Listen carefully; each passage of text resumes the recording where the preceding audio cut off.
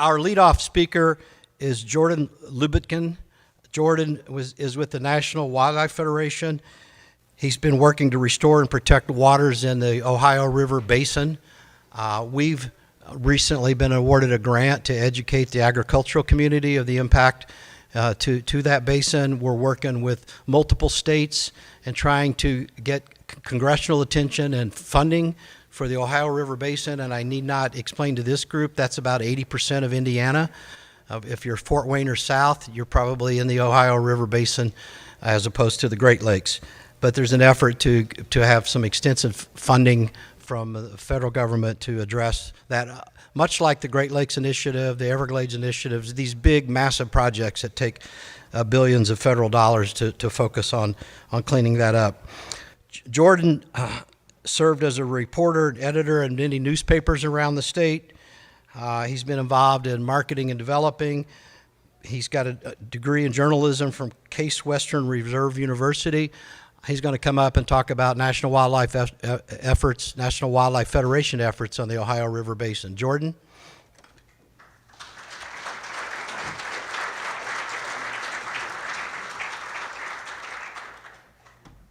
Thank you. Can folks hear me okay? Yep. All right, so welcome, thank you, Indiana Wildlife Federation. Thanks for coming today. A lot of partners, some familiar faces, a lot of new faces. And this presentation is titled Seizing the Day for Ohio River Restoration, because we really have, what I'll explain shortly, is a once-in-a-generation opportunity to restore and protect the waters, not just the main stem of the river, but all the waters that feed it, the Wabash River, the Tennessee River, all the wonderful rivers, the streams, and the wetlands. And as I'll get to in a little bit, there have been some challenges, but this is a long time coming, and this is an opportunity we want to make sure we take advantage of. So in a nutshell, what's the problem? As was just mentioned, the federal government every year invests millions and millions of dollars to restore and protect the wonderful great waters of this country. But the Ohio River Basin, which is a 14-state basin, which touches the main stem states, of course, Ohio, Indiana, Illinois, Pennsylvania, Kentucky, and West Virginia, but also as far north as New York, part of Maryland. We go west to Virginia, North Carolina, all the way to the south. Most of Tennessee is in the Ohio River Basin, not the Mississippi. Well, the Mississippi, of course, is the huge basin, but even Alabama and Georgia. And so what we're trying to do is change that zero, which some people affectionately call the donut hole, and to try to get the resources we need. And so what does that look like? Well, what's the need? Well, we probably are all familiar with a lot of the problems that afflict our waters, from nutrient runoff, which was just mentioned in this area, of mine waste and the sort of legacy of mining. This is a heavy industrialized river. This is ground zero for toxic PFAS. There was a movie several years ago called Dark Waters, which sort of went into that. And as you see, the map on the left is all the impaired streams. A lot of the waters in this geography are dealing with a lot of threats, from heavy metals to nutrients, sedimentation. Again, problems that are not new to this group, but need to be addressed because they've been lingering for a long time. And of course, there is an urgency to this. A lot of the problems have been lingering for decades. Some problems like runoff is getting worse. That picture is from actually almost a year ago, actually to the day, East Palestine, Ohio, when a train derailment leaked, and then they burned all sorts of a toxic mix of stuff. There was just recently, I think a month ago, the National Academy of Sciences report came out studying that, and it's just not good. It wasn't good at the time, and the studies that they continue to do show the lasting and lingering impacts. This has been a huge concern for public health, for water quality, for all kinds of things that we care about. And I won't read the list on the left, but I think we're probably all familiar with some of the rollbacks of clean water protections, both at the federal level with the recent Supreme Court Sackett decision. At the state level, I think, as Indiana is well aware, there are battles to protect existing laws, and that has not always been successful. And so there's a lot of, there's urgency also to the font, but that might be just a, that might have been a translation issue, but we'll deal with that. So the opportunity. So when we talk about large-scale ecosystem restoration, we're talking about all the kinds of problems that I just mentioned, but we're talking about it in a holistic way. And I think one of the reasons this is a really exciting point in our nation's history is because it really represents a new chapter of what does restoration look like. You know, if you go back, here's a 30-second history, which again is probably going to be more of a reminder for folks in this room, but you know, in this country, the conservation movement started in the 1800s with like the national parks movement, right? And we know that to this day, the national parks are both a great asset to this country, but also those are on the backs of pretty much Native American lands. You go to the 20s and the Dust Bowl and some of the overuse, which led to Aldo Leopold, kind of one of the forefathers of conservation. And then jumping forward to some of the toxic chemical, DDT, Rachel Carson, and sort of like Silent Spring, and some of the landmark legislation that was passed in the 60s and 70s, the Clean Water Act, the Endangered Species Act, the Clean Air Act, et cetera. And that was also led to an infusion of billions of dollars to help modernize our nation's water infrastructure. And then in the 80s, you had kind of where we are with that map earlier with large-scale restoration, where some of these issues started to come to the forefront. We need to be investing a lot more money holistically and not as a piecemeal boom and bust approach. And that's where you see things like the Chesapeake Bay, the Great Lakes of Florida Everglades, and those efforts are still ongoing. But what's exciting here is, you know, and those look at like the categories on sort of my right, your left, you know, habitat restoration and acreage of, you know, conservation practices. But what we're also seeing is like the intersection between ecosystem health, fish and wildlife health, habitat health, and community health, and people health, and the impacts of recreation. So like the human impacts, the people impacts, whether it be recreation, whether it be jobs, whether it be all the above. And also you can see on the left, like what does traditional ecological knowledge say about this?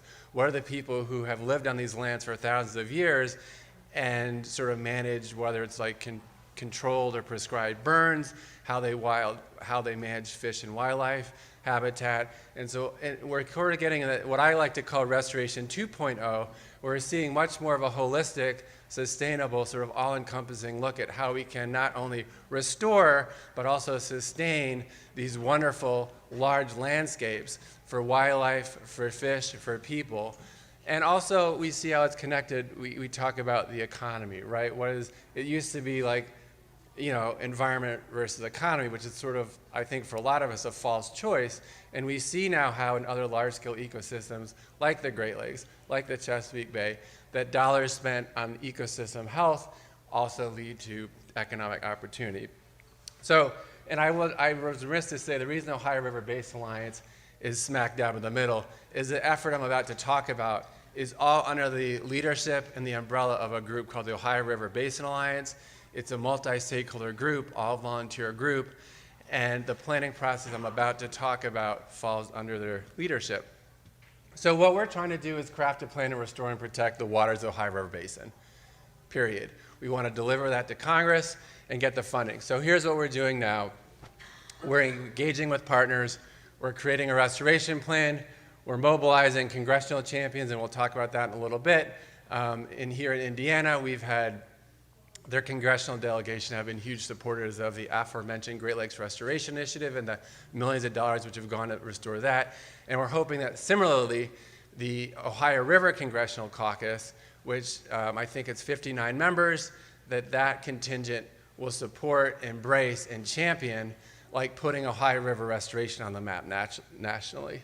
And so that's kind of the quick chart. That photo is actually from a Great Lakes rally we held. I work 1 foot in the Great Lakes and 1 in the Ohio River, and that was with Marcy Kaptur, Representative Toledo, the longest serving woman in Congress.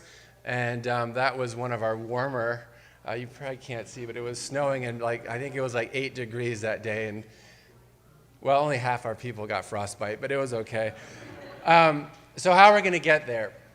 So when we talk about a bold, visionary plan to restore and protect the waters of this 14-state region, which I may add, the Ohio River Basin has the most biodiversity of any region in the United States, because when you talk about Alabama all the way up to New York, there are these great rivers, these great tributaries that are just absolutely magnificent. So I like to talk about this as a three-legged stool. There's a technical working group, there's community input and tribal engagement. And so what the picture is, and people ask me, the technical work group, no, we don't meet in a cow barn, but that was a tour we led in Kentucky to show about best management practices on a beef farm that was owned by a church, and they had really reduced runoff through some really progressive management practices. So I thought that picture was much better than people sitting around a table. But I'm going to get to each of these in a second. So how are we going to get there? So the technical work group, for the last 2 years, there's been a technical work group. This is all volunteer, multi-stakeholder, and there are 9 committees. I'm not going to read them, but you can see them on the screen. This includes NGOs, state fish and wildlife agencies, academics, industry, utilities, sort of broad multi-stakeholder group who are looking at some of the sort of bread and butter, what I call restoration actions and sort of problems that we need to address. I will say, I will give one, environmental injustice. What does that mean? I get asked that question a lot. So just for folks who know this, it's a refresher. For those that don't, you know, when we talk about environmental justice, environmental injustice, what is that? And here's how I like to explain it. We know that not all communities are impacted equally by pollution or environmental harm. And we look to confront environmental injustices, it's looking to lend a helping hand to those communities who are in harm's way. That could be, for instance, if you are located near a Superfund site, which there are still many in this region, if flooding is a concern, if you have coal ash piles in your community that are blowing around. So what we talk about reversing environmental justices, what we're talking about is prioritizing communities that are already facing the burden of pollution. Or it could be runoff. I did, when I was a journalist, an article in Ohio about a big chicken farm whose waste and air pollution was really devastating rural communities within like a 5-mile radius. And so like environmental justice can be in rural communities, they can be in urban communities, even maybe suburban communities. But so when we talk about addressing environmental justices, that's what we're talking about. So that's one leg of the stool, the technical work group. The plan has to be based in science. Number 2, community input. We really feel like one principle of our democracy is that if you're being impacted by a problem, you should have a say in the solution. So it's essentially opening up a seat at the table for the communities, large and small, that this plan will impact.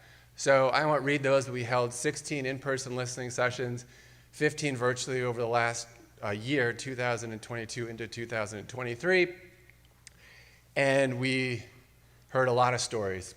In Marietta, Ohio, we heard about the devastation of PFAS. In Louisville, a lot about recreation or the lack of access. We heard about flooding impacts. Almost every community had a flooding story. Oh yeah, in Nashville, oh yeah, 2010, horrible. So, and what did this look like? I'll just show you what some of these look like. You know, we had these in 2022, 2023, some of that covered sort of the more spiky parts of the pandemic. So we were in boathouses, we were outside in parks, and this is just a quick yes, we did talk to real people. And this was Cincinnati, the other one was Louisville, this is Marietta, Ohio, I think. And so the outcome of that is a report that actually we just put online, and there'll be a public release on it Monday. So you guys are sort of hearing this hot off the presses. But the report contains a lot of what was talked about, and some of the things I'll just give you some quick takeaways is number 1, of course, people want to see things change. I think people see threats to their water every day, and that can be different depending on the community. You know, oftentimes people say, oh, I don't think communities get environmental issues. Actually, they do, much more than we think they do. It's just oftentimes people don't ask them what they are. They see the problems, they want solutions. They see a huge connection between water problems and economic problems. The Ohio River Basin overlaps somewhat substantially with Appalachia. I think it's a sense of people don't pay attention, they don't care. That really came out in the East Palestine issue, like no one cares about us. And I think they want to see that change. They want to see economic development tied to environmental restoration. They want to see probably the most passionate issue across the board was they want to see polluters being held accountable.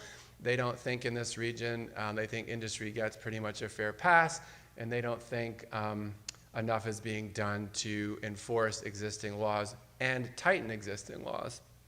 So a lot of interesting feedback from those sessions that we're incorporating into the report. So thirdly, tribal engagement. This picture shows, to my right, this is the Eastern Shawnee. There are two federally recognized tribes in this geography, the Seneca Nation of Indians in New York and the Eastern Band of Cherokee in North Carolina. We are engaging with them, and of course there are dozens of tribes whose ancestral lands were the Ohio River Basin and who were forcibly removed in the 1800s with the Indian Removal Act out west, essentially to Oklahoma. We are also engaging with those tribes as well. And this is different than, this is probably different than I think every restoration effort that's come before it. I first got to NWF on the Great Lakes Restoration Plan. There was some tribal engagement, but it wasn't, I think, as thorough as what we're doing. And especially the question of what do you do with tribes who no longer have their land here. And I just want to relay one story. It comes from the visit to the Eastern Shawnee tribe. We were talking to their chief, Chief Glenna Wallace, and just fortuitously, we were there at the end of June. In a few weeks, they were opening a big splash park for their tribe and for their kids. And she said, I want you to come over here and look at something. And she had all these photos, splash park with fountains and slides and whatnot. And there's this huge, probably as big as this room, a big concrete circle and with the splash stuff and whatnot. And through the circle, there was a meandering blue line. And she said, do you know what that is? I said, no. She's like, that's the Ohio River. Like, that's our home. And so I relay that story because they're hundreds of miles away. They were forced to be removed in the late 30s or early 40s. They continually, in the summer, they have busloads of kids that come back to this geography that learn about the river, learn about their history, learn about their culture. And so when we talk about restoration, this gets back to Restoration 2.0. When we talk about restoring the waters, restoring recreation, restoring public health, we're also talking about restoring relationships and healing past wrongs, because this geography and these waters have really powerful meaning to all sorts of people now, and not just people that geographically still are here. And so we are engaged with that, and it's a big question of how that looks in the plan. I think it's safe to say that the plan, in addition to some of the nuts and bolts things we've talked about in terms of pollution prevention and restoration and wetlands and habitat and mining waste, there'll also be a component in the tribal chapter that deals with how do you sort of build those bridges back to lands for current and former. So interesting topics, weighty topics, but important topics that we're covering. So putting it all together, I'm not going to read through these, but I'll just say the three components that I think, if I could distill it down, I think there's a slide there that says this, nuts and bolts restoration, tribal priorities, and economic development, job training. And to that latter point, it's really clear that in every session we brought this up, that people said, we don't want contractors coming in doing work and leaving. We want jobs in our own towns, in our own communities, in our own cities. We want to develop long-term economic prospects that, just for instance, we know with the big transition of baby boomers, we know that in a lot of fields, baby boomers are retiring and opening the door for a lot of opportunity. In the water utility sector, for instance, in the next 10 years, between 1/3 and 2/3 of water utility workers are going to retire out, which creates a huge opportunity. And in some of the tours we've done in West Virginia and Kentucky, water utility operators are having a hard time, like a lot of sectors, of hiring people right now. These are good jobs, they're well-paying jobs, and there's a scarcity of workers to take those. So when we talk about economic opportunity, we're talking about the water utility sector, we're talking about managing acid mine drainage, treatment facilities in perpetuity, we're talking about small mom and pop recreation business, we're talking about a lot of exciting entrepreneurial actions, and people want those in their own communities. So, so here's the slide I mentioned. This is kind of it in a nutshell. So where are we? So we're currently putting this all together. Like the goal is to get a draft plan out in mid-2024, hopefully by June. I may, but I'll give myself a little wiggle room here. And then in fall, we'll put out to public comment. And then in fall, we hope to finalize that, deliver it to Congress, and get some legislation. So I like to end on this slide. This is Kentucky, and this is from a University of Kentucky researcher. Like one of the huge issues in this region is the impacts of historic mining. And what a lot of people, if you don't know, but you probably can intuit, mountaintop removal has absolutely been devastating. When you lop off the mountain, you essentially create concrete, which almost nothing but invasive plants can grow in. And so this is what you get a lot of in this region. You get a lot of moonscapes, not good for wildlife, not good for water. It just, things run right off it. It's bad for flooding. But there's hope. This is that same photo, I think 10 years later. The University of Kentucky did a study on how they could agitate the tops and the sort of rock surface. They could put a layer of soil down, plant native trees that were native to this geography, see which trees did best. And then there's one thing I didn't show. There used to be a stream. That's 150 foot of rock waste from the mountaintop removal that buried a stream on 150 feet. That stream is never coming back. But when they reforested, they resoiled, reforested with natives, and this is what you saw. And their research is showing, like, yes, that is still a valley. Water is still flowing. Amphibians are coming back. Native birds are coming back. Native plants are coming back. So I'd like to end on this slide because a lot of times we think some of the problems we're facing are intractable, they're impossible. We're never going to get this done. But what I like to say is, like, this is the campaign of turning the impossible into the possible. And this is the opportunity to turn what has been a negative story into a positive story. And this is the opportunity to bring what's really due to the Ohio River Basin. So I'm going to end with that. I'm going to take your questions because we want some time to talk. And thank you. There you go.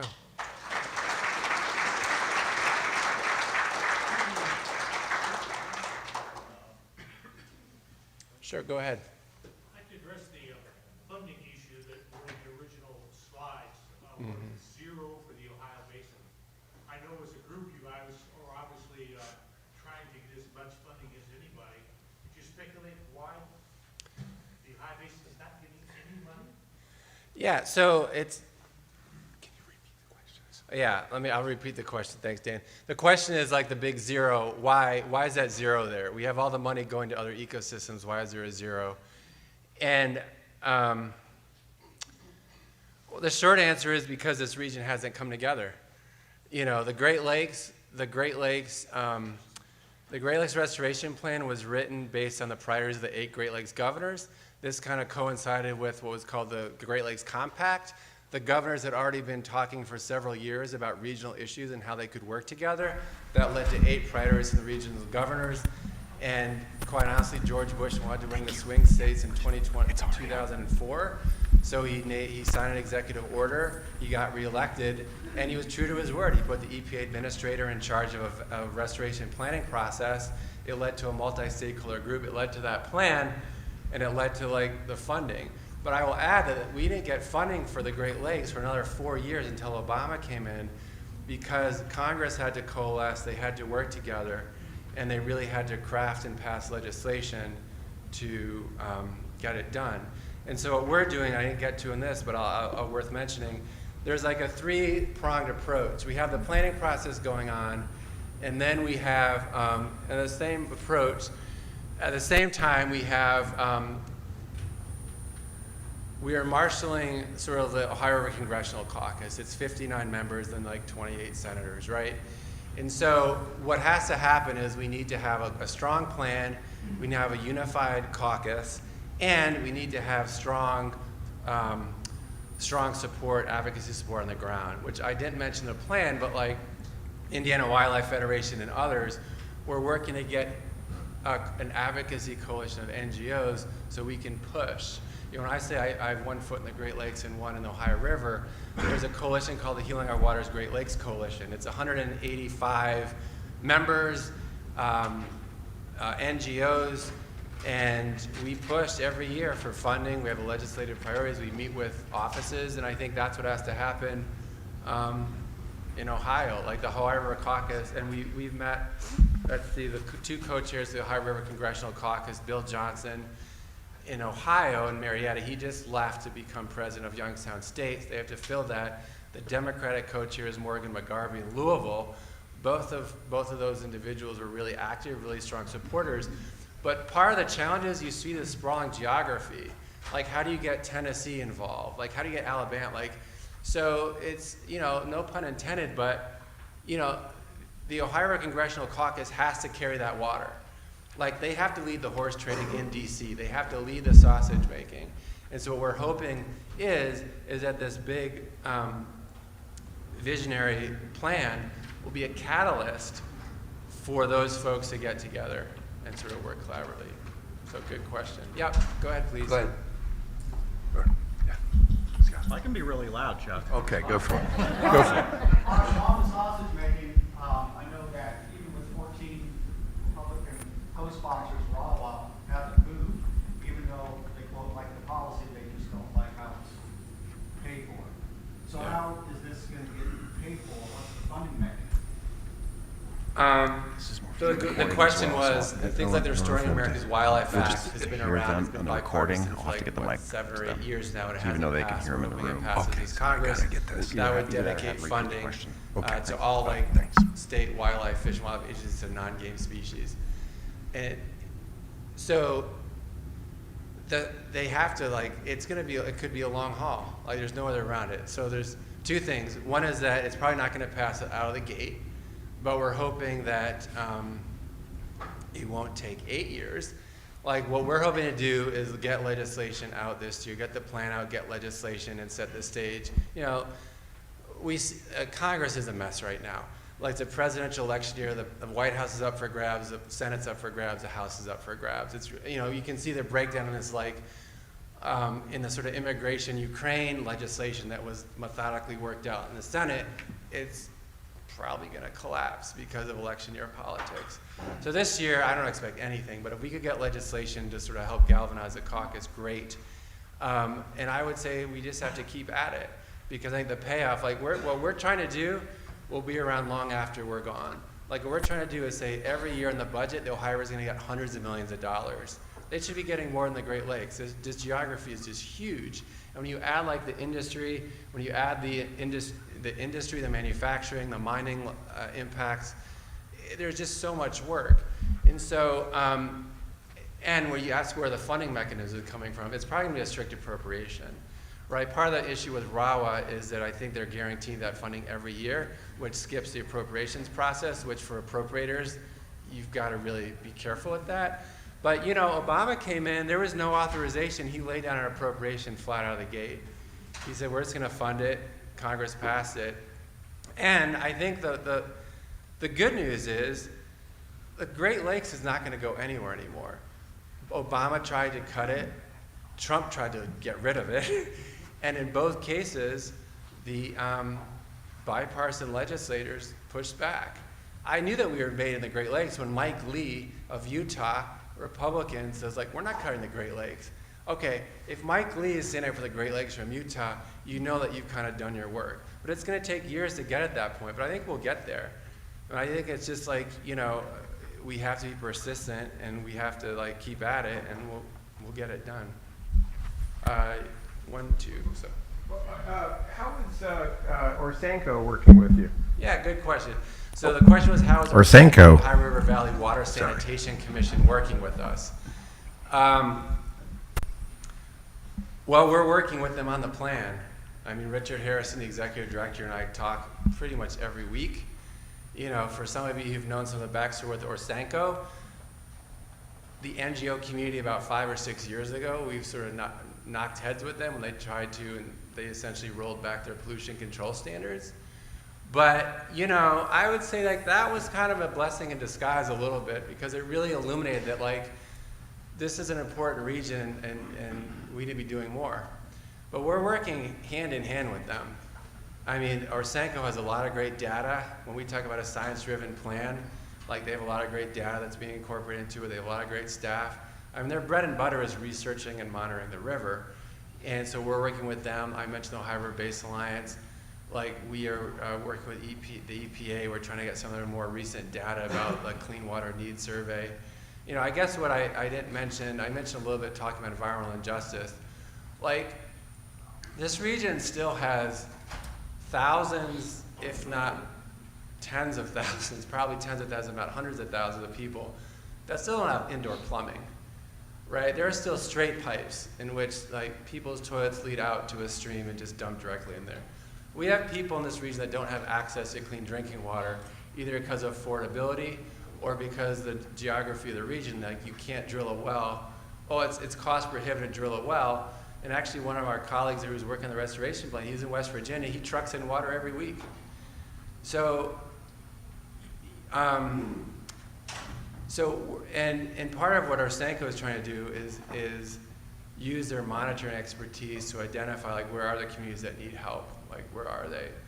So we're working with all sorts of folks, the utilities, and you know, I'll just say there's a lot of agreement and a lot of issues. When the draft plans comes out, we'll see if there's disagreements. You know, I mentioned earlier that one of the most salient topics of all the communities, large and small, every single community wants tighter regulations. They want more enforcement. They think businesses, it's a cost of doing business. They don't believe that the water is as healthy as it could be. In the Great Lakes, well, I'll just give an example. One of the big things the NGO community wanted in that plan was much more stringent mercury control technologies from coal-fired power plants. Well, we were on the multi-stakeholder work group with the utility sector, and they're like dead on arrival. So guess what was on the cutting room floor? More stringent mercury protections. Like, I think it's important, and we're seeing some of that. There's a huge buildup of folks may know of a petrochemical industry, more in the Pittsburgh and West Virginia area, right? The hydrogen hubs and whatnot. A lot of discussion about does that fit our climate goals as a country? Is that taking a step backward? Like what, all sorts of issues. We'll see how that ends up, but like not everything will be in the plan, but I think what will be in the plan is a consensus-based sort of platform and roadmap for what we need to do, which is going to be a game changer. Like it's going to be huge. It's going to be hundreds of billions of dollars. Just the water infrastructure alone, it's going to be a huge plan. Yeah. Jordan, from a strategic question, it seems like a huge winner in this are the Gulf Coast states because of the impact of the dead zone in the Gulf of Mexico. Mm-hmm. Have they been reached out to in their delegation? Have you brought them and all of those NGOs? Because it is just a massive impact, as you know better than I. Yeah. The runoff from this part of the world. Jordan, can you repeat the question? Yeah, I will. So the question is, let's see if I get this. It's essentially the Gulf hypoxia, the Gulf zone, the dead zone. Are they being involved in this process because of the impact? So two answers. One is there's a non-point chapter, which I think you saw, and the non-point chapter is directly going to tie in data from, every state has to have a Gulf hypoxia. They have to have their non-point plan that deals with the Gulf hypoxia task force. So it will be connected to that. We have not reached out to like the members, the congressional members in that geography, but I think if we do our jobs right, this should definitely be of interest because I think the Ohio is the biggest contributor to nutrients. I think Indiana maybe have the distinct pleasure of having, is it the Wabash River? Which is the leading contributor. Yeah, I mean, Ohio does too. Like, this is a pretty big agricultural zone, Ohio, Indiana, Illinois. Like, there's a lot of runoff that's creating problems for our friends in the Gulf, but it'll be addressed. And I saw a hand back there, and then there. Yeah, this might be somewhat a naive question, but to what extent is the industry held accountable financially in the community for the wastelands that they've left behind, such as the mining industry? What part do they play in restoration of the land that they left behind? So the question is, what part does industry play in basically paying for the problems they've left behind, right? Well, so great question. This plan probably won't get into that. Like a lot of programs like the Superfund, a lot of cleanup programs, they try to find the responsible party. but oftentimes those responsible parties are either no longer in business, they can't track them down, and so essentially the public has the liability, right? And so this plan will probably not get into that. It will probably have a principle of like polluters need to pay. There needs to be like, we need to like pre-industrial treatment. Like there are a lot of programs that EPA has that we could really tighten up and improve, like pre-discharge, both for regulatory side, but also there are programs that help fund pollution prevention. So it will be an issue, but it won't be maybe as specific as going after companies for what they've done, because I think a lot of communities have already done what they can do. And I think a big part of the plan will be monitoring and enforcement. I think we could do a much better job of identifying pollution more immediately. So the monitoring is important for 3 reasons. One is that you want to identify pollution as soon as you can. 2, you want to hold polluters accountable. But 3, you want to have an adaptive management framework. So you know both short, medium, and long term, like what's working, what's not, what do we need to change, what do we need to emphasize. And so I think again, this is not new to this group, but you want to, for a large landscape restoration effort like this, you need to have a monitoring component where you can help and then coordinate, right, to the issue of like to mention the hypoxia, like some of these big intractable problems, you need to have like multi-state coordination and collaboration in addition to monitoring to know like what's happening. So that's about the best I can offer there. And then I had a hand over here. Yes, go ahead, please. Has there been any meaningful engagement from Indiana's members of Congress in your work? So the Ohio River Congressional Caucus, this will be a plug. Oh, the question is, has there been any meaningful engagement from Indiana's contingent of the Congressional Caucus? Excellent question. The Ohio River Congressional Caucus has 59 members, about 50 are Republican, 9 are Democrat. They have, I think, 14 members. The caucus is somewhat dormant and somewhat in need of a boost, a shot in the arm. And I think this is what Mr. McGarvey and Mr. Johnson were doing. It's funny, I have my congressional directory in my backpack. Indiana has been somewhat there. I think one of the opportunities in Indiana is you have, one of your senators we talked about over dinner last night, Young and Braun is running for governor, right?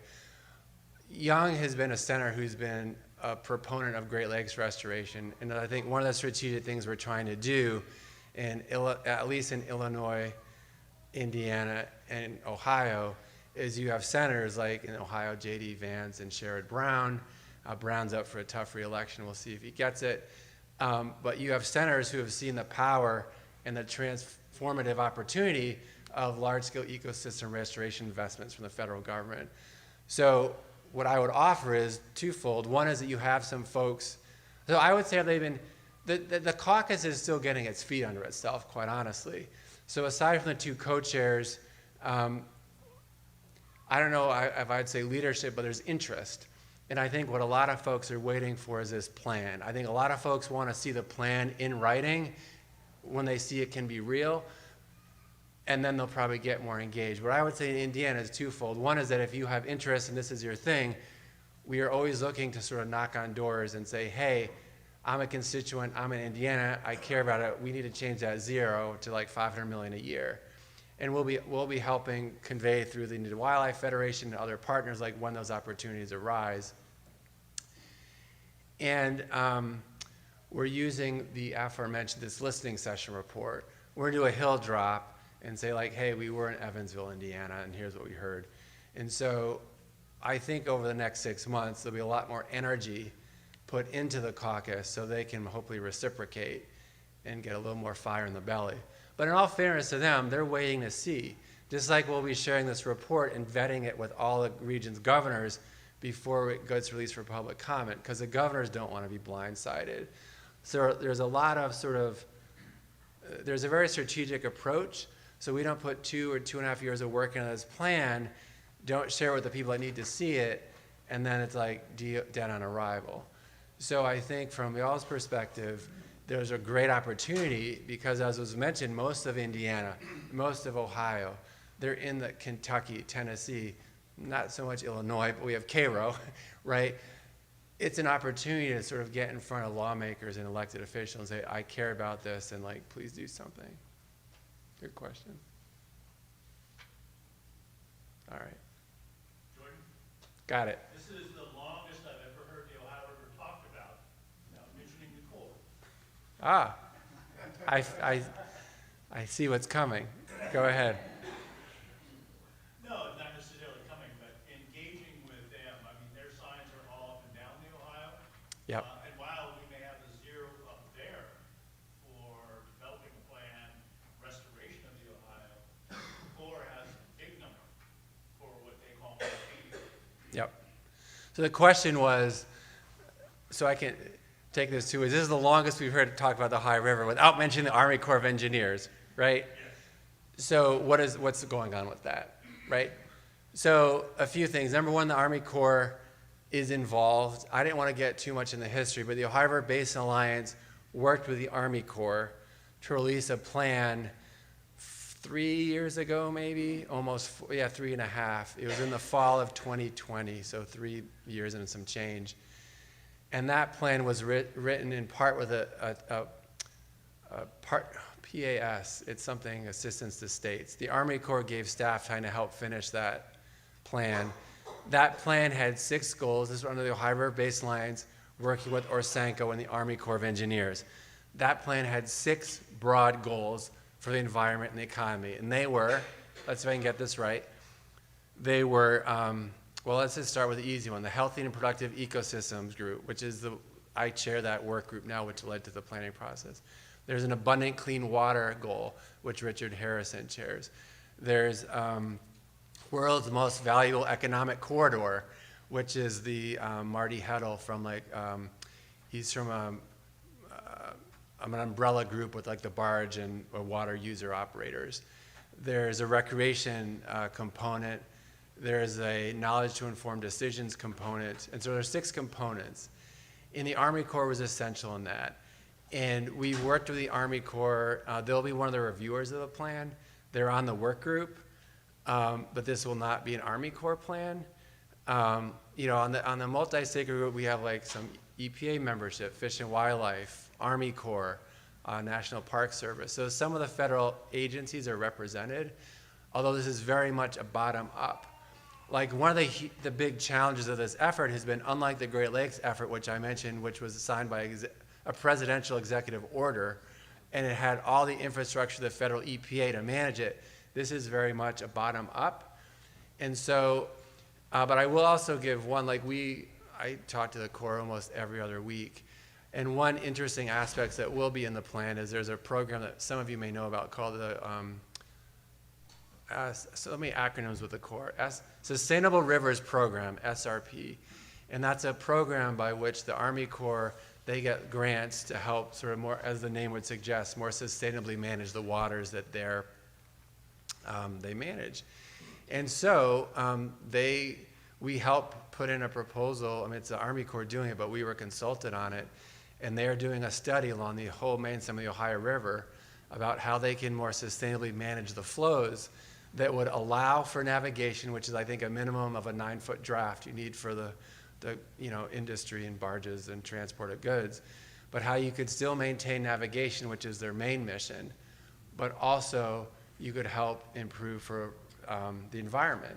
In the Mississippi, in one of the tributaries, and this stemmed from one of the projects they did in the Mississippi, where they showed by strategically lowering or raising the pools, which essentially the Ohio River is it's essentially connected pools because it's such a managed river system, that you can expose thousands and thousands of acres of habitat, flooded habitat in the spring, in the summer. You can really adjust flows to make it better for migratory birds, for juvenile fish. And so they're studying what they can do in the main stem. And I should say that while part of the plan is definitely going to have a strong emphasis on dam removal, that's not along the main stem of the river. The locks and dam structure, maybe someday we'll tackle that question. But when we talk about some of the hydrologic issues and the core, we're talking about, okay, what old unsafe dams and the tributaries do we no longer need? What some of their pools that were made, 50 or 80 years ago for flood management, can we adjust some of that? Can we take out some of that with nature-based infrastructure or green infrastructure? Like how can we, how we can mitigate and prevent some impacts of flooding, which is only getting worse with climate change, using methods other than just like we're going to block this river and block fish passage and block habitat. So long answer to a question, but I wanted to give. I didn't want to suggest the Army Corps is out of the picture. It's just, and it's I mentioned the federal agencies. Like each agency has a different mission, and this, especially with the river system, it's kind of complicated because I would say very complicated. But they're definitely at the table, and they've been at the table probably longer than any federal agency. All right, maybe time for one more? Or no more. Thank you very much, everyone. If you want, I'll be here all day.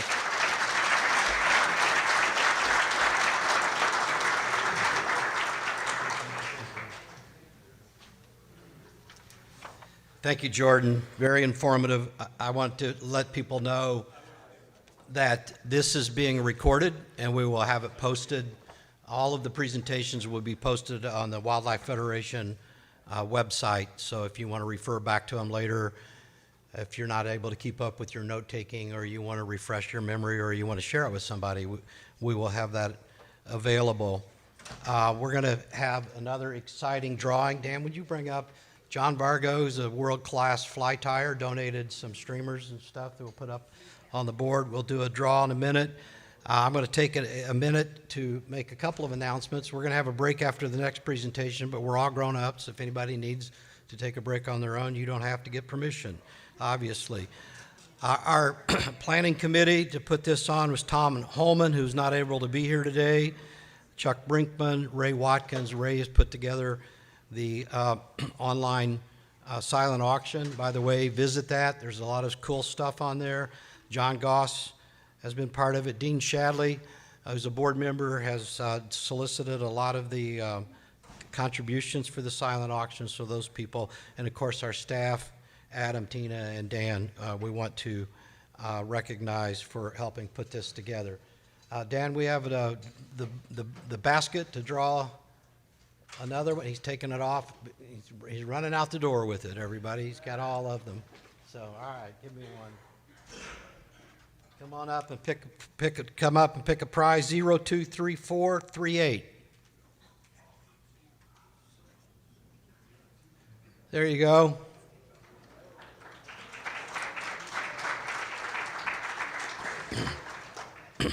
Jordan, thank you very much. That was very, very informative. Our next speaker is Robert.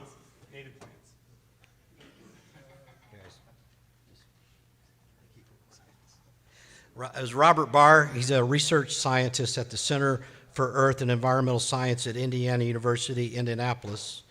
His primary research focuses on understanding the physical processes necessary to achieve, maintain, and preserve healthy stream systems in a changing climate.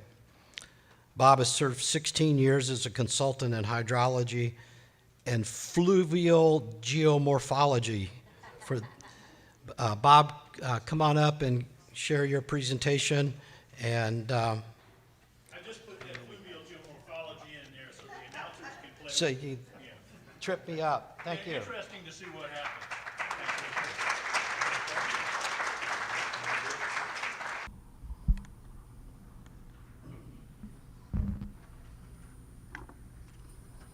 There we go. Yeah, there we go. So, broadly, Tina asked me to talk about landscape modification. So, what's been done to the landscape, climate change, overall stream health and condition, and sort of the status of Indiana rivers in 45 minutes. So, no problem, but it's okay. Jill Hoffman's here. She's going to talk a little bit about the status of the White River.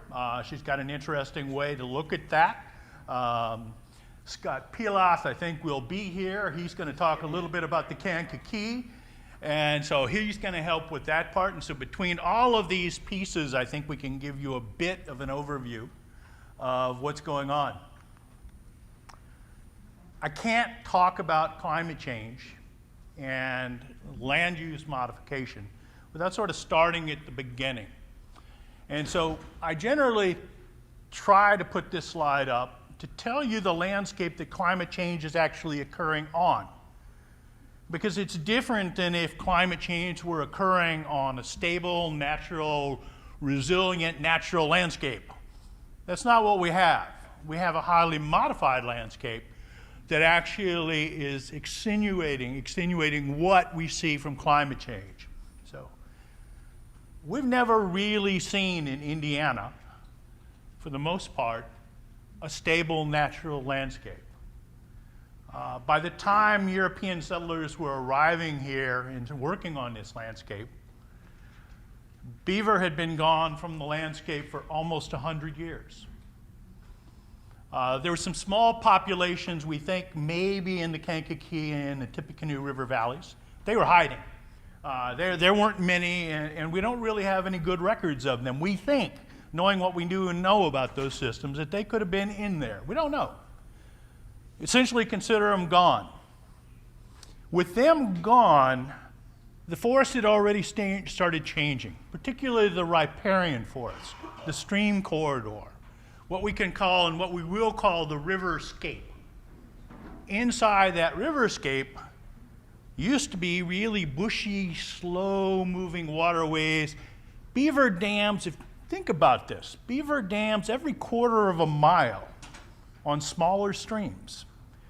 So everything sort of slowed down, a lot more complexity in the system.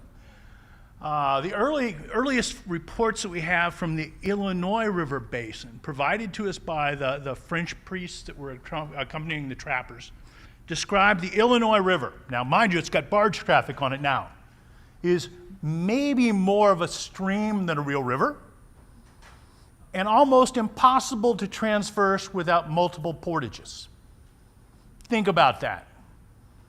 That was a very different system than what we saw. We arrived in a system that had sort of free-flowing rivers, single-thread rivers for the most part, and big trees along them, which would not have been there with the beaver. So our earliest understanding of what our rivers look like is wrong. But as we arrived in that landscape, we were diligent. In Indiana, we clear-cut the state in 70 years. Basically, 1840 to 1920, boom, gone, everything. We have some nice paintings done down in Brown County. If you think about Brown County and the Hoosier National Forest and such, there was nothing there. Everything was denuded. When we're talking about runoff, what happened? Not a hard question. All of a sudden, we're going to take everything off the landscape, and now we're going to rain on top of it. Did we speed up runoff? Absolutely. Did we speed up erosion? Absolutely. Where did it all go? Ultimately, the Gulf of Mexico, but everything's moving across this very dynamic landscape. But we can do even better, because when we get rid of the trees, then we can drain all those wet spots. Now, I'm gonna add, I don't want to make this sound like we had people coming in just trying to ravage everything because that's all they wanted to do. They wanted to eat. And hungry people can do a lot of work and they can do it fast. And they did. They had to. The work that they did is almost, you're not, maybe you don't do it, but as I drive north in Indiana, and I hit the big fields that are up above Indianapolis, and these stretching fields out across there, all this was forested. They cleared all this stuff by hand. They tiled and drained it all by hand. The amount of work they did just boggles my mind. And I It's maybe not a healthy thing, but I see it like it used to be, and then I think about it as it changed. The impact was incredible. And it took us to a landscape now that sort of looks like this. We have these patches of green, which represent forests that are coming back, and then everything else, which is mainly row crop and urban. And we have streams draining this landscape that reflect all of those changes. The White River's not white. None of our rivers, for the most part, are white, particularly in the lower 2/3 of the state. They're not clear. They're muddy. They're muddy because they're carrying a lot of sediment, in spite of decades of money spent to try to improve those conditions. We're still struggling with it. I work in a watershed. We have an experimental watershed that has 65% conservation and cropping. Means no-till and cover crops. We're really excited by that. That's the highest number in the state. It's also a 8.5 square mile watershed. Yeah, it's nothing compared to the bigger picture. The wetland loss was estimated to be close to 95% in the 80s. I know there was no net loss and things like that, but everybody knows we continued to lose. And what we mitigated, for the most part, we didn't mitigate well, because we weren't necessarily trying to capture all the functions. I'd like to say that this is over with, but it's not. There were some hearings this last week, and there's a few more wet spots. We can get rid of those, because we don't have any flooding problems or anything like that, so heck, go ahead. Yeah, mine as well. We're not doing too well in that. On that landscape, we're going to change the climate. Where do you think this is going to go? Now we're going to increase the amount of rainfall that we're getting, and we're going to increase the intensity of that rain. Once again, and I could pretty much tell this story by getting up here and saying, infiltration is decreased, runoff has increased. Everything else reflects that. Okay, we're done. But well, let's add to that, because again, much like Jordan's story, there's a bright side to this. There is light at the end of the tunnel, I think, and we want to get to that. But let's look at some things that I use these two slides all the time. I begin to think I can't talk without them, because I almost always put these up because I think they're meaningful to us. If we look at the slide on the left, this is observed trends in heavy precipitation. Heavy precipitation being that upper 1%. Sometimes we think about the 2-year, 5-year return interval event, 2-day, 5-year return interval event. So think about 4 inches in 2 days or something like that. And you can see here the trend line, the knot line coming through here. You can see the Dust Bowl era here where we were in a drought. We're down really low. You can see a little bit of bloop coming out of the 40s, and then this steady increase that still continues. If you look at this, when was most of our infrastructure put in? Last decade? No. 2 decades? No. Most of that was post-World War II. It's when we spent a lot of money on infrastructure. We haven't done much with it since. There's a reason that the civil engineers give us a D when it comes to public infrastructure, and that's it. But because of that, our culverts now are trying to handle much more water than they can handle, which means increased erosion around those points. Our flooding is increased. Our levees are too low where we have levees, and they're prohibiting the actual movement of the water. And so none of this is working well, is the best way to think about it. This is 1958 to 2016. We're looking at a 42% increase in this heavy rainfall.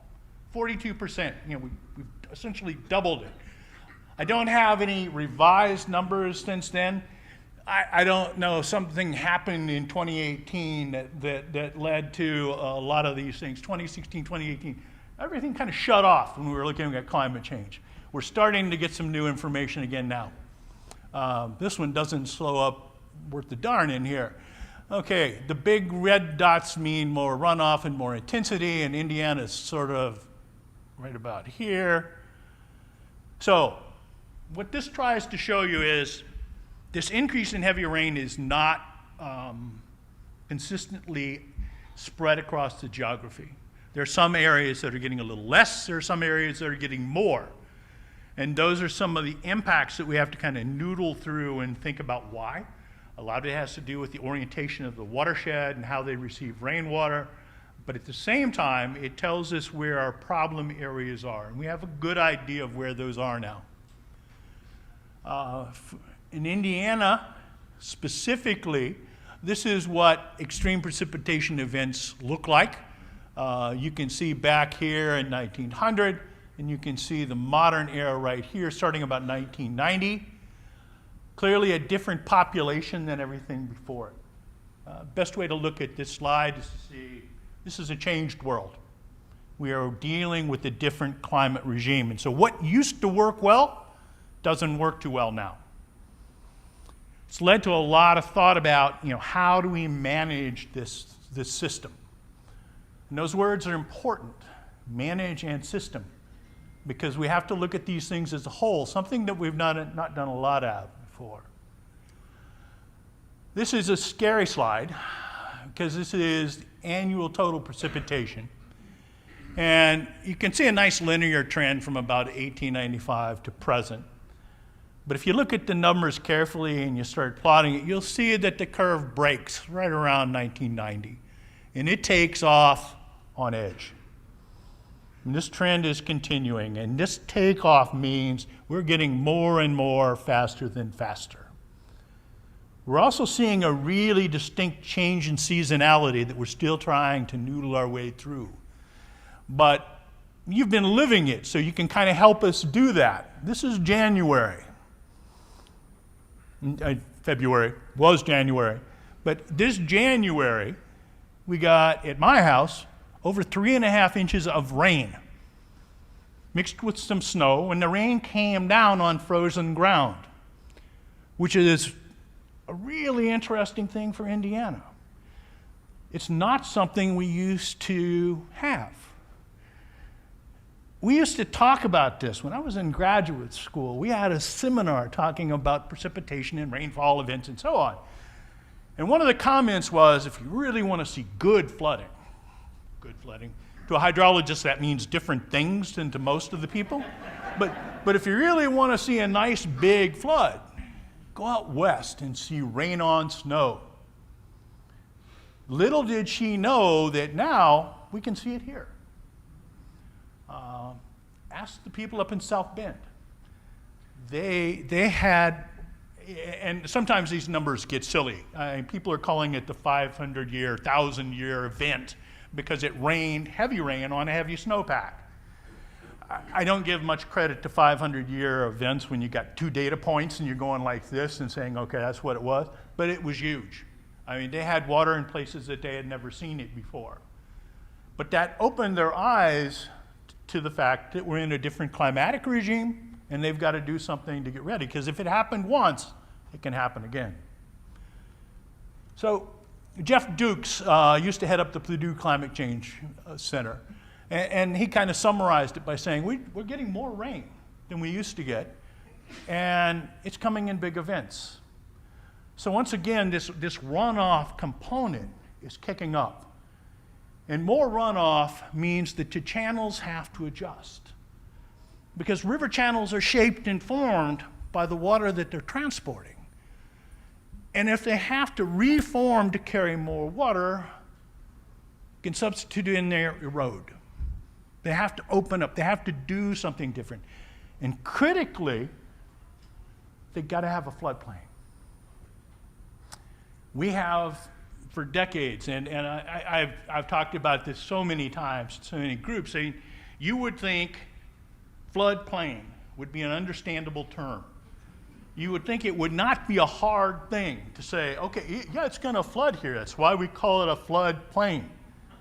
But still, as recently as last week, I have somebody standing in front of me with an earnest look on their face going, why does it flood here, Bob? I know it's a floodplain, but still.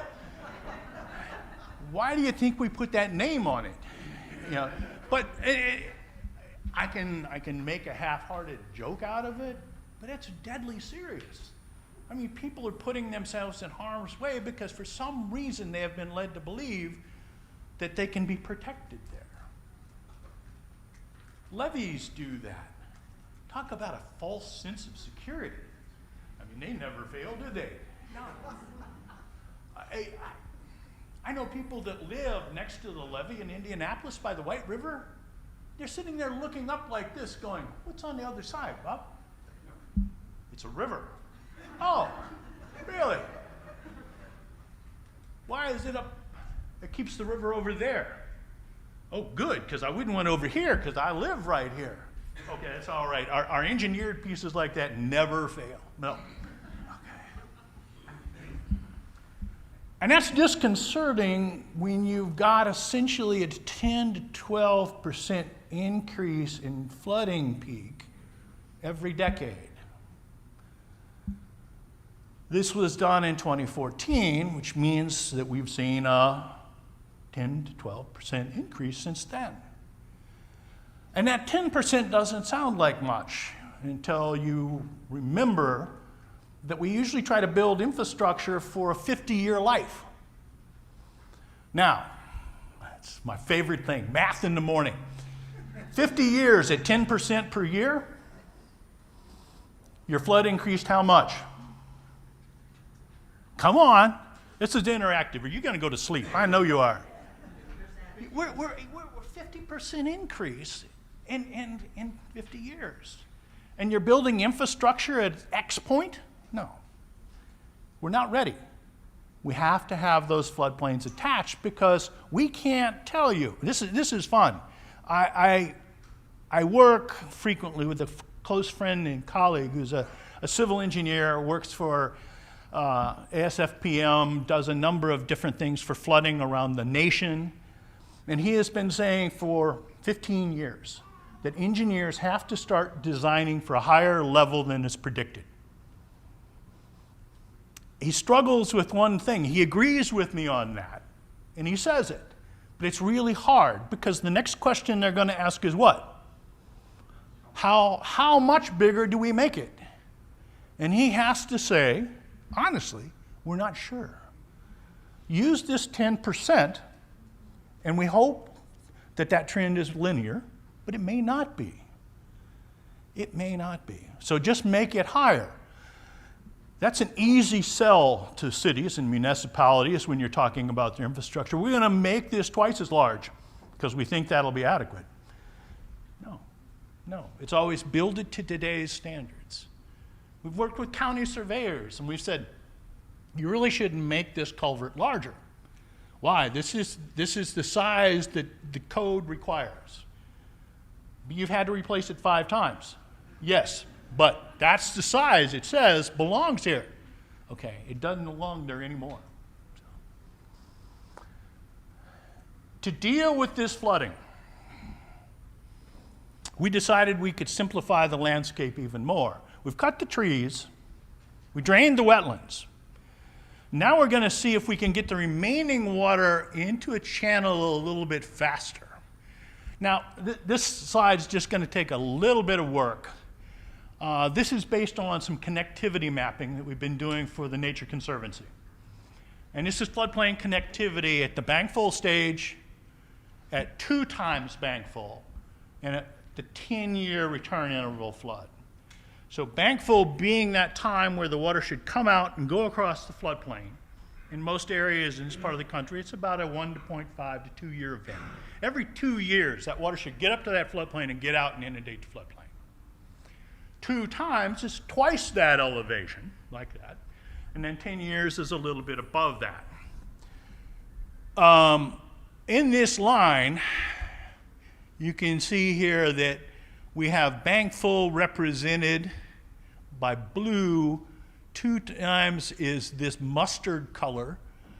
And the 10-year is this red line along the outside. This is the 100-year right here. What this is essentially showing you is at the bank full stage, nothing gets out ever.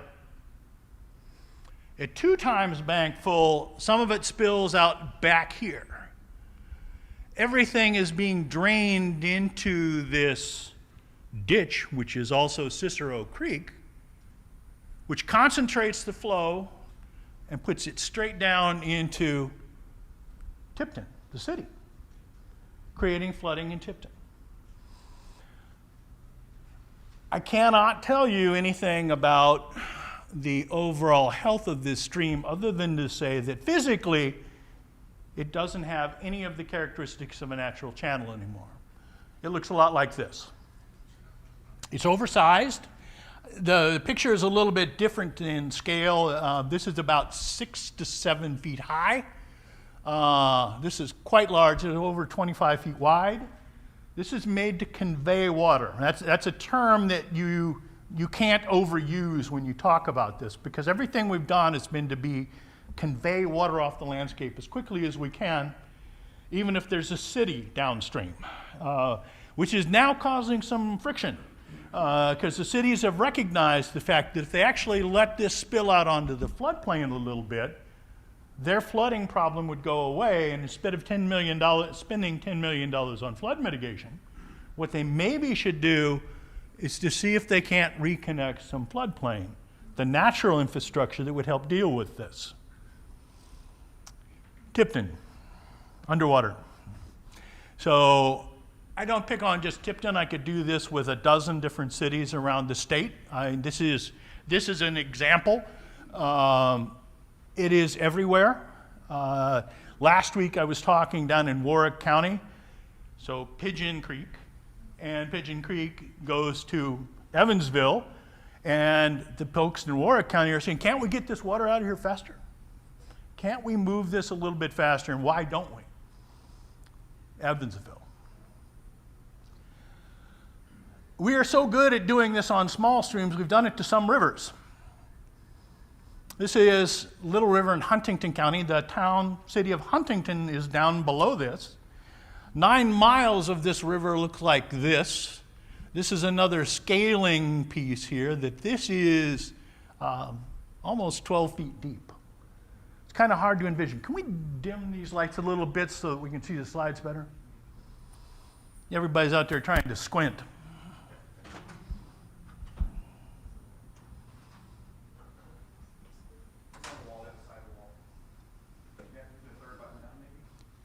So it's hard to see, but let's illustrate it with a simple line drawing. Oh, much better. No snoring. We'll find you. So this is Little River. This is the mustard bank full that I was talking about. So bank full is completely confined inside that channel. Can't get out at all. Which means that the work that would be dissipated if it went out on the floodplain is now being experienced by this channel here. 2 times bank full doesn't come out of the channel. The 10-year event gets out on one side. Essentially, and it makes sense, they have made this to control any flooding on the field, which was good for one thing, conveying the water off the landscape quickly, so maximizing that, letting them crop the fields. But all other functions are now gone. They've been lost. These challenges look different in different parts of the state. Indiana is a remarkable place to do this kind of work in that we've got 3 very distinct physiographic units. Sort of the northern lakes unit like this, the central till plain, also known as the flat place, and then the more rugged topography in the southern part of the state.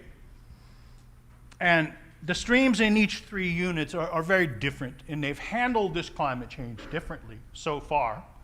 The northern tier tends to be groundwater dominated, what would be classically Roskin E-type channels, sinuous. They flood very slowly. They flood like sort of filling the bathtub. and spilling out across the landscape. They have not been too heavily impacted by this yet, although flooding has increased in that part of the state. Central part of the state is the most extensively drained and tiled, like I was just showing you in Tipton. Primarily runoff driven, but with a strong groundwater component, making these perennial and persisting throughout the year. This area has suffered a lot of erosion. You saw the pictures from Tipton, you saw the pictures from Huntington. You know, that's what is normal throughout this area.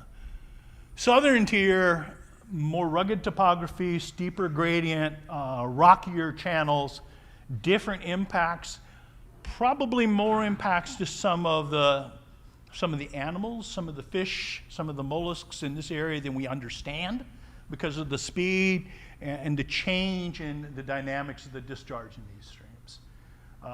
Nick is going to talk about hellbenders later on and down in the Blue River and some of these southern streams. And one of the things that we look at down there is the change in discharge affecting those animals. And I'd say right now, and I think Nick would agree, the data are really inconclusive in terms of discharge. There's a number of factors, and he'll talk about that when he comes up later. But one thing that is true is flooding can be seen everywhere. This is the Elkhart River at Goshen, in Goshen, you know. So it has completely left its banks and flooded the town. This is Kokomo in 2013. Once again, this is the Wildcat now inside Kokomo, flooding it. This is one that I had to leave in there. This is Bloomington, Indiana in 2021. And this is not a stream, this is a road. And this is simply the intensity of the rainfall was so much that their storm sewer apparatus surcharged, and the road became the stream. As flooding has increased, we're seeing the same type problems with erosion. This is all stream flow and energy driven. This is Sugar Creek near Crawfordsville. This is what's left of their deck. Honestly, they said they still sat out there occasionally. I don't know that I would. It's about 45 feet down to Sugar Creek, and it's a fast ride. But you can see lots of erosion on the outer bend. You can see the huge bar, lots of sediment moving through this system. Lots of this stream trying to reorganize itself for everything that it's getting right now and running into things that are in its way. This is West Fork Indian Creek, a very small, steep gradient stream in Switzerland County. This was the stream. The stream is now avulsed and cut a new channel over on this side. This is all bedrock. And this would continue for almost 9.5 miles. There's now no longer in this valley a connected channel. It is simply mounds of rock. This is another phenomenon I never thought I would see in Indiana. This is a debris flow. This is a western phenomena, maybe some portion in the Appalachians, but not so much here. But it's here now. This stream is completely gone. It will reorganize over time, but in terms of habitat value, this is a massive disruption. It will be incredible to see how this recovers over time. This is the Whitewater River near Metamora.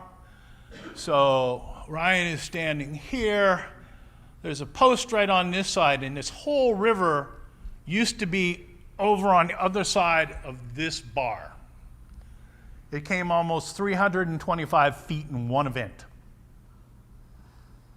An enormous change, driven by a very intense rainfall, driven by a lot of concentrated flow. So when I'm asked to talk about the habitat in this river, the status of the pools and riffles and things like that might be here, all I can say is they've changed. They're going to reorganize completely. Animals that are mobile can move, have moved. Ones that can't are gone, and it will reorganize. But we're doing this across the state.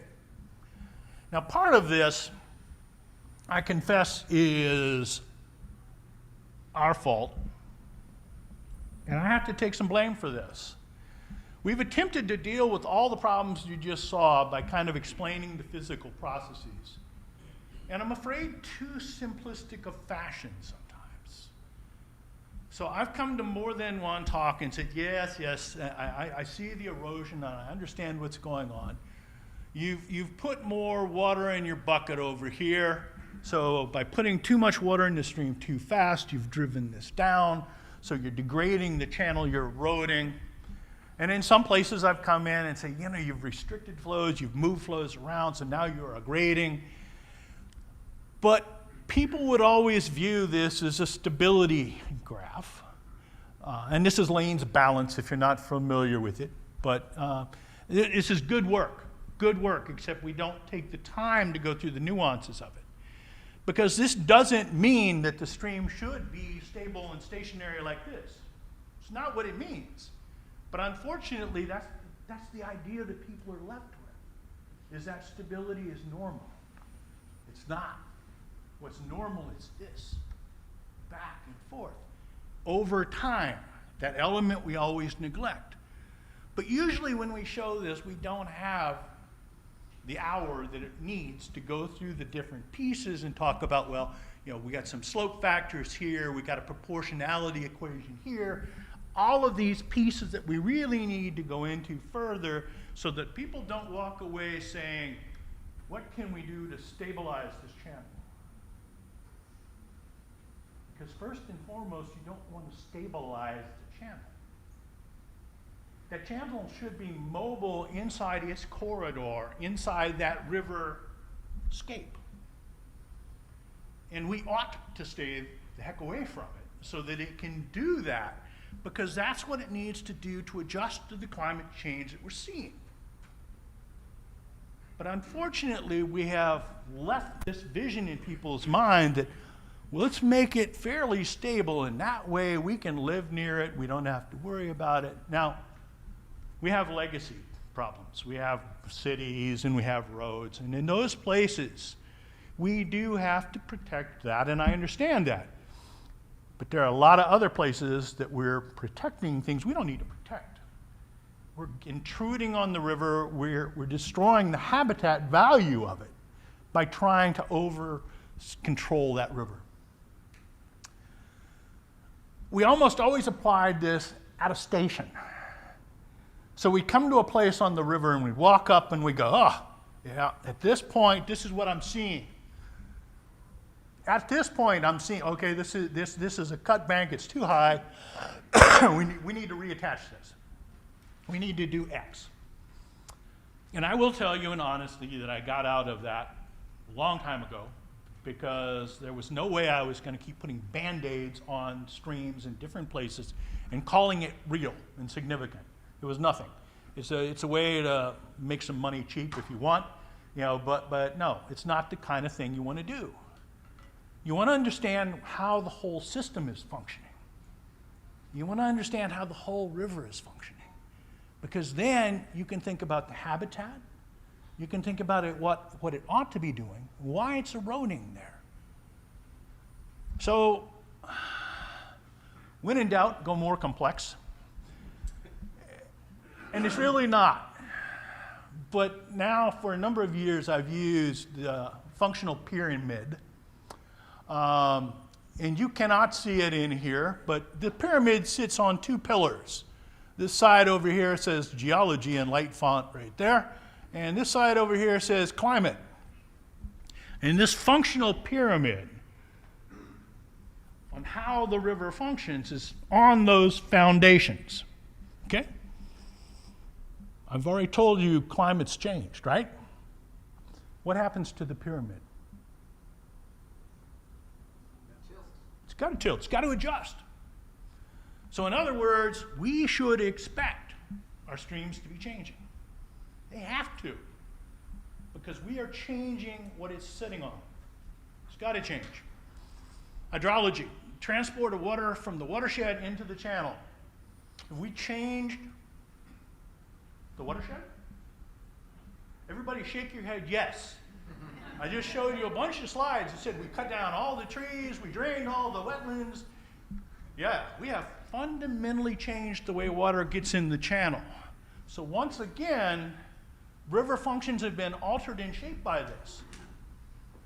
We're not even getting water in there in the same way. We're putting it in straight pipes that we call ditches, and we're getting it in there really quick. Once again, that runoff is faster and faster.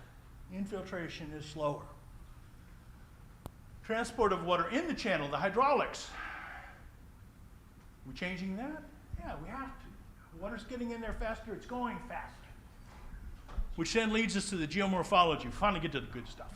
So we get to the good stuff here, and here, this is how we organize things in the channel. Has it changed? Yeah, it has to change. But it's also a place where we can say, what can we do here now to start slowing things down a little bit? What can we do here to change how water gets in the channel? Are there things that we can work with to make that happen? And the answer is yes. And you want to do this because if you can't get this right, then your physical chemical water quality, your water quality as a whole, you're not going to achieve it. Your sediment levels are going to be too high. There's too much suspended sediment. With that suspended sediment, there's going to be too much accumulated material bound to that sediment. You can't get there. And if you can't do either one of those, nobody's going to be really happy about living there. So, what do we do here? Well, the first thing is to recognize that you shouldn't use whiteout slides on the screen because you can't see much. But the other thing you do is you say, okay, inside this river escape, one of the things that we have always done is, and the dashed lines sort of tried to indicate that the flow line is the direction of water. These little stick-like things are logs and debris mounds and pieces. And all Ellen was trying to show on this is we need complexity in that channel. We don't want that floodplain to be nice turf grass. We want there to be stuff on there because that adds roughness, that adds turbulence, that adds homes, that adds habitat value. Ultimately, you get enough of that in there and you start trying to offset some of everything else that you've done. All the speed that you put in there, you can start to alter that. This is a slide taken from, it's actually Nick took me to this spot when we were talking about hellbenders. And hellbenders used to be found in this area. They're no longer, haven't been found there since the 80s, I believe. Nick will correct me if I'm wrong. And they were mainly found along this side here, which is rock outcropping. This side you can see is incised, and we've got a lot of sediment going in. We've got trees falling in. So you can look at this quickly and say, okay, this is probably the problem. It may be, may not be. We don't know for sure. We know that this isn't a good indicator of a healthy stream. If we're looking at this, our initial diagnosis is going to be we've got an incised channel that's now sloughing a lot of sediment in. We'd wonder a little bit because this is the outside of the bend. Here we're on the inside. This is not where we should be seeing all of this. However, this is a semi-alluvial channel. In other words, there's only floodplain on this side over here because this is bedrock and a high. So we've got this. Okay. But what does it mean? And unfortunately, most of the time we didn't have a good idea what was going on up above it in terms of floodplain connectivity. So once again, we have moved into trying to understand connectivity because that seems to be key. That seems to be critical. This is more work done by TNC. This is Muncie. This is the Upper White coming into it like that. Blue on this is once again that 2-year, 2 times bank full. The mustard color is still bank full, so it's not getting out at bank full. It is getting out at 2 times bank full, and honestly, we accept that as good right now because it can at least get out and spill out across there. We can see that it's doing it through here. We got a lot of noise up here, so we don't know what's going on there. And then over here, we can see this long straight reach, which seems to be problematic, but then we got all of this down here. So a lot of connections in a lot of places that aren't connections. We do this so we can go out and take a look and wait around and understand what's happening. So, I mean, at the end of the day, we do it so we can go play in the water. And we did. So we went up and looked, and so this noise up here equates to a lot of stuff accumulating, a lot of wood, a lot of material in the floodplain, which actually makes this piece down here pretty nice. We'll take a closer look at that. So this is now a place that TNC is looking at for reestablishment of some mussel populations, all because of this disturbance up above. We didn't realize that we needed to look for disturbance and then a quiet zone. Now we do. So we understand a little bit more. Big, nice space like this is, tight, it's not getting out. Nobody's gonna live there. Oh yeah, they do. Because they've got all of this upstream from them, making that a nice, quiet place to live. The more we do with this, the more we learn. It's a work in progress. We've done the upper white. We are down into Hamilton County. We're now going from Hamilton County down to Bean Blossom, and we're doing the upper portion of the East Fork White River, I'd say as we speak, but nobody's working today. It's Saturday. They were doing it yesterday. So we're coming our way on all of these to try to do this kind of mapping. So for the first time, we'll be able to say something like X% of Indiana streams are disconnected from their floodplains. Because if we know where they're disconnected, we can start reconnecting them. Because many times these disconnections are things that are no longer used. So in we go, opening them back up. A close-up to kind of show you this. This is getting in at 2 times because it's back flooding. This becomes an area that we highlight and we say we need to protect this. This is the mess upstream. Looked like a terrible place. It's not what you necessarily think your river should look like, but it is. Because if it doesn't have places like this, it doesn't have any place to dissipate the energy. There's no place to break it and give you a nice place to live down below.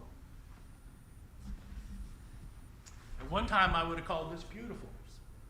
I still do.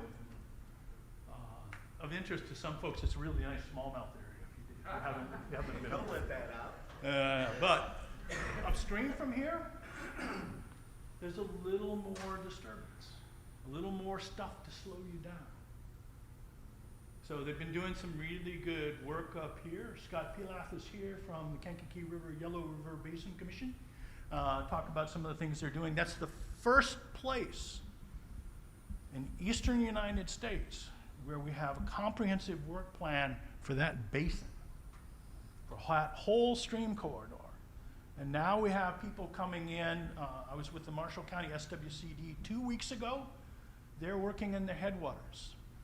Scott and his folks are working in the main corridor, so we're seeing a full-scale, system-wide approach to dealing with this.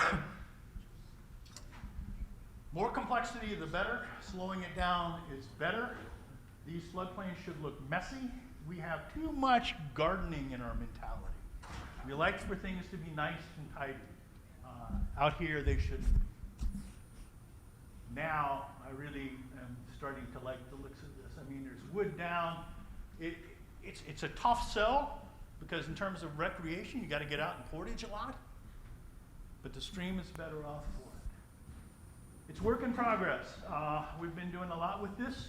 We've called in some help because we needed some folks that really knew what they were doing.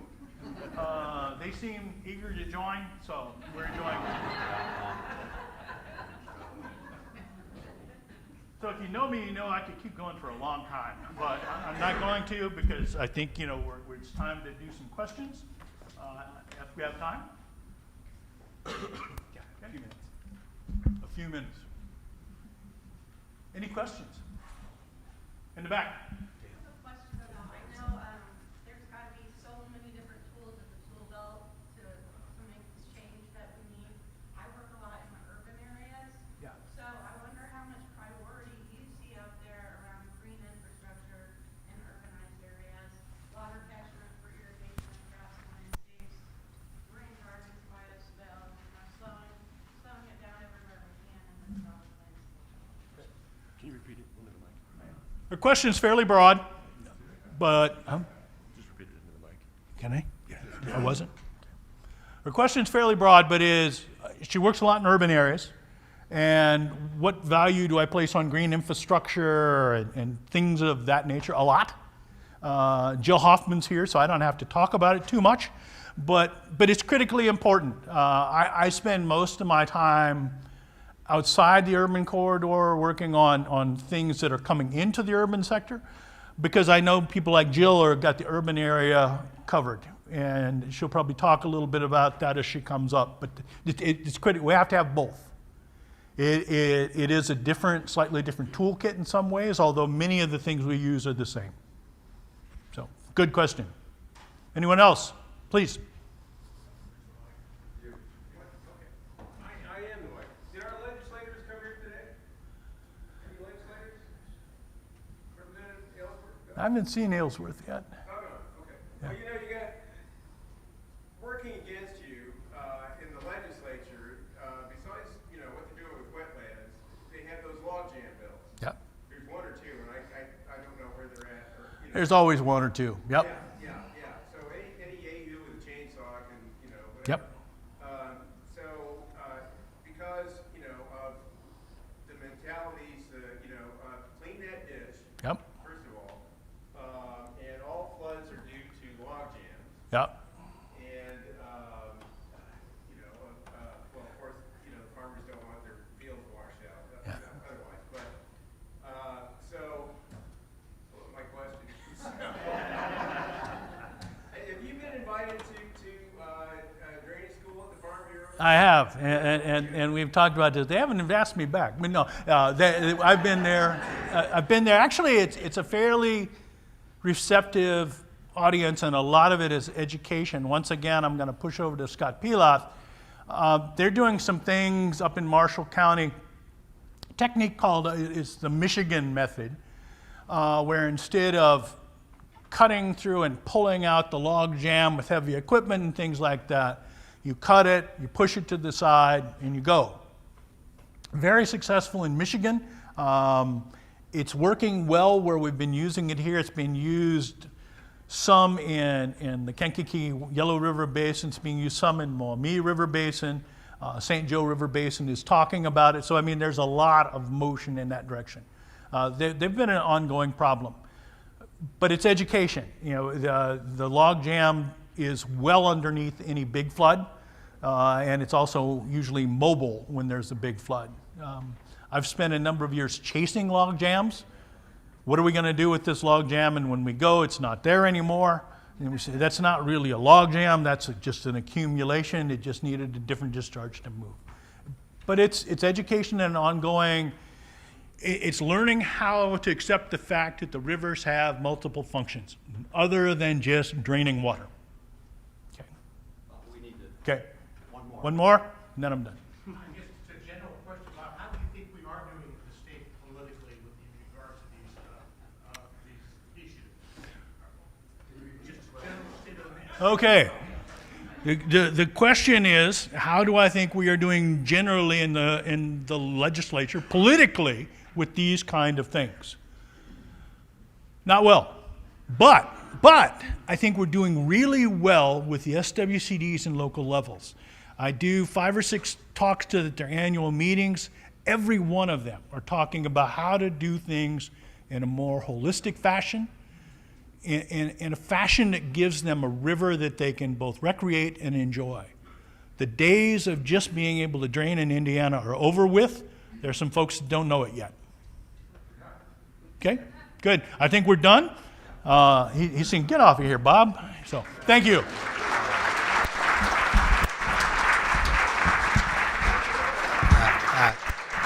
Actually, Bob, if you want to run for the legislature, it can start. It can start here now. That was a wonderful presentation, and I know a lot of people that should have heard it. So thank you. You know, I often said one man's log jam is another man's fish motel.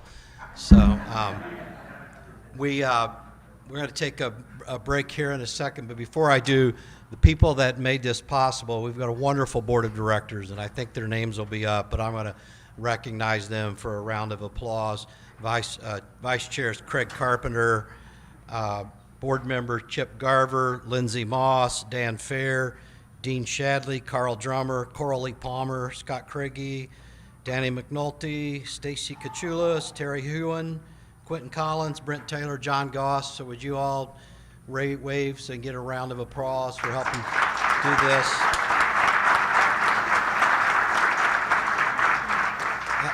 Anecdotally, Jason DeArmond, who donated a trip, and John Vargo, who donated the flies, and I were on the White River last summer, and it had a 20-minute storm. It was a hard storm, but the creeks were just pouring in mud.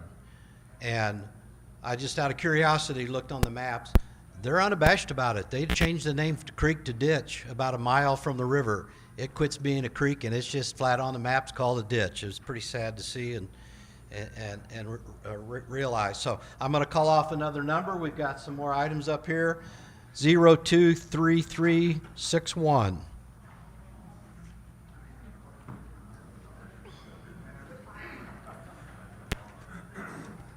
We're going to take a few-minute break, get some refreshments, restroom break, visit the exhibit hall. We'll be back here in about 10 minutes. We're going to start back at 11:05. So that's about 13 minutes. Thank you.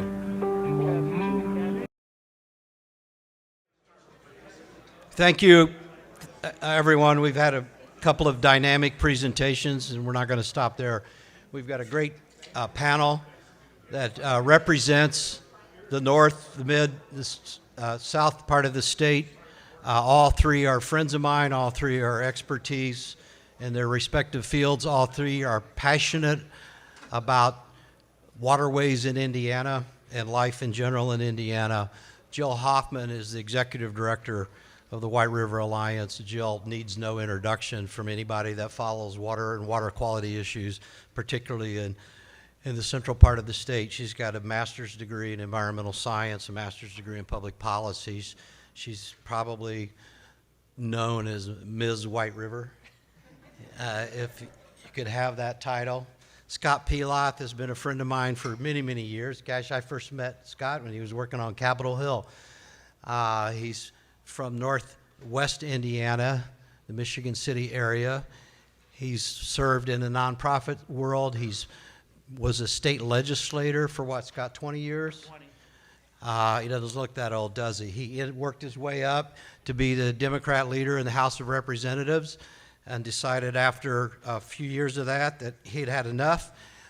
He went on to become the executive director of the Kankakee River Basin and Yellow River Basin Development Commission, which is the newest river commission. State Representative Ellsworth walked in. He authored that legislation. We'll talk about him a little bit later. On the far end is Bob Sawtell. Bob is sitting in for his wife, Missy. Bob was a ranger in the U.S. Fish and Wildlife Service for years and ended up as the park manager at O'Bannon State Park. And in that time frame, he and Missy worked with Governor O'Bannon in creating the oldest river commission in the state. In 1975, the Blue River Commission was created, and Bob has been part of everything good about that in that part of the world. So with that, we're going to have them each talk a little bit about introducing who their organization is, what they've done, and then we'll move on to some of their successes. Part of the reason they're here is, again, referring to Representative Ellsworth, and he carried the legislation for the Kankakee Commission, but recognized why do communities have to come to the State General Assembly every single time they want to do something like this? So he passed a generic statute that communities could get together and organize how to clean up their waterways. So with that, we'll start out with Jill. And by the way, to the panel, if you don't speak into the microphone, it doesn't count because this is being recorded. Can I? Sure. Will this advance with this? Yeah, I think so. Thanks, Rick. Hi, everybody. Thanks for having me.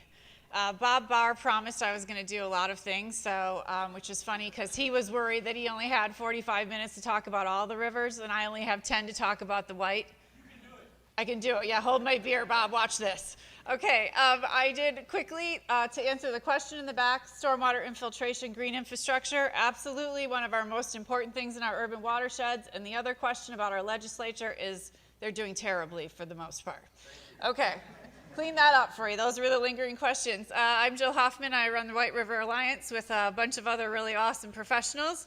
I'm going to talk to you very quickly about Central Indiana's water and this idea of whether or not we make the grade, because we took a really rare opportunity to actually grade our watershed for health, which is the first in the state.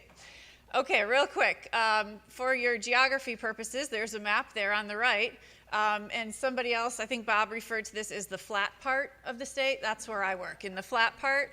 It has no really interesting lakes or no really interesting forests, but it does happen to have one of the most important river systems. So we are a multi-stakeholder organization. I am not a commission like my colleagues up here, which means I both have to fight harder for status and money, but we are doing pretty great job at trying to improve and protect our river here. My board of directors is made up of all kinds of water users, including agriculture, the corn and soybean alliances, big industry like Coca-Cola, Eli Lilly, consultants that work on behalf of developers, soil and water districts, all kinds of interests representing water, so we try to take a holistic look at it. Here's my watershed, just in case you guys wanted to feel a little bit of sympathy for how much work we have to do. It's about 1.7 million acres, this upper part of the White River. About 16 counties, 4 major reservoirs, and 15 tributaries, because again, we're flat. This is home to about a third of the state's population. So in terms of primary economic drivers and engines in this state, the White River is one of our most important river systems. We use it for lots of stuff. This is what it looks like when you enjoy it on a sunny morning. This is what it looks like when you put 70% of Indianapolis water supply coming out of this river. It comes into our faucets and into our drinking products like Coca-Cola. We use it on a lot of agricultural fields. Some people are brave enough to swim in it. Most of us are just brave enough to kayak in it. It's a phrase I coined a number of years ago. We call feet, not face, as sort of our recreational standard here. All right, and then we also make it potable and then spray it on a lot of lawns. We have a lot of water irrigation here as well.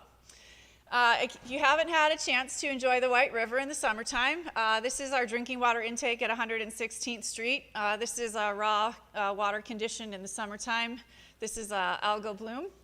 If you think it's just a summertime challenge, we are also actually currently treating Morse Reservoir for algae, and it is, somebody told me, February. So we do have a lot of challenges coming into our water system.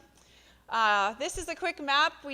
Somebody talked about impaired streams. Bob showed a map that I think was a little bit difficult to see because of this word projector. But anyway, as you can see there, this is our state showing you the water quality conditions that we have. About 47% of our streams don't meet state water quality standards. In our watershed here where you sit today, that is about 70% of those streams not meeting state standards, including most of the headwaters and tributaries coming into our drinking water reservoirs. And I just also didn't want to give you a false sense of security. The blue ones are just maybe the ones we haven't assessed yet, so they might be okay, they might also be impaired. So this is the challenge that's in front of us in this system. We also are facing some quantity challenges. If you haven't been watching the news, water quantity is one of the hottest topics in the state. We are seeing some legislation brought forward on this. We're seeing t-shirts made around a certain project in part of the state. There's a lot of talk about water quantity as well. So this is no longer just a Western topic. This is actually a Central Indiana topic. The image on the left is showing you our current water availability that came out of a recent study we worked on in 2020, showing you that some of those sub-basins in our watershed have excess supply. In fact, most of them do currently, with a large part being this dark blue part right there, which is seeing a lot of the returns of our stormwater and wastewater. That's the 465 loop in the middle, if you want to get oriented. The forecast by 2070, as we look at demand and an unknown climate, we start to see some basins that are in deficit. So this study actually launched another study in Hamilton and Morgan counties about looking at how much water we were going to have available in those deficit areas and whether or not central Indiana should start to be talking about reuse or other cooperative strategies around water management for quantity. So lots of challenges, lots of people using this water. So I can't do this talk in 10 minutes, but I can show you that if you see the White River kind of running through our watershed here, a lot of those circles are lining up there to use the water. Those are our high capacity wells. The square ones are our intakes. So we have people taking water out of the stream and river itself, as well as out of the ground. For a combined about 250 significant water users in this watershed, pumping more than 100,000 gallons a day. And then also we have about 70,000 wells also tapping the same aquifer in this watershed. So the White is under a lot of pressure and it's seeing a lot of contamination. What we tried to do here, one of our primary efforts this year, I just have a very short few slides on a project that took us over a year and a half, is the White River Report Card. So what I just presented to you is a pretty daunting challenge about how to manage water here for a third of the state's population, about 2 million people. And so we worked on a project that was headed up or in collaboration with the University of Maryland, who heads up Watershed EcoHealth Report Cards. This is a national best practice designed to measure kind of where we are with all of these conditions. Are our communities making progress, or are things getting worse? How can we align some of our activities with our partners, including IWF and many others? And then how can we inspire change? So I've spent almost 20 years in this business trying to talk to legislators and other leaders about this river system, and I haven't gotten anywhere as fast as I've gotten in the last 6 months with this report card in my hand. So what is a report card? Again, I have about 3 slides for this, so hang on. You can grill me later. This is a process that is co-created by a bunch of stakeholders and follows this 5-step process that has been vetted in river basins like the Mississippi, in watersheds around the Great Barrier Reef, in many of the great river systems worldwide. This is the first report card in the state. We did this by engaging about 550 stakeholder groups, hosting 21 workshops, and having conversations with about 170 experts on a number of topics to try to figure out what are our community values, how are we going to measure those, what's the grading system for those indicators, how do the grades shake out, and then can I talk to people with this tool in my hand? And the answer is yes. This legislative session, my colleague Kelly Brown and I have met with 20 legislators. I've never gotten 20 legislative appointments in a session, but with the report card, they answered the call. So what does a report card look like? Again, I could spend a 3-hour workshop with you guys on this, but this is what they look like nationally. It's not like your kid's report card that might come home in a chart. They're most often depicted this way as a pinwheel, so that all indicators of watershed health are basically created equal. So it took us a long time to develop the indicators with all of those stakeholders. So we have 3 categories: land, water, community. You can see that each have 6 indicators for a total of 18 indicators, or you might think of these as classes or your kids' subject matters, so to speak. And then what we did is met with all those experts to determine the thresholds, broke our watershed up into regions. So you can see the major tributaries, and these gray lines are the subbasins or regions that we looked at. The overall aim was to have a strategy to figure out what's bad where, right? It's kind of a very sophisticated game of hot and cold that you might have played when you were a kid, where somebody hides something and then you try to find it. Okay, we're trying to find out how to focus our work. Overall, our watershed received a C, which is an aggregation of all of these indicators. They kind of roll up, so you often end up in the middle. Unless you have an exceptional kid, you might get all A's, but the White River, as I showed you, with its 70% impairment, is not exactly exceptional. So we did land with a C, but you can see we have some failing grades, we have some D's, we have a few things that are doing better than other things. And so this became a really easy way for us to talk with people about the conditions. It also became a way for us to show people where we're missing information.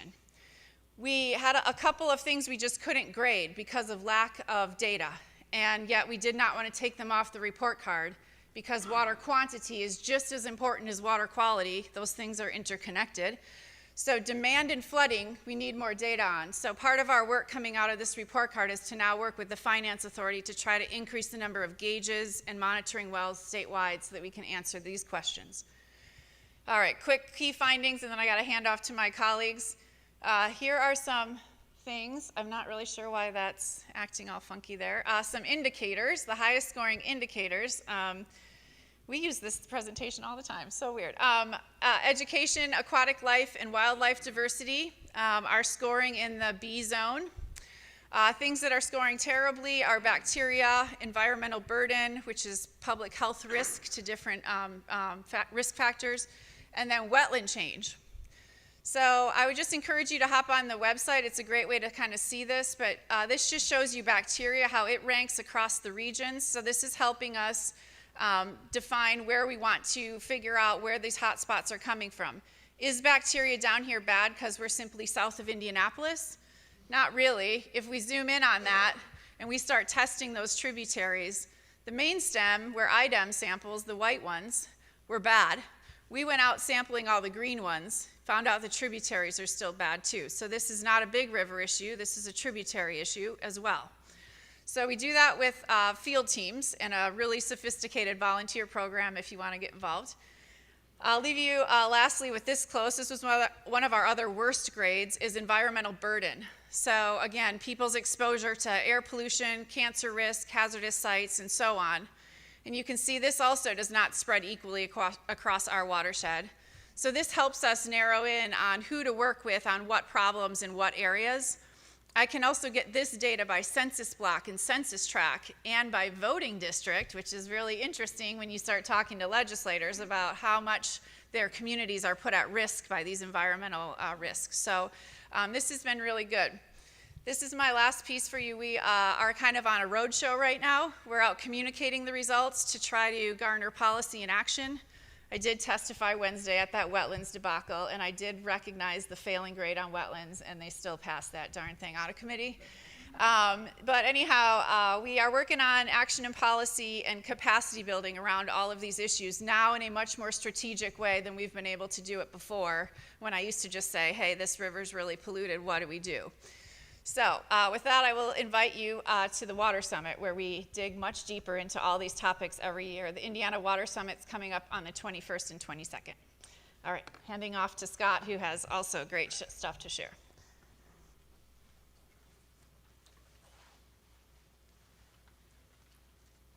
Thanks, Jill. That was awesome.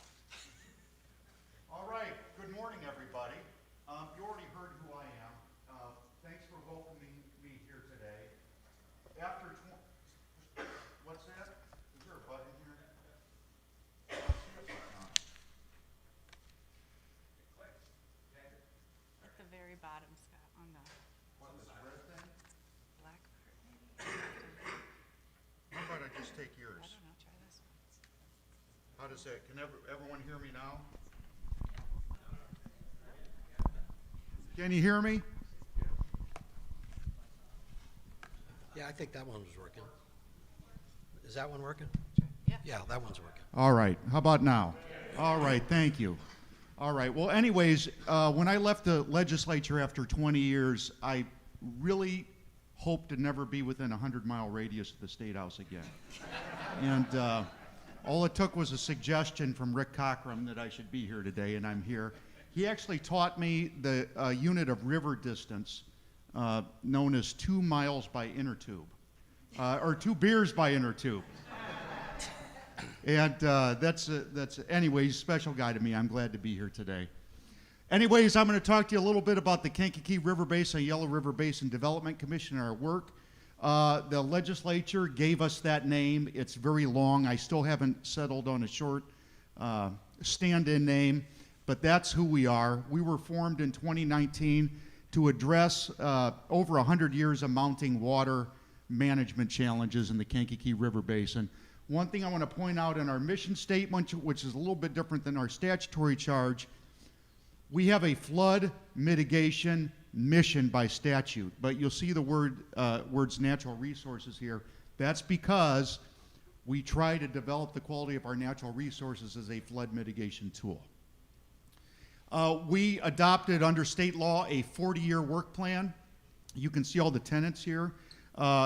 Dr. Robert Barr, who you see had a major hand in the development of this plan. You can see the stars where we were already doing some of these things. The main tenets of it, though, is manageable reconnection of the Kankakee and Yellow Rivers to their historic floodplains, the reduction of sediment, because the more sediment you have, the more difficult it is to contain increasing amounts of water.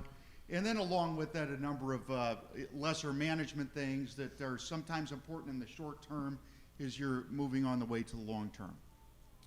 So I'm going to talk a little bit about some Yellow River upstream improvements that we've done. You've heard Bob allude to these. This is a video of a typical Yellow River stream bank, which is from the Yellow River, a source of about 40% of the sediment that winds up in the Kankakee River. We see some stabilization work there, but I wanted you to see what an overall typical project area looks like. This is one that we just completed this past summer in Stark County. So you can see that we regrade the stream banks, we reinforce the toe with a combination of stone when necessary, but also with root balls that are taken from the immediate project area, and then we reseed quite aggressively. And the intention here is to allow the river to be itself, and as part of that, reduce the amount of sediment that's being discharged into the rest of the system. Here's another stream bank area. This is the infamous M Bend, also in Stark County. I saw this when I first took over this job in January of 2019. Only 3 years later, we were completely reconstructing this section of the river, and that is how it looked the following summer. And that's all reseeding with native grasses. This is Marshall County in December 2020. This was at our regulatory consultation with DNR, the Corps of Engineers, and IDEM. You can see that we had a 60-foot sandbank that was simply cascading into the Yellow River.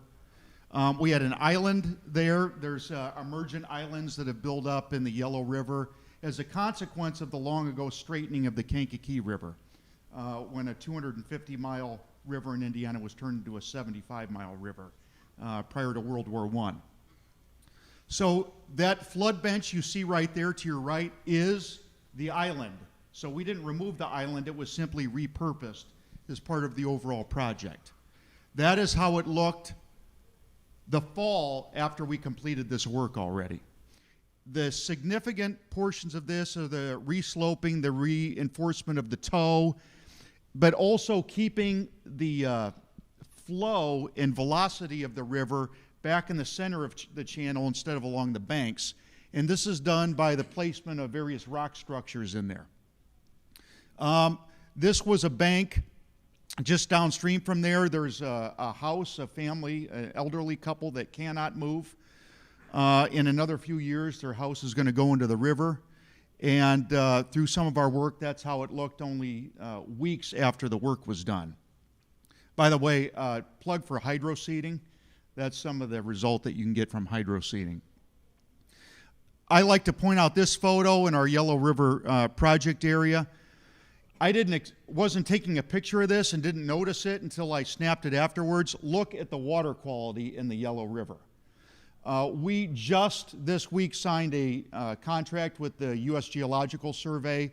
They're going to begin the monitoring of our project areas to actually measure the reduction in sediment. But we feel extremely optimistic about it because anecdotally we know from start to finish at a project area, this particular one being 1.5 miles in river length, that we're going to be making real differences in the amount of sediment that's being discharged in the rest of the system. And then finally, on this, I don't think my video's going to work on this one, but we'll go to this. So that's a downstream view, the project area, that 60-foot sandbank that had been restabilized. You can also see the rock structures there. And that is how that project area, where we started, looked 2 years after completion.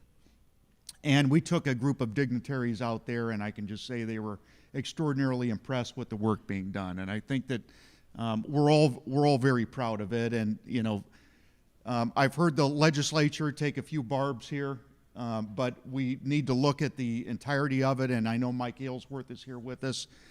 The legislation they passed also resulted in this, and that has to be recognized too.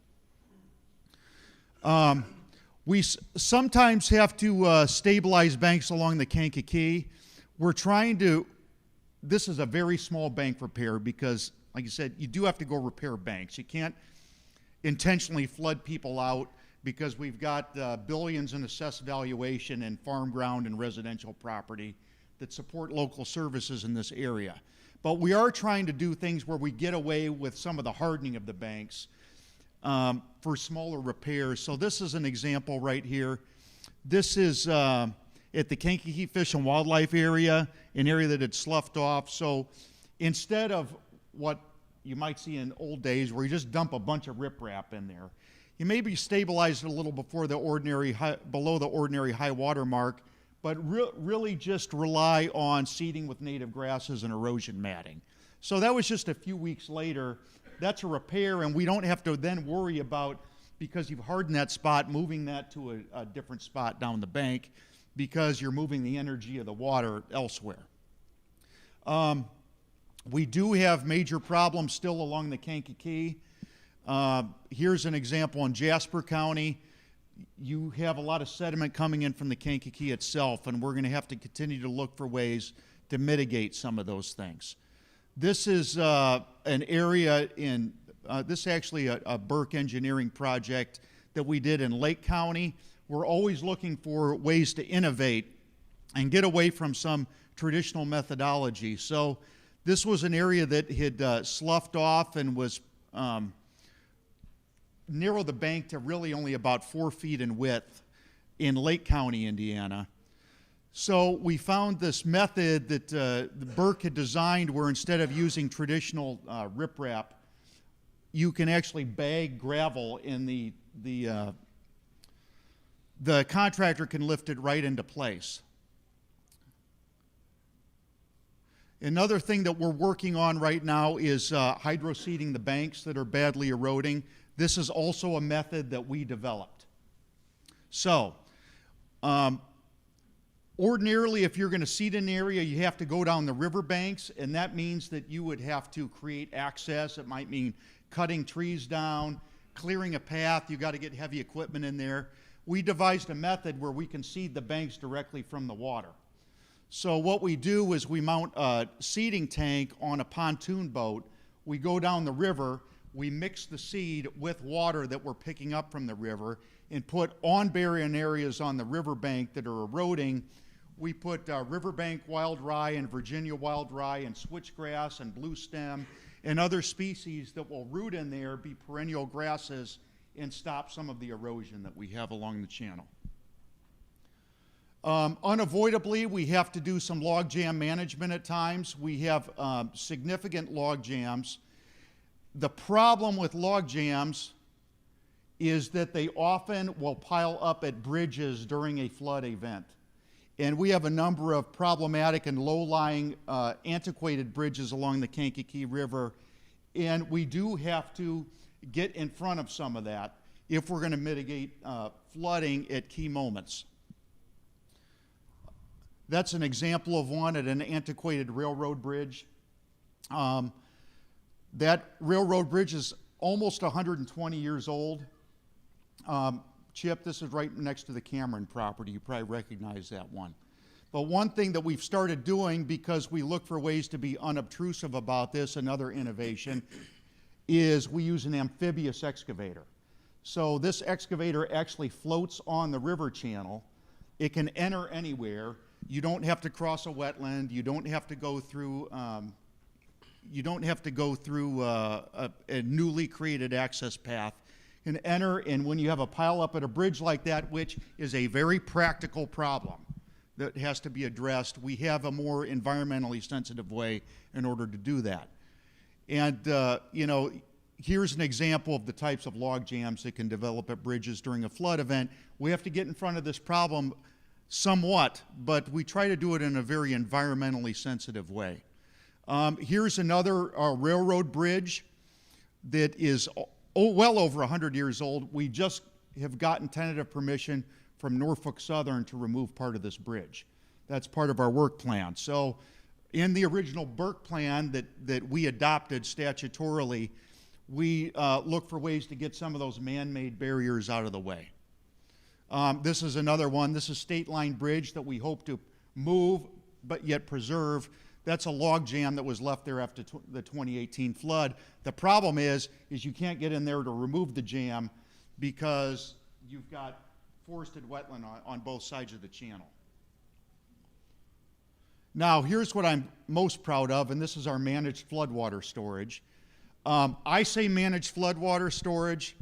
That makes the farmers happy when I say that, but not the environmentalists so happy. They like it when I say wetland preservation. That doesn't make the farmers so happy. I can't win that lingo battle, and don't try to anymore. You know, I tend to make up some of my own phrases that sometimes make sense only to me. But anyways, this was a farm that the commission owned in Newton County. We owned it. My first year as director, we got about a $25,000 commodity check out of that we split with the farmer. We decided to turn it into a wetland and floodwater storage. So we simply lowered a section of bank. And then the following winter, when it got up to minor flood stage at Shelby, Indiana, the water started going in there. So this is over 200 acres of new wetland that we created through this spillway and in partnership with DNR. And even better than that, the farmer who owned the property next door to this sold it to the DNR. It's now called Blackberry Marsh, and we have over 400 acres in Newton County that is now holding water that would be somewhere else. So that's a very productive thing. And when I was flying the drone here, because they made me buy a drone at the commission, I was just trying to make sure it didn't get shot at, you know, from shady shores over there.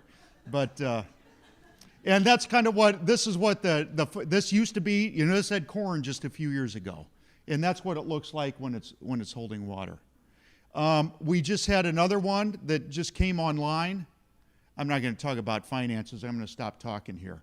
But this just came online just this past October, and I sent Bob some photos of which I wasn't able to upload yet here today. But that is 200 acres in Jasper County, which was supposed to be a wetland, but didn't have any water on it. DNR owns it. They didn't even get a bird, anybody out there this past couple of years, and we reconnected a same type of spillway. So at a little higher level, at about moderate flood stage, 200 acres there in Jasper County will begin taking water. I'm going to stop talking. I look forward to everybody's questions. Thanks for having me here. Ranger Bob? Yeah, I'll use that one. It works. I don't need to solve it. All right, so my show's really talking about Blue River, designated as a natural and a scenic river by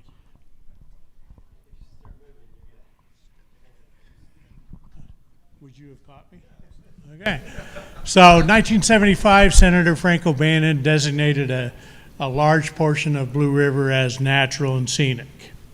And through that designation, they also created what is known very simply as the Blue River Commission. I was going to take 10 more minutes. The Blue River Commission is made up of 2 representatives of every county that the river flows through.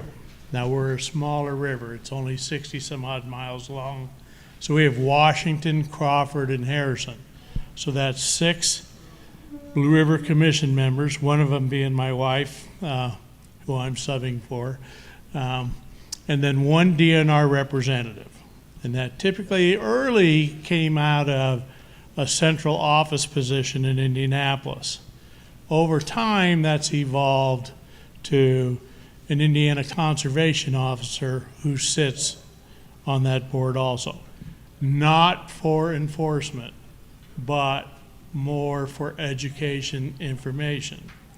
And that's really been the key to the commission's success and our conservation success for Blue River. Never really about enforcement. When we discovered a dump site on the banks of Blue River, I worked for DNR for 40 years, so I had some resources. We had inmates, we had staff. What are you laughing at, Dean? Yeah, so we'd bus inmates from Branchville and put them in the river, which was a big change from what they were used to. And they actually, and on the banks and on the cliff faces, they really did a good job for us.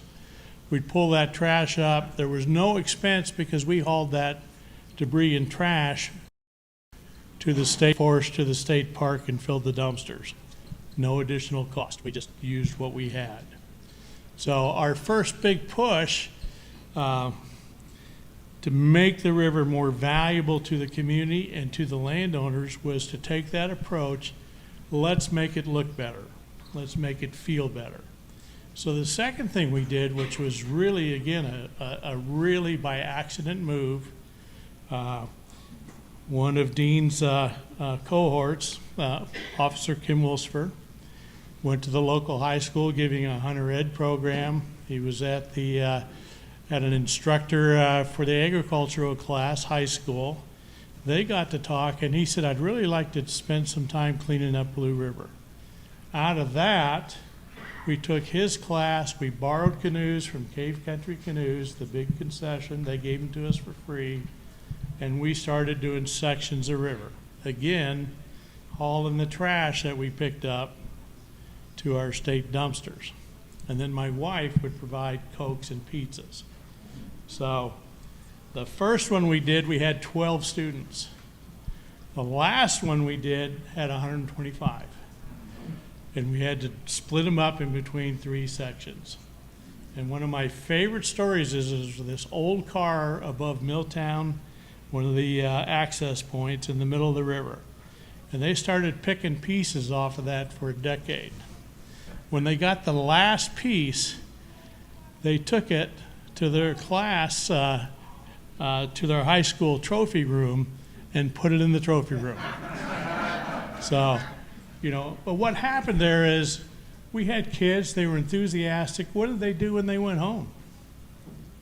They said, Dad, we're not throwing trash in the gully. Got to talk to the mayor about Milltown dumping raw sewage in the river. And so really that was without enforcement. It was connecting that community first through kids, then to their parents, then to their community leaders. And it really worked. And again, another piece that we got, I think I gave it to the Nature Conservancy, who helped, and I worked for them too. There was a valve that went from the sewage lagoons of Salem and emptied raw sewage into Blue River. Now you can legally do that. Louisville does it, Indianapolis does it, everybody does it. But, and we had good help from IDIM too, we changed their system, and the day that they backhoed that valve out of that dike, they gave it to us. And so it also went into the showcase at the local high school. But the whole thing is connecting with community. And then you come back to the Blue River Commission. It is nothing more than a zoning board with local representation. People who live on the river, who have neighbors, who are part of the community. They control 50 feet from the high water mark beyond. So that's the distance from that wall to that wall. There's the riverbank, there's where that jurisdiction ends. But surprisingly enough, that's enough. And initially it was a little tough because people thought they were giving up land rights and what have you. That quickly dissipated in terms of because of flooding, because of high water events, because of our terrain, which Nick will talk about too. It's hard to build and it's hard to hold the building on the ground. In fact, our family just moved up all of our structures out of the floodway. So you got that zone right there and you got local people talking to local people. And the commission works on that basis. It's that simple for our river, but we're only 60 miles long. We have 4 municipalities, all small and country, so it's manageable, you know. But our example has worked both through a zoning commission and pulling the community together and getting their kids involved. And that's the number one thing. Not only education, but get invested. And then they'll tell mom and dad what's right. So. Thank you. Thank you. Anybody in that part of the state just knows him as Ranger Bob. So if you ask anybody in South Central Indiana about Ranger Bob, they'll know who you're talking about.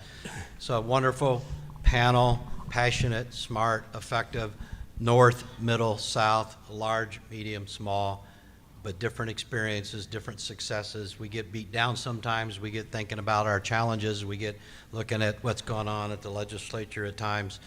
You can get discouraged, but here you have some folks that are making a difference. Put a plug in. If anybody hasn't seen a documentary called The Everglades of the North, it's about the Kankakee Valley River system and how the state drained 1 million acres in the 1800s, which dramatically changed, obviously, the landscape of Indiana, but Scott is working to change it back. So we've got a few minutes for some questions. That's fantastic. I watched. Yes, sir.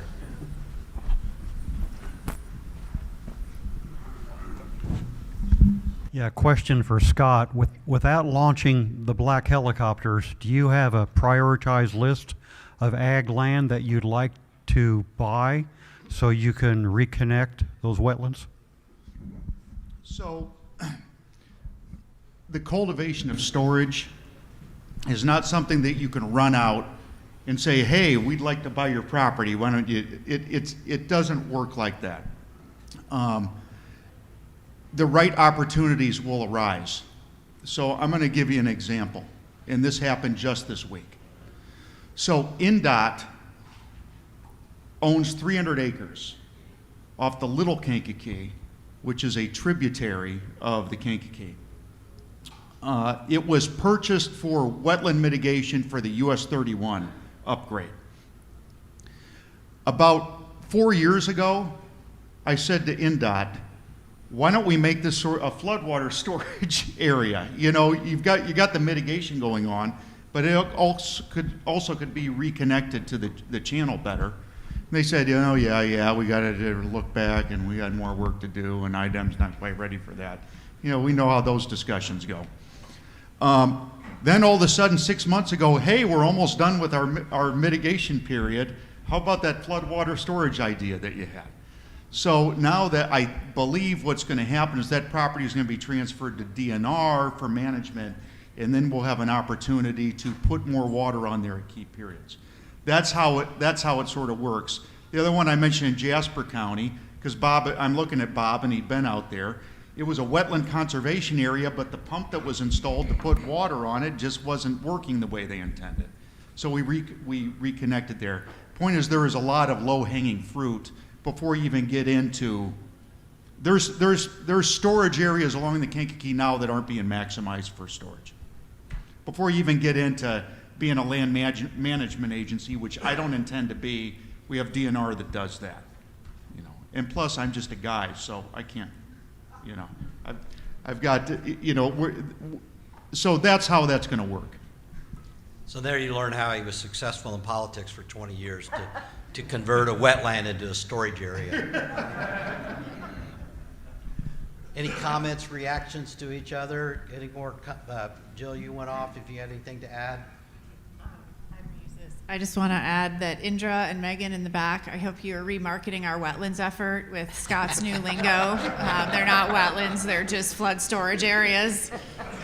anyway, it's hard for me to describe the impact of that report card project on our work. But I think when we're talking about the issues that we're talking about that you all care about, reframing them in impacts to the community is absolutely essential. I think we've taken the sort of eco message as far as we can take it. The key to our work right now is having a conversation about water that involves economy, it involves public health, it involves parks and recreation. And so the community part of our Pinwheel report card was new ground for me, but it's certainly the ground that makes it more relatable. So I think I joke about the lingo, but those connections and kind of reframing how we talk about the environment and our water systems is really important to the overall protection and getting people to kind of get it and get on board. Yeah, Chip. I don't really need a map What? or a mic. He's got one. You can repurpose my question. Okay. I just want to hear, Jill, you talk about the impact of the CSO project that has been going on now for several years in the city. Yeah, so the question was about Indianapolis's quote-unquote big dig project. So if you don't know, we're burying 28 miles of tunnel underground, about 235 feet or so. I guess this takes us back to Bob's presentation in terms of when we invest large money in gray infrastructure, we do that with a fixed volume in mind. And so that tunnel was sized on storm events from like 1997 to 2002. So we're putting $2 billion below ground in gray infrastructure based on storm flows from more than 20 years ago. So it is a huge investment. It will reduce a lot of our CSO volume, but it will not solve our problem and will not make that river swimmable in any lifetime that I can see. The important part of that, I guess, is also to realize that when I tell you that there's a D grade in E. coli, or that these are what our bodies of water look like from a bacteria risk, that risk is coming from so many other sources besides CSOs, that even if I got 100% capture out of the tunnel, I still have ambient bacteria levels that far exceed public health standards. So our conversations about the threats to our rivers have to be broader than infrastructure solutions. And that's why we were talking about, capturing and keeping water where it falls, whether that's wetlands or green infrastructure, prevents it from aggregating all those pollutants and coming into the streams full force through our storm sewers. So CSOs are a problem. We have, 170 outfalls in the watershed. 22 CSO communities in one watershed is a lot. So the combined sewers are a threat. But even when I pull off of the main stem or outside of the CSO areas, I still have bacteria loads that far exceed anything we'd want to get into. So we need to be rethinking the answers to, what we see in the river can't just be an infrastructure solution. Yeah, additionally, I'll throw in that project, as worthwhile as it is for water from Indianapolis south. And I live on the river on the north side of town, and believe me, it's still quality issues coming in. It's choked full of weeds, it's getting sediment loads, it's getting nutrient loads. It needs a lot of work. Any other questions? Just curious how much that amphibious caterpillar costs. You're talking about the actual piece of equipment. I think you're looking in the low 6 digits. Okay, but that's not the cost. The cost is the development of an operator. That's not the kind of thing that you can learn in a month or two on the job. It's just not. It's our operator there, and I'm going to give him a plug. His name's Lee Wilcher from Wilcher Excavating. And he's a terrific guy. It's taken him years to be able to get the muscle memory to operate that in moving water, and still do what an excavator does. It's not. We've used barges too, but it's not the same thing because Kenke's not big enough to turn around a barge. But it's very, very effective. And I give an example in Newton County. This wasn't in our jurisdiction, but they reached out to me a couple months ago. They had to problem in a spot that they needed to get cleared up with DNR. It was partly on DNR property, and they were working together, and it cuts through so many concerns that you ordinarily have with work like that. So. We had one more back there. Oh, right here. Yeah. Last question. Yeah, before my question, you mentioned that documentary, Kankakee, Everglades of the North. That's actually for sale next door, in the room next door that I noticed. So I don't know who's selling it, but you can take a look or buy it. My question is to Jill Hoffman. You mentioned you had a grading system there, and you gave wetlands a failing grade, an F. So does that mean there's been some wetlands that have been seriously degraded in the last few years? And if so, where are they at? And where did they used to be, we'll say?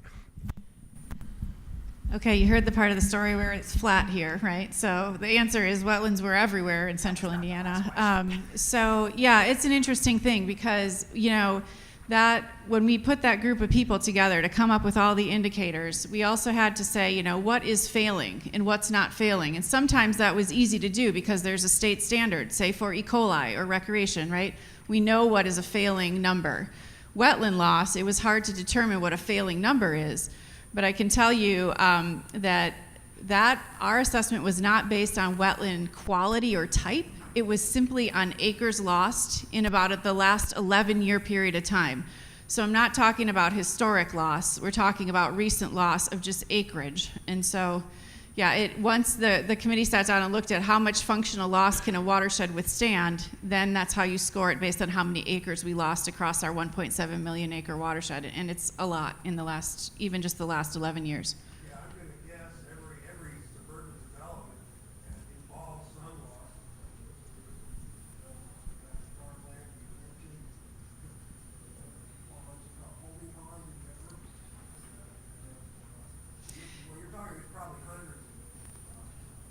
It's hundreds of acres, and the question was about, is it suburban development and how does that relate to stormwater ponds and all of that stuff. I had to just quickly, in 3 minutes or less, school the legislature about that issue of mitigation. So the loss that occurs when development happens, and that is our biggest threat in our watershed, is suburban sprawl and development, is that mitigation can happen on our 8-digit watershed. So the map that I showed you that covers parts of 16 counties, if that wetland gets filled in to build a suburban landscape in, say, Muncie, I could mitigate the impact in Martinsville. And so functionally, it's a loss, right? And from a mitigation standpoint, all we have done legislatively in the last handful of years is provide more and more exemptions to development. And so those are the proponents of the bill that's in front of the legislature now, 1383, which I would encourage you to go home and email your senators about. There's a vote coming probably as soon as Tuesday on that, is to continue to erode the protections and the need to mitigate.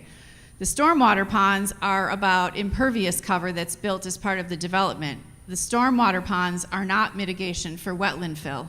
Wetland mitigation can happen fully off-site many counties away. And sometimes they're not at all. You can impact a wetland and never mitigate it with as many exemptions as we have right now. So, and the mitigation program has these ratios, try to offset what's lost, but again, those are pretty small in comparison to what's lost in a natural system is tried to be recreated somewhere else. So, yeah, thanks for the clarity on that, because I think many people think that those retention ponds somehow are filling the function that was lost by our wetlands. Those are two totally different regulatory spaces. Urban stormwater runoff calculations are not the same as wetland loss and wetland mitigation. Really important to know. Okay, I misspoke. Dan, you have one more question? We have 10 more minutes, so maybe two. We'll take a question and then we'll wrap up. Since a good part of problems with rivers are due to agriculture runoff, I'd like to know if you guys have any thoughts about trying to help educate more and more farmers about regenerative agriculture, which would help with a lot of that runoff. Dan, why don't you take a stab at answering based upon the grant we are working with the Walton Foundation on? Because Not to throw you under the bus, but it ties in a little bit to that. I'm used to being thrown under the bus. So I think, and there are, and I will talk about this briefly after lunch. IWF is moving into this sphere in a way we have not previously played. There are other agencies or other entities in this room who are also doing this. Hoosier Environmental Council comes to mind. Toby is somewhere here. It's a big problem, right? We are a state that is predominantly agricultural land. It is also, and I think what you have heard up here is probably the best lesson we can take. We need to stop always doing this. Farmers care about the land as much or more so than many of us do. But they have continued to use some practices which are outdated. Part of that is just when you're constantly being told what you do is bad, you give up listening. So one of the tacks we are going to take is approach them where they are, try to explain, very much like you guys are doing, how you can improve. Not say, do this, you're bad, so on. Give them the tools they need, the education they need to help improve the situation on their terms. They own the land. Whether or not we like it or not, we have private land rights in this state, this country, and we need to take that as a given and go from there. I think what you heard in the Blue River is another way we can do this. We can start to educate younger people. So we are in the agricultural community nationwide, but in Indiana specifically, facing a generational shift. So a lot of the people who have farmed the land for decades are moving off the land, and they are having a really, really tough decision. Do they sell it to a developer who's going to turn it into cookie cutter condominiums? Do they continue to farm it? Who's going to farm it? Are they going to contract that out? So there's all these questions. We need to help give them the tools, the connections, the empowerment so that they can make decisions based on that. A lot of these younger folks who are working in the agricultural sphere have already embraced these practices. They may not be the primary operators of the land yet, but that seed has been planted. We just need to help it grow. So it's a very long, convoluted way of saying we want to work with the agricultural community to empower them to make these changes. I fully believe they want to make those changes, but they want to make them on their terms, and we need to help get them there. Scott, you had a response? I did. I really enjoy working with farmers, and I think they enjoy working with me. That's because I follow two simple rules.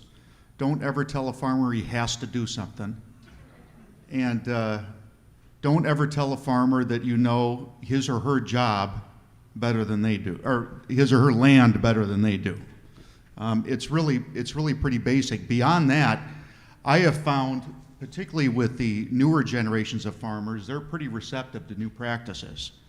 And that's evidenced by the Indiana Department of Agriculture being very comfortable trying to form a regional conservation partnership in the Kankakee watershed, which was just approved within the past couple of years and finally agreed to recently. I was over at Porter County Soil and Water, and I saw 100 farmers sitting in an open field underneath a tent, hearing about regenerative agriculture and how you can make money not using any herbicides, not using any insecticides, not tilling anything. It's possible. But the best messenger for a farmer I've found is another farmer. And if once one is successful with something, they will spread the word. You're just not going to necessarily be in on the conversation. It's going to be at a coffee shop you may not be at. So anyways, I'm actually a little bit optimistic with some of these things because I've seen reason to be. We actually have some champions. One of those is the Honorable Sue Glick, state senator from LaGrange County. Senator Glick chairs the Natural Resources Commission. She has the unenviable task of trying to negotiate with developers and others, but she's done a yeoman's job in working hard to try to get reasonable policies and protections for Indiana's wildlife and such, and in that capacity is a friend of ours and a friend of Indiana's wildlife. With her is Representative Mike Ellsworth. Representative Ellsworth is from Porter County. He's got a long history in local government, state government. He's being recognized this year. The presentation previous to lunch was the River Commission's. He carried the bill to create the Kankakee Yellow River Basin Commission, and through that process decided why do these communities have to come back to the State House every time they want to do something to improve their streams and their waterways, and was successful after a couple of hard years of work getting through a generic. There's a statute on the books now that if you're in a community that wants to create a river commission, you can do that under a general statute that's authored by him. So these two people fight hard at the State House, and we want to recognize them. First, Senator Glick.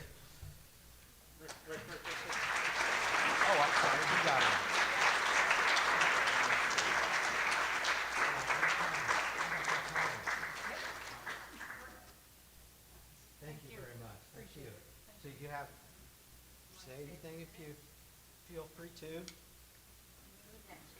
I'm anxious to hear some of your presenters this afternoon, so I'm not going to speak long, but I thank you for this. I know every day and every bill that we see leaves some people disappointed. Some think, didn't go far enough, you didn't fight hard enough. We play a balancing act, both Mike and I and some of the other members of the General Assembly who are very favorable to wildlife, natural preservation, wetlands, and all and such as that. But we have to walk that line to try and stop the stuff that needs stopping, and the things we can't stop, bringing them around so that we can live with what is passed by people who are a little stronger and push a little harder than we are. Keep up the good fight. Thank you. Thank you. Thank you, Senator. Representative Ellsworth.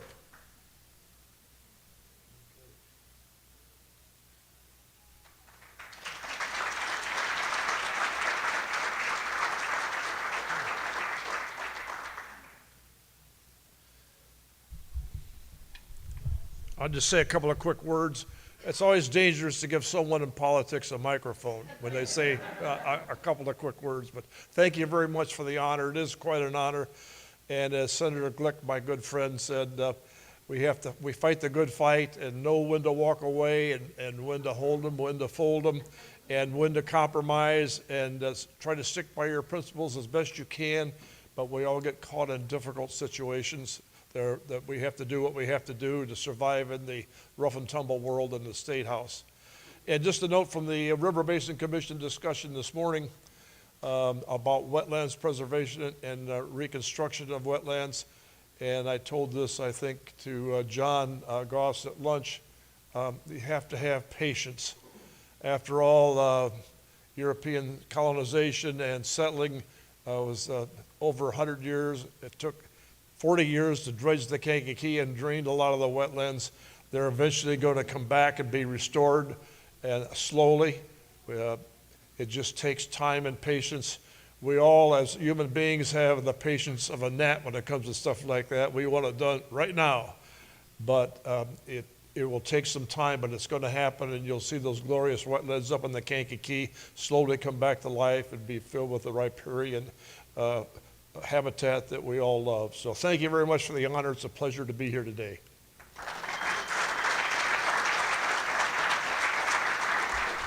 Thank you. Thank you to both of you for your work on behalf of Indiana Wildlife. We're going to take a few minutes and have an actual business meeting. Our bylaws require we have an annual business meeting of the board of directors, of the members. We originally scheduled to do it in December and decided we would do it to this when we actually had a room full of interested parties. We have two functions for this meeting, so it is called to order. The Indiana Wildlife Annual Business Meeting. One is to elect a representative to the National Wildlife Federation, so that's a vote by you all. I'm going to explain what that is briefly and then turn the podium over to the Vice Chair, Craig, because I am nominated to be the representative. We are considered an affiliate of the National Wildlife Federation. It so happens that one of our board members, John Goss, is on the National Wildlife Federation Board of Directors. He's on there as a representative for Indiana, Illinois, and Ohio. The capacity for this position that's now being voted on is to actually be on a policy board voting on issues. So I'm going to turn the meeting over to Craig. Doesn't have to be real formal here, but I need someone to move. Here? He's got it. Seconded? Yay? Nay? Yays? Nay?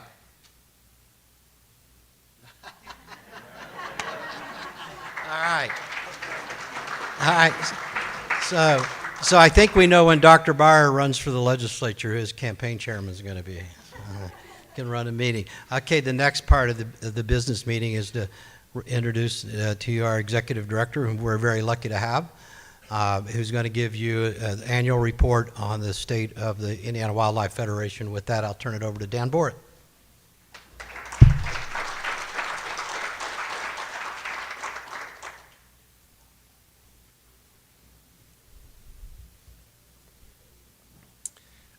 Thanks, guys. This is my second time doing this, so I'm a little more comfortable than I was last time. So I'm going to go through a presentation that kind of lays out what we have done in the past year and then finish up with where I think we are headed in 2024 and beyond. I will take questions afterwards. Obviously, if there's anything IWF specific you want to ask me, we will get through that. But we are in a very exciting time right now. I'm honored to have the trust of the people here to let me do this. It really is something I'm still kind of shocked that anyone trusts me to do. I love it. I'm passionate about it, and you'll see through this. It could not be done without everyone in this room. I think you've heard that from everybody. What we are doing is trying to form coalitions that have the muscle that we can flex to get done what we want to do, in our case for wildlife. But as you're hearing right now, without water, without the right habitats, there's no reason to protect wildlife. That's kind of the bedstone of what we're after. So a lot of our organizations that kind of grew up primarily focusing on species, trying to deal with single species, are moving, rightfully so, into ecosystems, landscapes, habitats, because we can't make these things thrive in isolation. Everything thrives together in this very convoluted web we have that we, as we learn very quickly, don't fully understand the implications of what we're doing. So that's really where we're moving, as opposed to trying to save species X, species Y, trying to save the environment that allows species X and species Y to thrive. So we were formed in 1938 and have continued to fundamentally do a lot of the same work. It has changed over time as the situation, or as the situation dictates, but we continue to try to promote wildlife in the state of Indiana. More so now, and I'll touch on this, we are starting to play on the national sphere. You heard Jordan speak prior to me on the Ohio River collaboration, which IWF is a participant in. We also work with our national office. We have a Great Lakes office here, but we go to DC as well. So again, these things don't operate in isolation. Indiana could be the best place on earth if Ohio, Illinois, Kentucky, Michigan are all screwed up. We're going to get screwed up. We are interconnected. Our mission is simple: to promote conservation, sound management, and sustainable use of Indiana's wildlife and wildlife habitat through, this is the key part, education, advocacy, and action. So we have three methods of how we try to do this. Oftentimes they cross over, sometimes they are in isolation. You guys can judge whether or not I'm successful at what I do, but I assure you this: I would not be nearly as close to successful if it wasn't for this group here. Our board is wonderful. I'm not going to read their names. Rick did that earlier. They're up here. But this board is incredibly helpful to us. I'll get to my staff next. We're only 3. The board is larger than us. every person on here, I feel comfortable. I can pick up the phone, call with a question in their area of expertise. They will pick up that phone and they will answer it. I have never worked in politics per se until this job.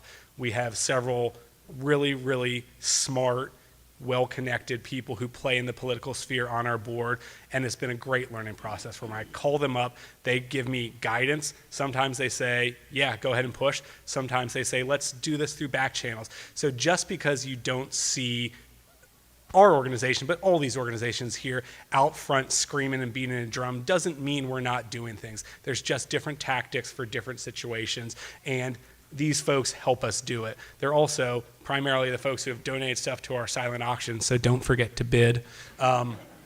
And you know, they're all experts in their sphere. We have people who work in land protection. We have lawyers. We have people who are business incubators in their own right and have branding expertise. All these things that a staff of 3 could nowhere come close to accomplishing without their help. So they are unpaid and incredibly, incredibly helpful. So thank you guys all. Now our small and mighty team. So we are 3 full-time staff, soon to be 4. I'll touch on that shortly. Myself, which you have the unfortunate situation of having to listen to. And then, I don't know, Aaron's gone. Is Aaron anywhere? Now, Aaron does our education, our outreach, our programming. He is also at this point the institutional knowledge of IWF. And then our newest staff member, Tina, you can stand up, who is formerly a board member. So Tina joined our board and was helping in a volunteer capacity and was helping so much that we got this harebrained idea. Do you think we can convince Tina to come on to staff? This entire event we're at today, which I think has been very successful, I hope you guys agree, has been done by Tina. So she did a great job. We're really, really thankful to have her on staff. And the committee, which, yeah. So, yeah, very true. Rick mentioned the committee earlier. Again, we have all sorts of people helping us. We have big dreams and big ideas. 3 people, even with our board, 17 people is not going to cut it. We need all of you guys to come to the table and help us, and that's what you do. Okay, education. We do a variety of educational programs. I hope you guys have participated in them. If not, please do. We are really working to ramp them up in this coming year. I've been with IWF for a little over a year now.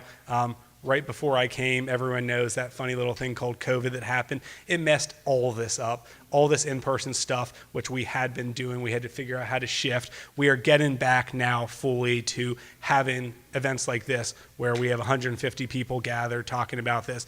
So we do programs. Reach out to any of us. Tina, myself, Aaron will help talk through what you guys need, what you want, and how we can do it. We strive to represent the entire state of Indiana and be in the entire state of Indiana. Realistically, there's 3 of us right now, so we are pretty localized around Indianapolis, but we want to go to where y'all are. So if you are in a part of the state where you don't feel our influence, please reach out to us. We want to change that. We want to be there. We want to offer programs in your areas. Aaron, can you stand up? So, you've already been introduced. So, Aaron is likely the one who will come down and help you with those education programs, and I can attest he is a whiz at this. My former life was in environmental education. I've seen a lot of environmental educators. There's not one I've met that's better than Aaron, so he is awesome at it, and take advantage of his skill. Action. Did I miss one?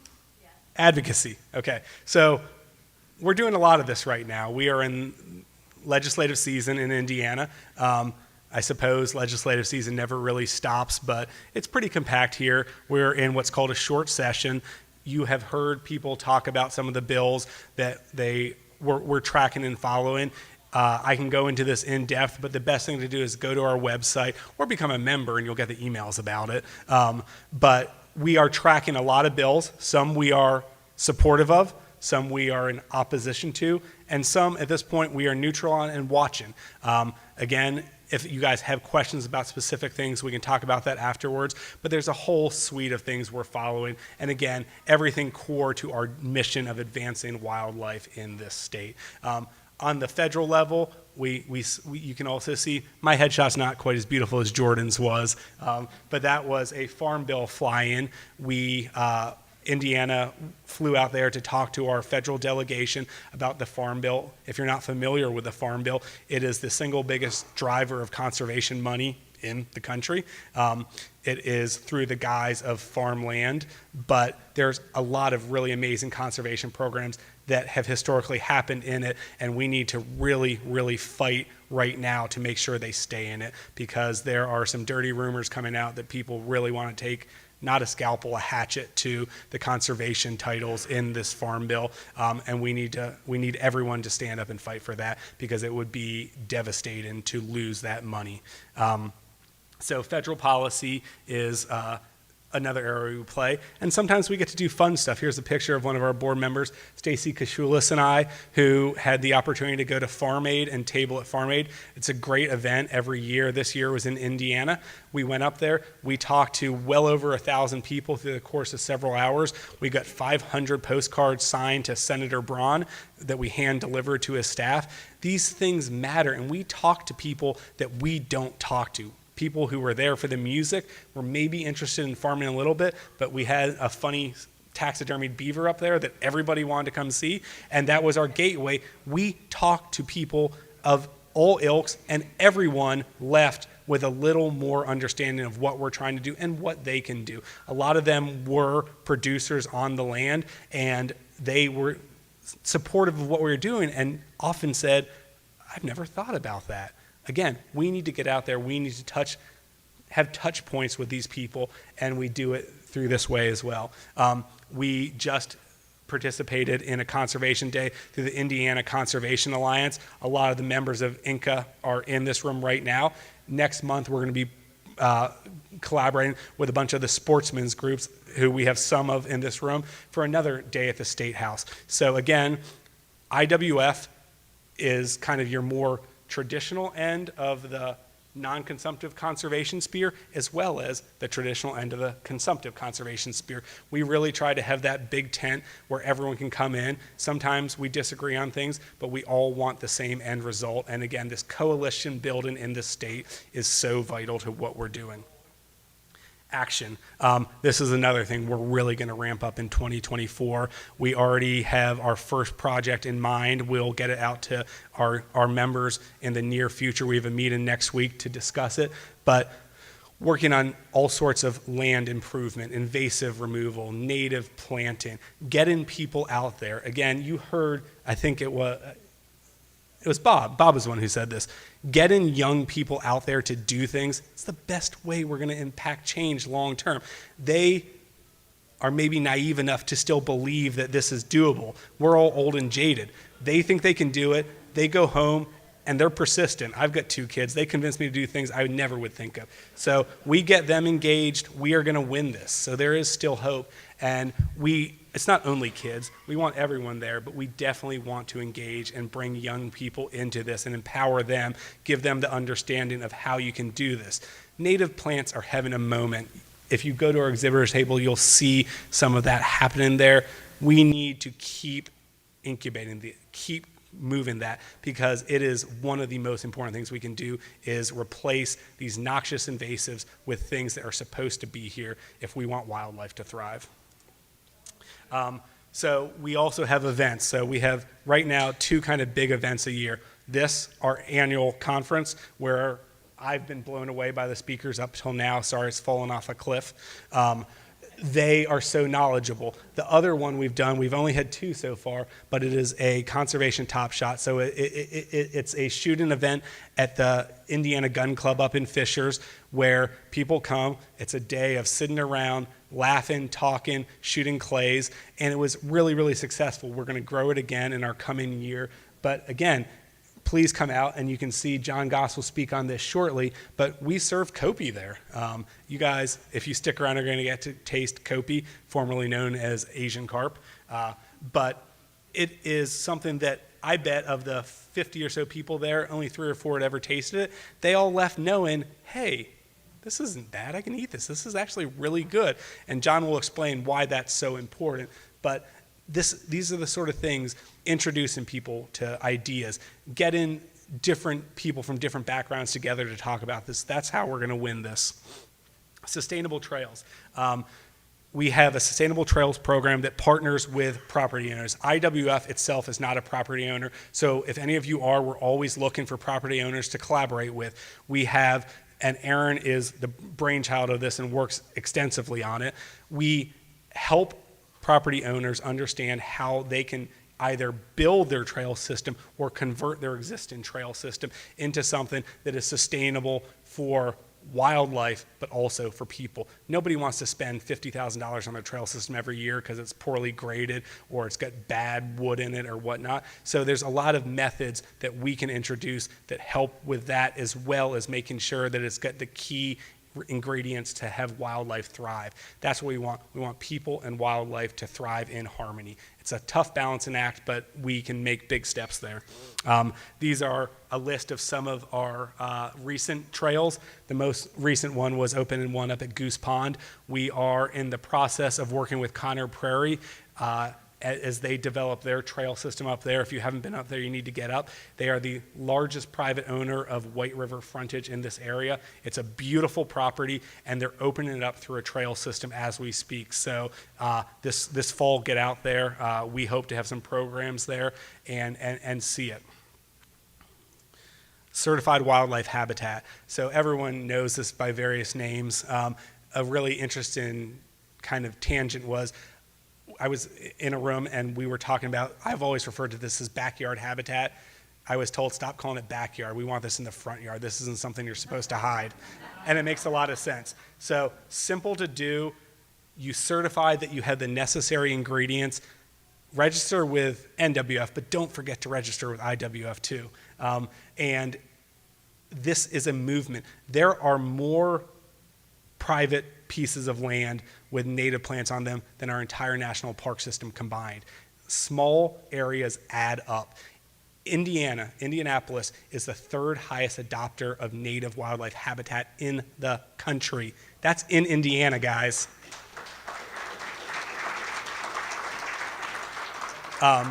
So I won't read these to you guys and look at them, but this is what we are working on right now. And again, both ends of the tent. So we are working, so we're, okay, well, it wants to go there. This was the shirts we wore at Farm Aid to try to draw attention. That is not Santa Claus, that's Willie Nelson holding a hellbender.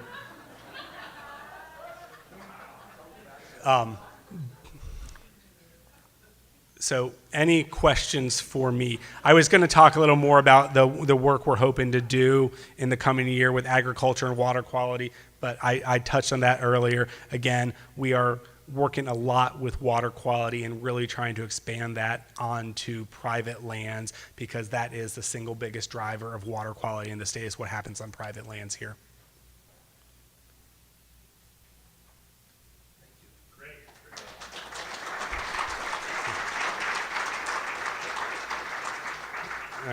I think we can unfortunately take one question from the guy in the back. When are the Willie Nelson Hellbender shirts going to be available?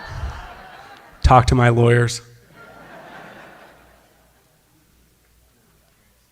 Yeah, I don't know who coined it, but we've used it several times, where the Indiana Wildlife Federation is kind of the Willie Nelson of the conservation movement. Rednecks love us and hippies love us, so thank you, Dan. That concludes the business portion of the day, so the business meeting is formally adjourned. But Dan went through some things that he's working on and some things that we're going to be working on, and he's absolutely correct. The board decides the policy. The board drives the policy agenda, and Dan and his team, Tina and Aaron, deliver. So it's a great team.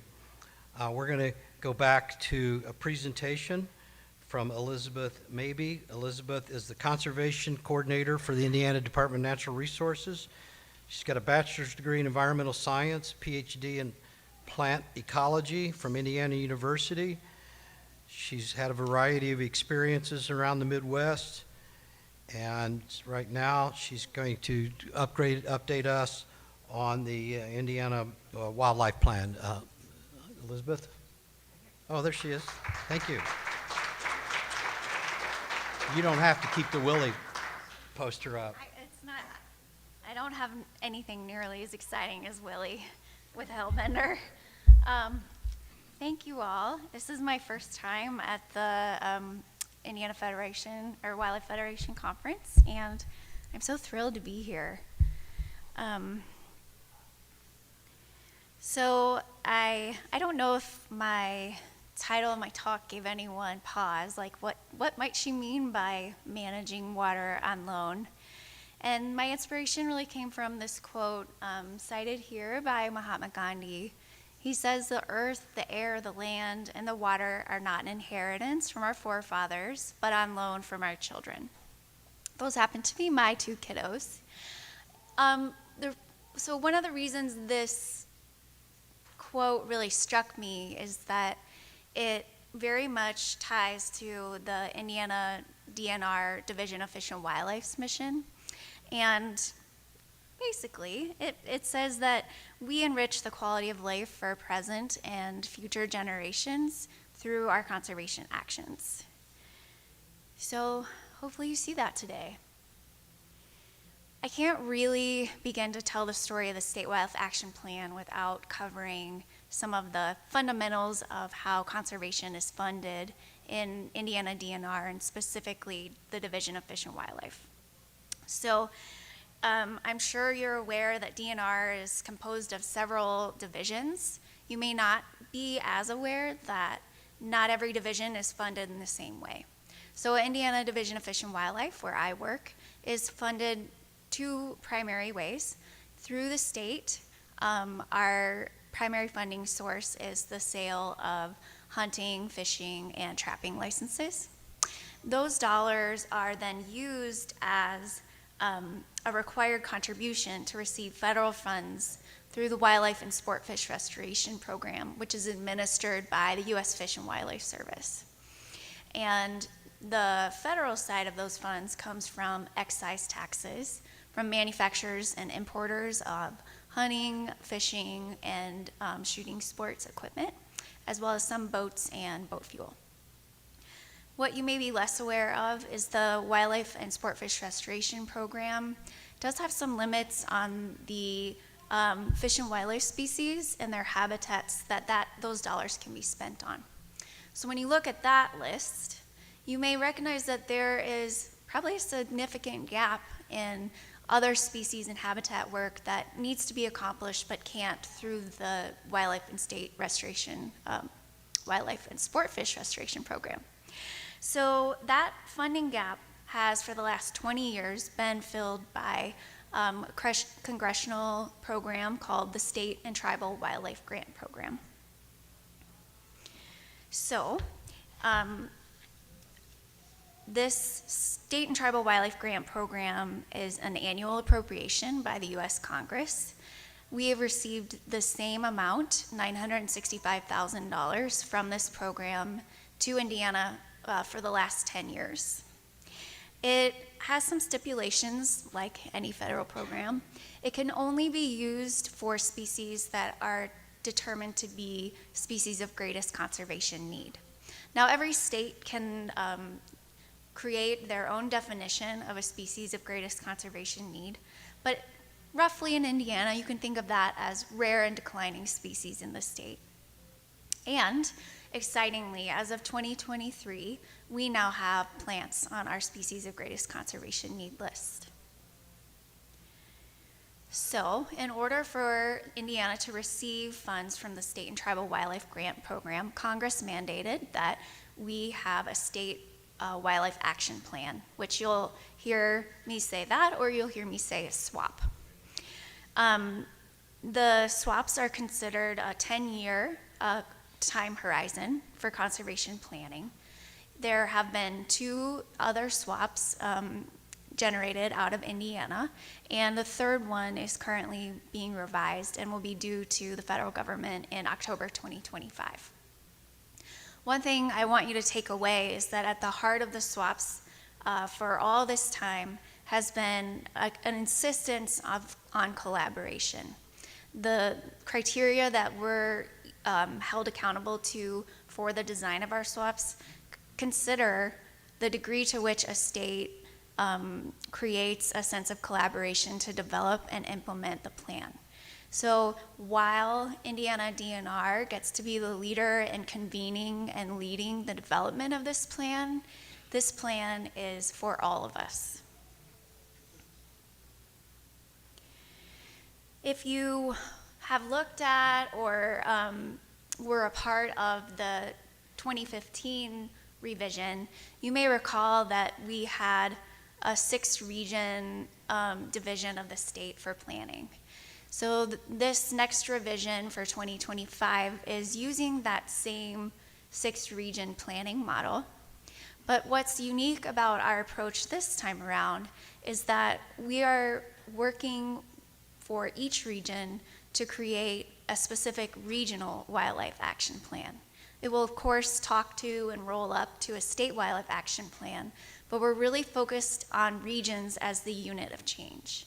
And this is mostly based on my own hypothesis that when we convene people who are passionate about the region that they live in, that they work in, and that they know best, we convene them and collaboration and connection is formed through the planning process. It's those same connections that are going to be needed to get work done when we're ready to implement the plan.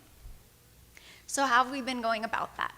We have been holding a series of workshops. You'll see that we began in the southwestern part of the state in June, moved north and held a combined workshop for the northern part of the state, and then in December we held one for the Corn Belt. Our approach to workshops has been a combination of both virtual and in-person work, and this is really based on our commitment to engaging as many different partners who represent a diverse constituency of conservation-aligned Hoosiers. So we don't want distance or time to be a barrier for participation. So we have worked hard to incorporate virtual feedback and participation into that work. I also want to say that we have committed to using a conservation strategic planning approach that's developed specifically to support collaboration and is designed for implementation. Our plan goal is to use this plan when it's done. So now that we're a bit more oriented into the swap and how we're taking our approach, I kind of want to walk you through the process that we've been using to develop our regional workshops, with special emphasis on what the 4 of 6 regions that we've covered so far are telling us about conservation of Indiana's aquatic systems. So the first question when we open a workshop to our participants is, what systems or species matter to this region? And is that because they're representative of that region, make it unique? Are they critical to conserve? And kind of if so, why? So you may hear me call these targets conservation targets, or sometimes I say systems interchangeably. So what have we learned about what we care about in our aquatic systems so far across the state? Surprise, we care about wetlands. Every region out of the workshops we've held have held up wetlands as a significant goal for conservation into the future. And not just wetlands broadly, but deep recognition that there's a very diverse set of ecosystem types that fall within wetlands that make each one of our regions unique and special. We're also thinking about our inland lakes, whether this is our northern glacial lakes, or also considering the conservation value of our reservoirs that are distributed across the state. And it's probably no surprise that our compatriots up in the northwestern part of the state are thinking hard about Lake Michigan and coastal dune complexes. Finally, in every single part of the state, rivers and streams come up as a conservation target. Anywhere from the massive Ohio, which we've heard a lot about today, to the smaller tributaries and creeks. This is something that Hoosiers are thinking about conserving into the future. And I thought I'd get to be the first person to mention that all of this is connected to human well-being, but it turns out everyone who's come up here has mentioned this, which is, I think, even better. So our planning approach upfront acknowledges that our values toward conserving natural resources are not just for the benefit of natural resources, but when we care for our natural resources, we're provided with ecosystem services, and those ecosystem services benefit the people of Indiana too. And not only that, when we care for our natural resources, we also are given gifts like opportunities or places to recreate. We are given places to recharge for our spiritual or mental or physical well-being. And we're given opportunities to pass significant traditions along to future generations. So now that we've identified what our primary targets are, we spend time thinking about the threats to those targets. So let me walk you through my graph. So we've had 4 workshops. In every workshop we say, okay, what are our targets? A handful of which are aquatic systems. And then we say, what is it that's impacting those systems negatively? So this graph counts the number of times that these top 6 targets were mentioned as a very high or high threat. And broadly, you can see that Hoosiers are concerned about impacts of climate change, invasive species, pollution, and development as well. So when we're thinking about the impacts of climate, Dr. Barr did talk a lot about fluctuations in precipitation timing, which we know not only are we going to see an increase in precipitation, but the timing will be heavier in the winter and spring and less in the summer and fall. So we expect to see waterways continuing to change shape. We're expecting to see, as a result of our changes in timing. In terms of heat, though, we also need to think about how it's projected that we'll experience 20 more days above 90 degrees Fahrenheit a year by 2050. So what might this do to our aquatic systems? We can expect increased evaporation in our ephemeral wetlands. We can expect increased water temperature in places like our northern glacial lakes. So these are top of mind in our conversations across the state. When we're thinking about invasive species, we're all aware that invasive species impact the integrity of our natural systems. And it's depending on the system that you're focused on, the different composition of invasive species we're concerned about changes. But on the whole, it's not just aquatic invasive species for aquatic systems. There are terrestrial species that are impacting our aquatic systems, and there's plant and animal invasive species impacting our aquatic systems as well. When we're thinking about pollution, it's sediment, it's the influx of nutrients, it's the flow and drift of chemicals from residential, commercial, and agricultural sources into our natural systems, and it's the travel of commercial waste into our waterways as well. And as many have touched on, development is a continued concern in different parts of our state. And while we might think of that just as residential and commercial growth, it's frequently the conversion of natural systems like floodplains to agriculture continues to be an issue that arises in our workshops.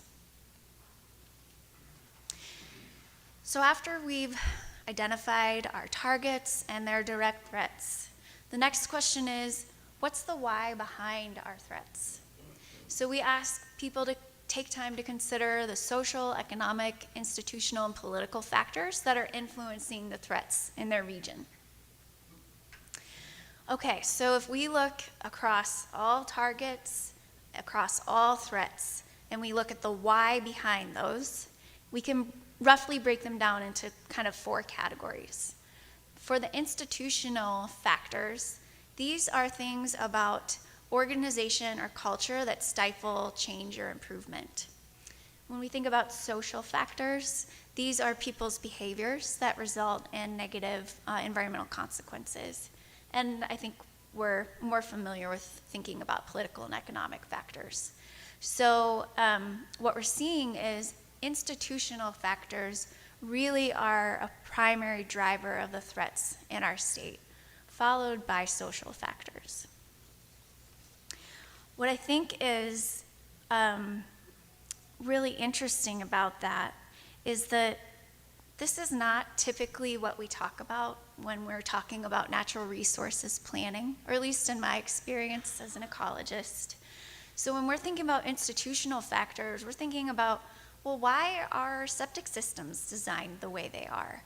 Or why are dams and levees managed the way they are today? Or when we're thinking about social factors, it's, oh, maybe we need to recognize that there's a segment of the Hoosier population that's eligible for federal funding for conservation, but is wary of accepting dollars from the federal government. These are things that are often under-discussed and appreciated while we're kind of in the problem-solving mode. And we take time to talk about that in our swap. Other factors that have come up are the social component of aesthetics. When we as a community or a culture value the clean mowed look up to a waterway, the result is a destabilized bank. And then when we're thinking about political and economic factors, things that have come up are stormwater regulations and management, the influence of lobbyists to erode regulations or change tax regulations, lack of financial resources to monitor legacy pollutants in our state, and just simple things like replacing or retrofitting a faulty septic system may be very expensive for someone who needs to. So as I said, the reason that we spend time uncovering the why is that when we get to building solutions, we will have spent our time considering the correct points of intervention. For example, I might get together with some of my biologist buddies and decide that if we want to reduce the residential pollution caused by faulty septic systems, what we really need is a solution where we crack down on homeowners. And we may design just like a very elegant plan, right?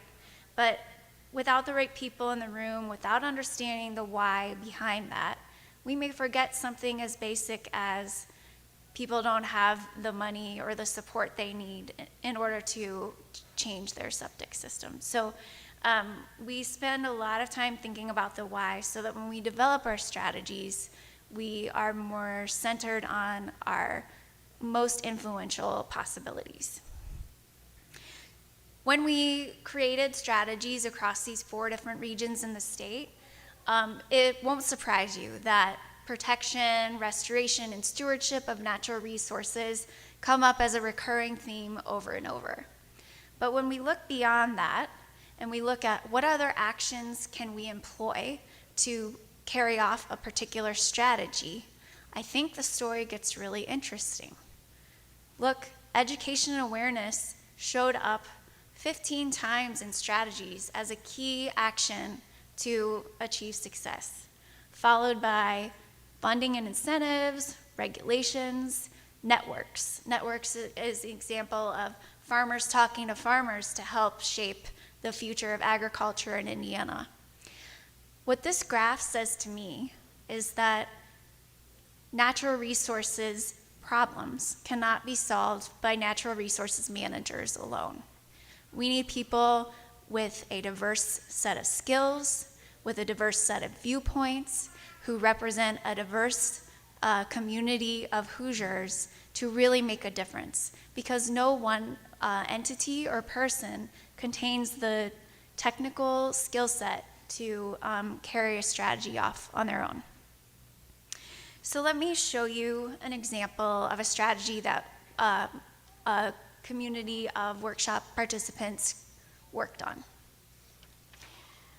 So this particular strategy, which says expand financial incentives, disincentives for runoff and sedimentation on private lands, was developed by folks who attended the Kankakee and Great Lakes workshop in fall of last year. When we develop our strategies, we always connect back to our why.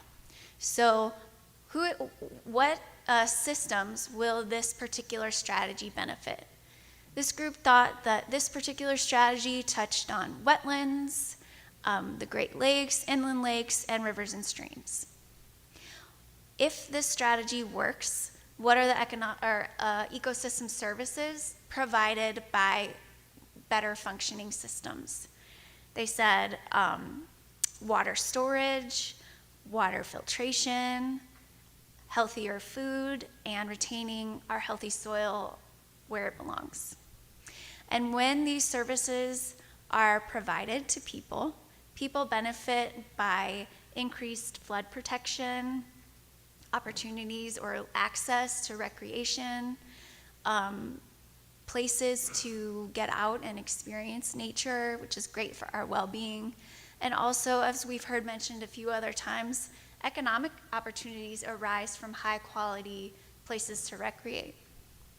So we always start kind of on the, I guess, right side, your right side of this strategy.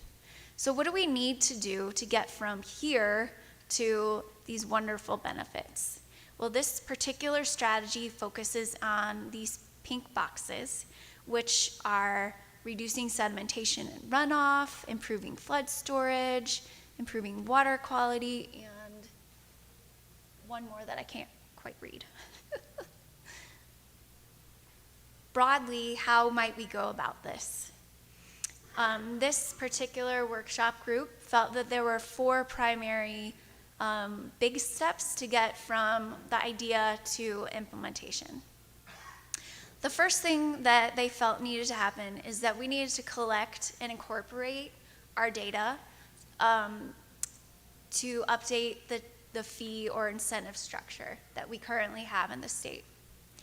Then we needed to work with that revised structure to get taxing entities to apply that structure where they have jurisdiction. But don't forget that that structure also has to actually benefit the landowners we're trying to get to use it.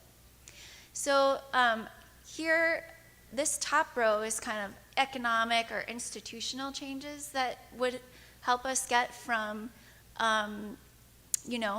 less quality water to high quality water.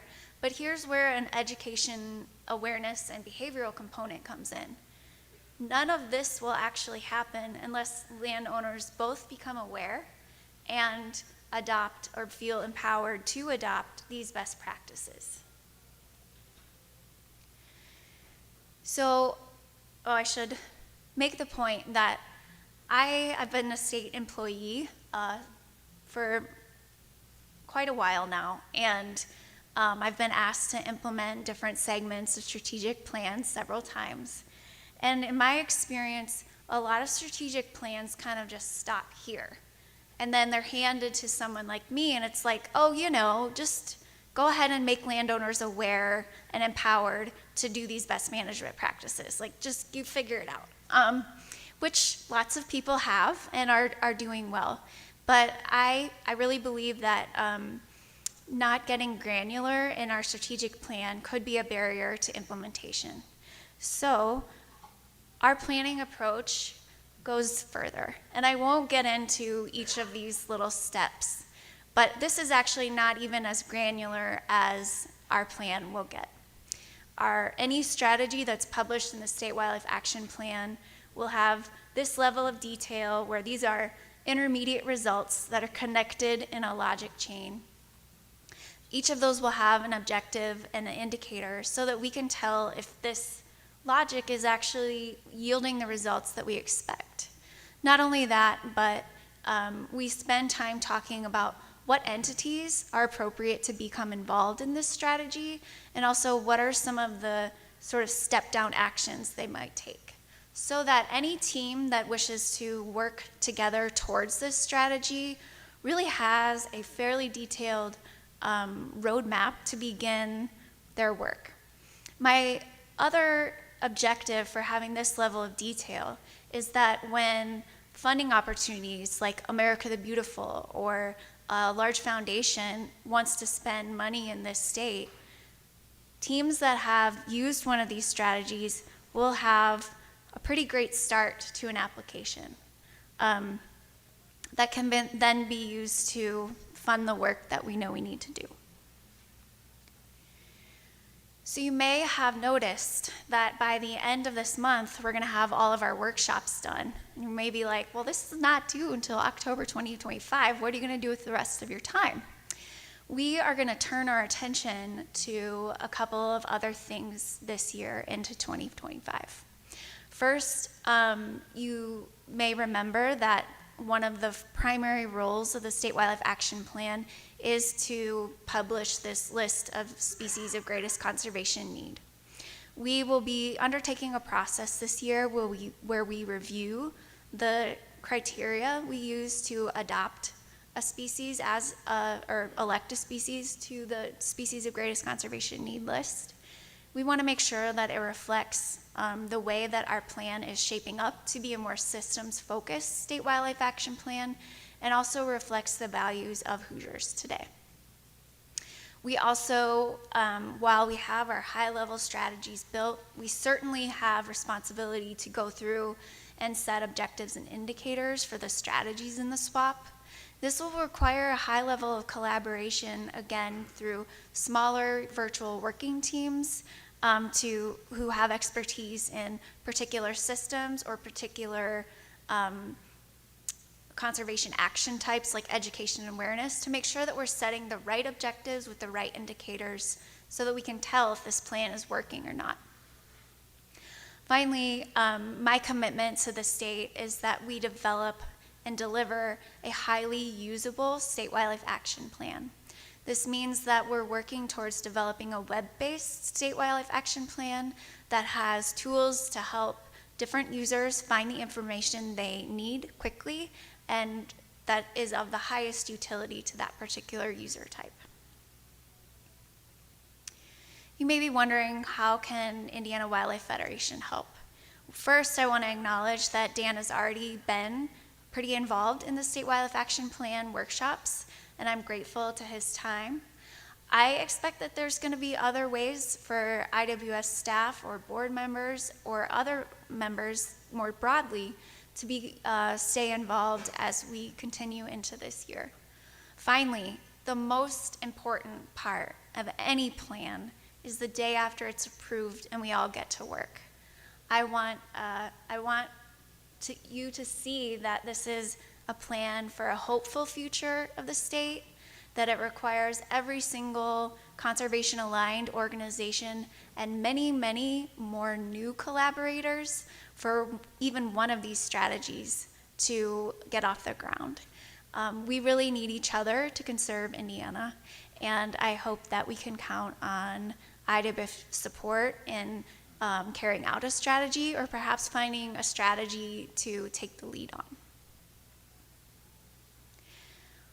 I don't do this work alone. I am really quite lucky to have a team of folks internally within the DNR who act as a core team for this work.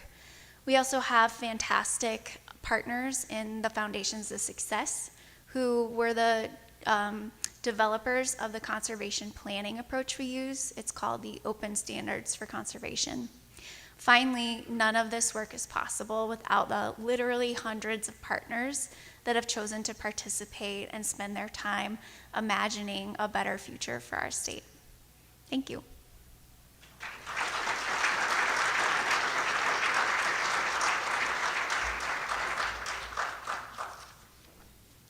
Time for questions? Okay. Questions, Elizabeth? Dan has a question. This young man right here has a question. Is there any federal legislation on the horizon that could potentially help fund your state wildlife action plan more fully? And if so, what is that? What should we do? Dan asked if there's any current federal legislation that might help fund our state wildlife action plans more fully, and if so, what can we do? I want to be clear that I am a state employee, can't necessarily speak in support of any legislation, but I can share information. So there is something called Recovering America's Wildlife Act, which I believe, Jordan, I think you mentioned, or maybe Dan, you did too. The purpose of that program is to replace the State and Tribal Wildlife Grant Program, which is designed to fill that funding gap for the species and habitats that are not covered by our main source of funding. If that were passed in the last draft I saw, it would bring $15 million to the state specifically to implement our state wildlife action plan. It could mean a very different, I think that's nearly a 50% increase to our current annual budget. That would be amazing. Keep your eye out for opportunities to remind your legislators that you as a constituent feel that would be a good use of our federal funds. There's also another piece of legislation coming through the House. I may not get the title right. Wildlife Habitat Conservation Act. This is similar to Recovering America's Wildlife Act in that it is designed to fill this funding gap. It looks a little different in terms of what its primary objectives are beyond that. A rough estimate is that if that were passed, it would bring $3 million to the state. So I think it's kind of an either or, not a both and. One trade-off with Recovering America's Wildlife Act is that currently that's being proposed as dedicated funding, so that number wouldn't change or couldn't go away, whereas our Wildlife Conservation and Habitat Act is an appropriated amount of money. What you can do, continue doing the work you do through IWF and NWF and contact your legislators.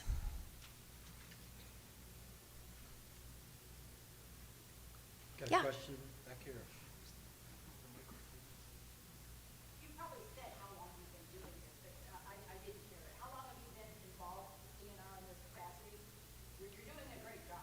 Thank you. Can you repeat the question? Yes. The woman back asked me how long I've been involved in DNR in this particular capacity.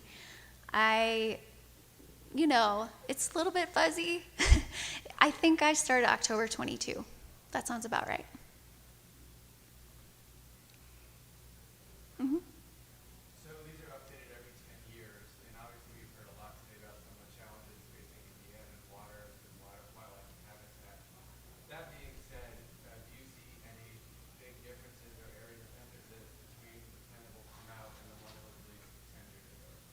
That's a great question. So Jordan asked if what are the big differences that we're seeing between the plan that's going to come out in 2025 and the plan that came out in 2015.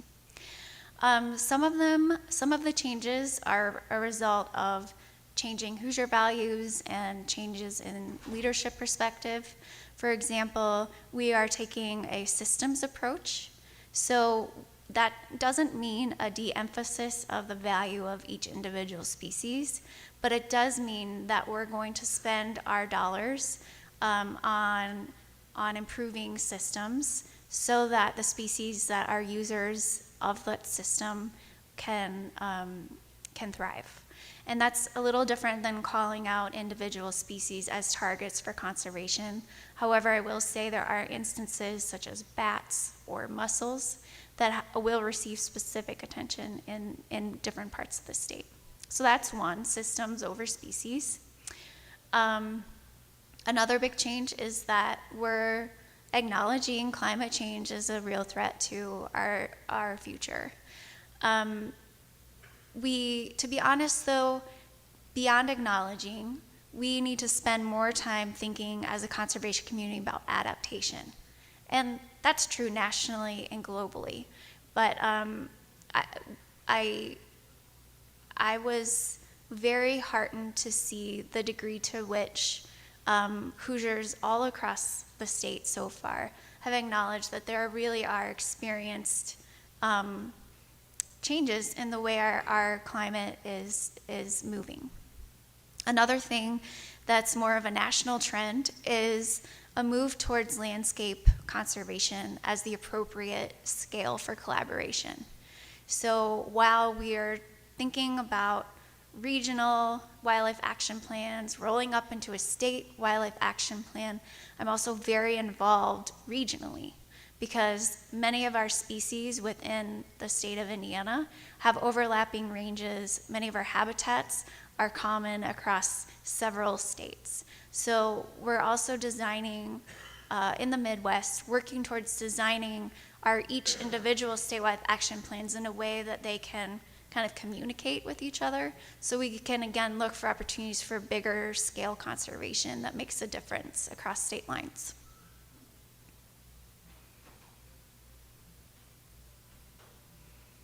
Thank you. Thank you. Thank you, Elizabeth. Thank you. It's been mentioned several times, but just to point out, the Recovering America's Wildlife Act has been mentioned up here a few times. It passed both houses last session. It does mean a $14-15 million windfall for Indiana's wildlife. We couldn't get it in reconciliation in the conference committee report, so they're back to the drawing board to get it through. And I was remiss when we talked about the legislature that Elizabeth's presentation reminded me that Senator Glick has legislation talking about tax incentives. Instead of the stick, the carrot, she has legislation that actually creates a property tax break for people who want to designate land as a perpetual wetland area. We do that in forests. She's trying to amend that to include wetlands, so we get the private sector setting aside land and providing a little bit of government incentive to do that. Nick Bergmeyer is going to talk to us about hellbenders. You've heard about them. You've heard Bob talk about them, so Nick is the expert on it. He's got a bachelor's and a master's degree from Purdue University in wildlife management. He's had several jobs in that area, but right now he's one of the experts in the country on the eastern hellbender, and has been working with people about water quality, habitat, and management of that species. It's a great story. So Nick, I'm going to turn it over to you to make us smart about the hellbender.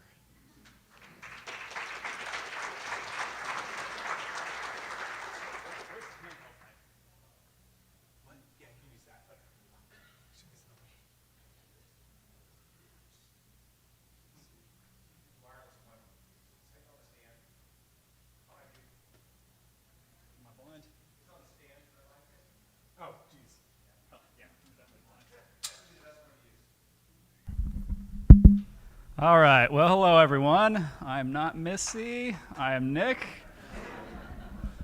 So I'm a research biologist and extension wildlife specialist with Purdue.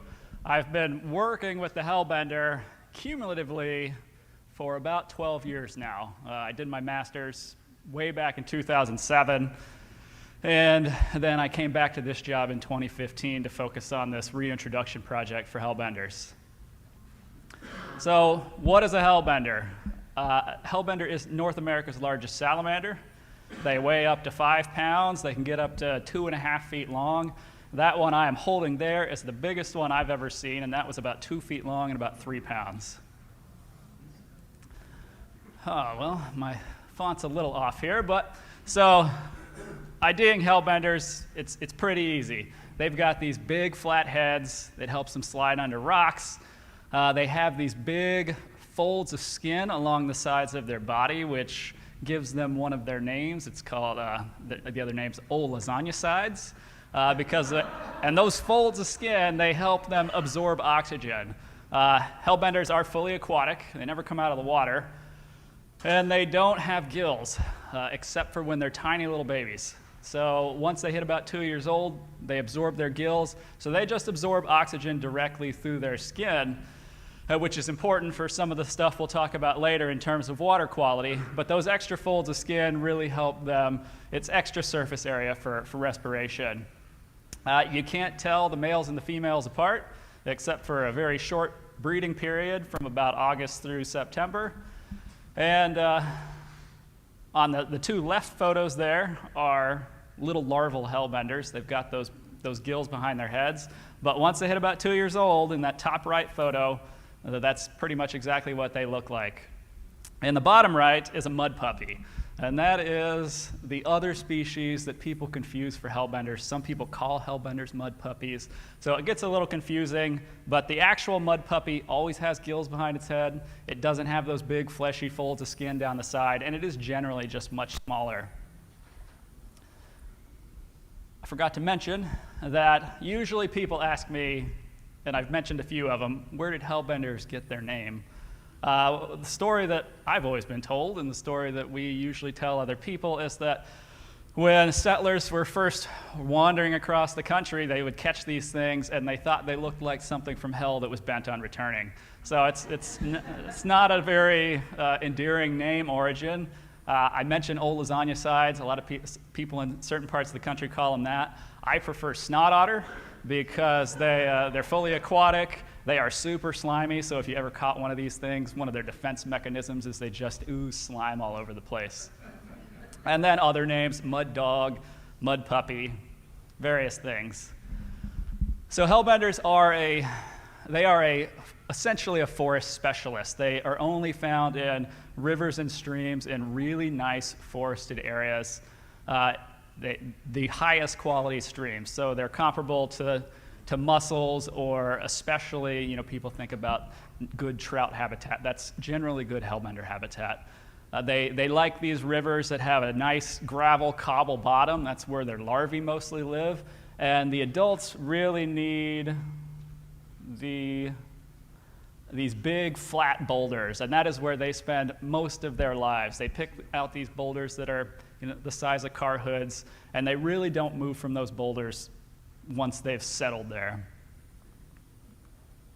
As far as what they eat, larvae really prefer these aquatic macroinvertebrates, the kind of things that need good water quality. The adults are a crayfish specialist, so you'll find most of their diet are crayfish, but they'll also eat other fish. They'll eat just about anything they can fit in their mouths that they can, but they really prefer crayfish. And this is generally how a hellbender eats. And they have teeth, but they can't chew, really. They just grab and hold. And they grab it, they pull it in, and then they just swallow it whole. So that's a problem. It's neat, but that's a problem with hellbenders because people used to catch them. Fishermen are the people most likely to catch them. And as you can imagine, if that crawdad had a hook on it, the hook usually ends up in its throat, ends up in its stomach, and well-meaning people try to remove the hook, but they end up tearing the stomach. So usually we just ask people to cut the line and leave the hook in there because there's no really good way to get it out. Hellbender's life cycle, they breed a lot like fish. So the male will pick a big rock, and then the females will come to him. The females will lay their eggs. He'll externalize those eggs. He will fertilize those eggs externally. She'll leave. He'll take care of the eggs for a couple months, a month or two. They'll hatch into those little gilled larvae. They'll stay with the male usually for another few months, and then eventually they'll take off. Takes them about 2 years to lose those gills, at which point they're a juvenile, and then it takes them another 4 or 5 years to actually reach maturity. So it's a 6 to 8 year process before they are reproductive, which is a little bit of a problem when you're working with the species for conservation. So hellbenders, I've mentioned several times, water quality, water quality, water quality. They are an indicator species of good water quality.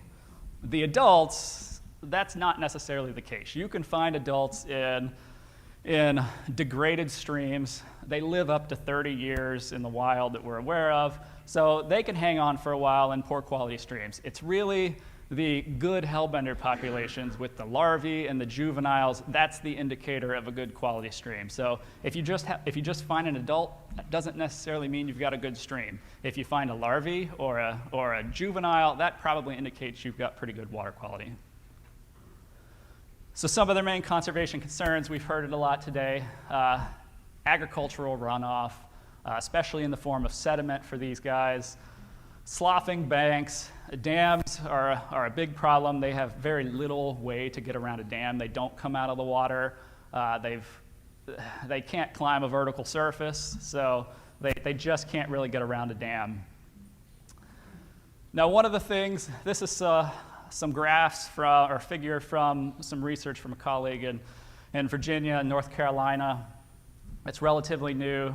They wanted to look, they're well positioned to look at the hellbender decline because they have some streams that are actively declining and they have other streams that are just great.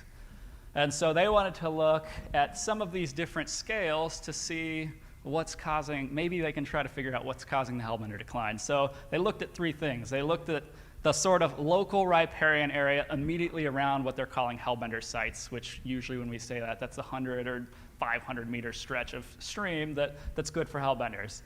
They looked at this middle one, which is the catchment-wide riparian area. So they looked at the watershed, but they only looked at the forested area within about 50 meters of each side of the stream, so that riparian buffer area. And then they looked at the forested area in the entire watershed. And what they found was that the left, the local site area, and the right, the entire watershed, the forest didn't really matter so much in those. What really mattered was this riparian area. And when the forest cover in that 50-meter riparian area dropped below 65%, their hellbenders started to disappear. So that seemed to be, they don't know why for sure, but the magic number seemed to be 65%. Above 65% forest cover, great hellbender populations. Below 65%, they started dropping off. They did do a follow-up. They had cameras on a bunch of hellbender habitat where the animals were breeding, and they found that when that drops below 65%, the males eat all the eggs. So they, for some reason, there's some trigger around that 65% that causes the animal, the males specifically, to just eat their nests when the forest cover drops. We don't know why, and that's sort of their further area of study is to try to figure that out. But basically what you see here is forested riparian cover is essential for hellbenders as it is for many other things. But this is important for our work because that sort of gives us a target. Now we know, well, okay, we need to look for 65% forest cover within 50 meters of a river. Overall, this map shows the historic hellbender habitat. The gray is the historic, the yellow areas are what we have now that is considered, they're still considered good populations. So basically, all the areas in the Appalachian Mountains away from people. The Midwest is especially bad off. They're extirpated from Illinois, so they're completely gone. In Indiana, they're only found in one river, and elsewhere they've declined to the point where they're difficult to find. There was an attempt to list them. That ruling was made in 2019 to deny them federal listing. The U.S. Fish and Wildlife Service was sued by the Center for Biological Diversity to reevaluate. They just released an initial finding that they're probably not going to list them again, but they'll make the final decision at the end of this year. Oops. So this sort of prompted this nationwide hellbender decline. The Indiana DNR to say, hey, you know we have hellbenders, we know ours are actually declining or have declined considerably, and they contacted Purdue, specifically Rod Williams, to see, hey, can we figure out what's wrong with the hellbender, maybe figure out how to preserve at least what we have left. And so that started in 2007, and what did we actually know in 2007? We knew where they were in Indiana, And that's basically just the Blue River in Harrison, Washington, Crawford counties, all the way in southern Indiana. There's another Blue River that's nowhere near this. So this little area down here, that's where our hellbenders remain. That's the river that Ranger Bob was talking about earlier. We also knew that within that river, the DNR had done about 8 to 10 years of hellbender surveys at a handful of sites, and the trend was just downward, and they only ever found adult animals. The last time a subadult animal was found in the Blue River was about 1980. So we knew that that population was just one of those old populations sort of hanging on, waiting to blink. And then finally, we knew what the DNR told us they wanted. They wanted to establish a diverse, a resilient, and a redundant population within not only the Blue River, but also Indiana. So that gave us sort of what we needed to work with.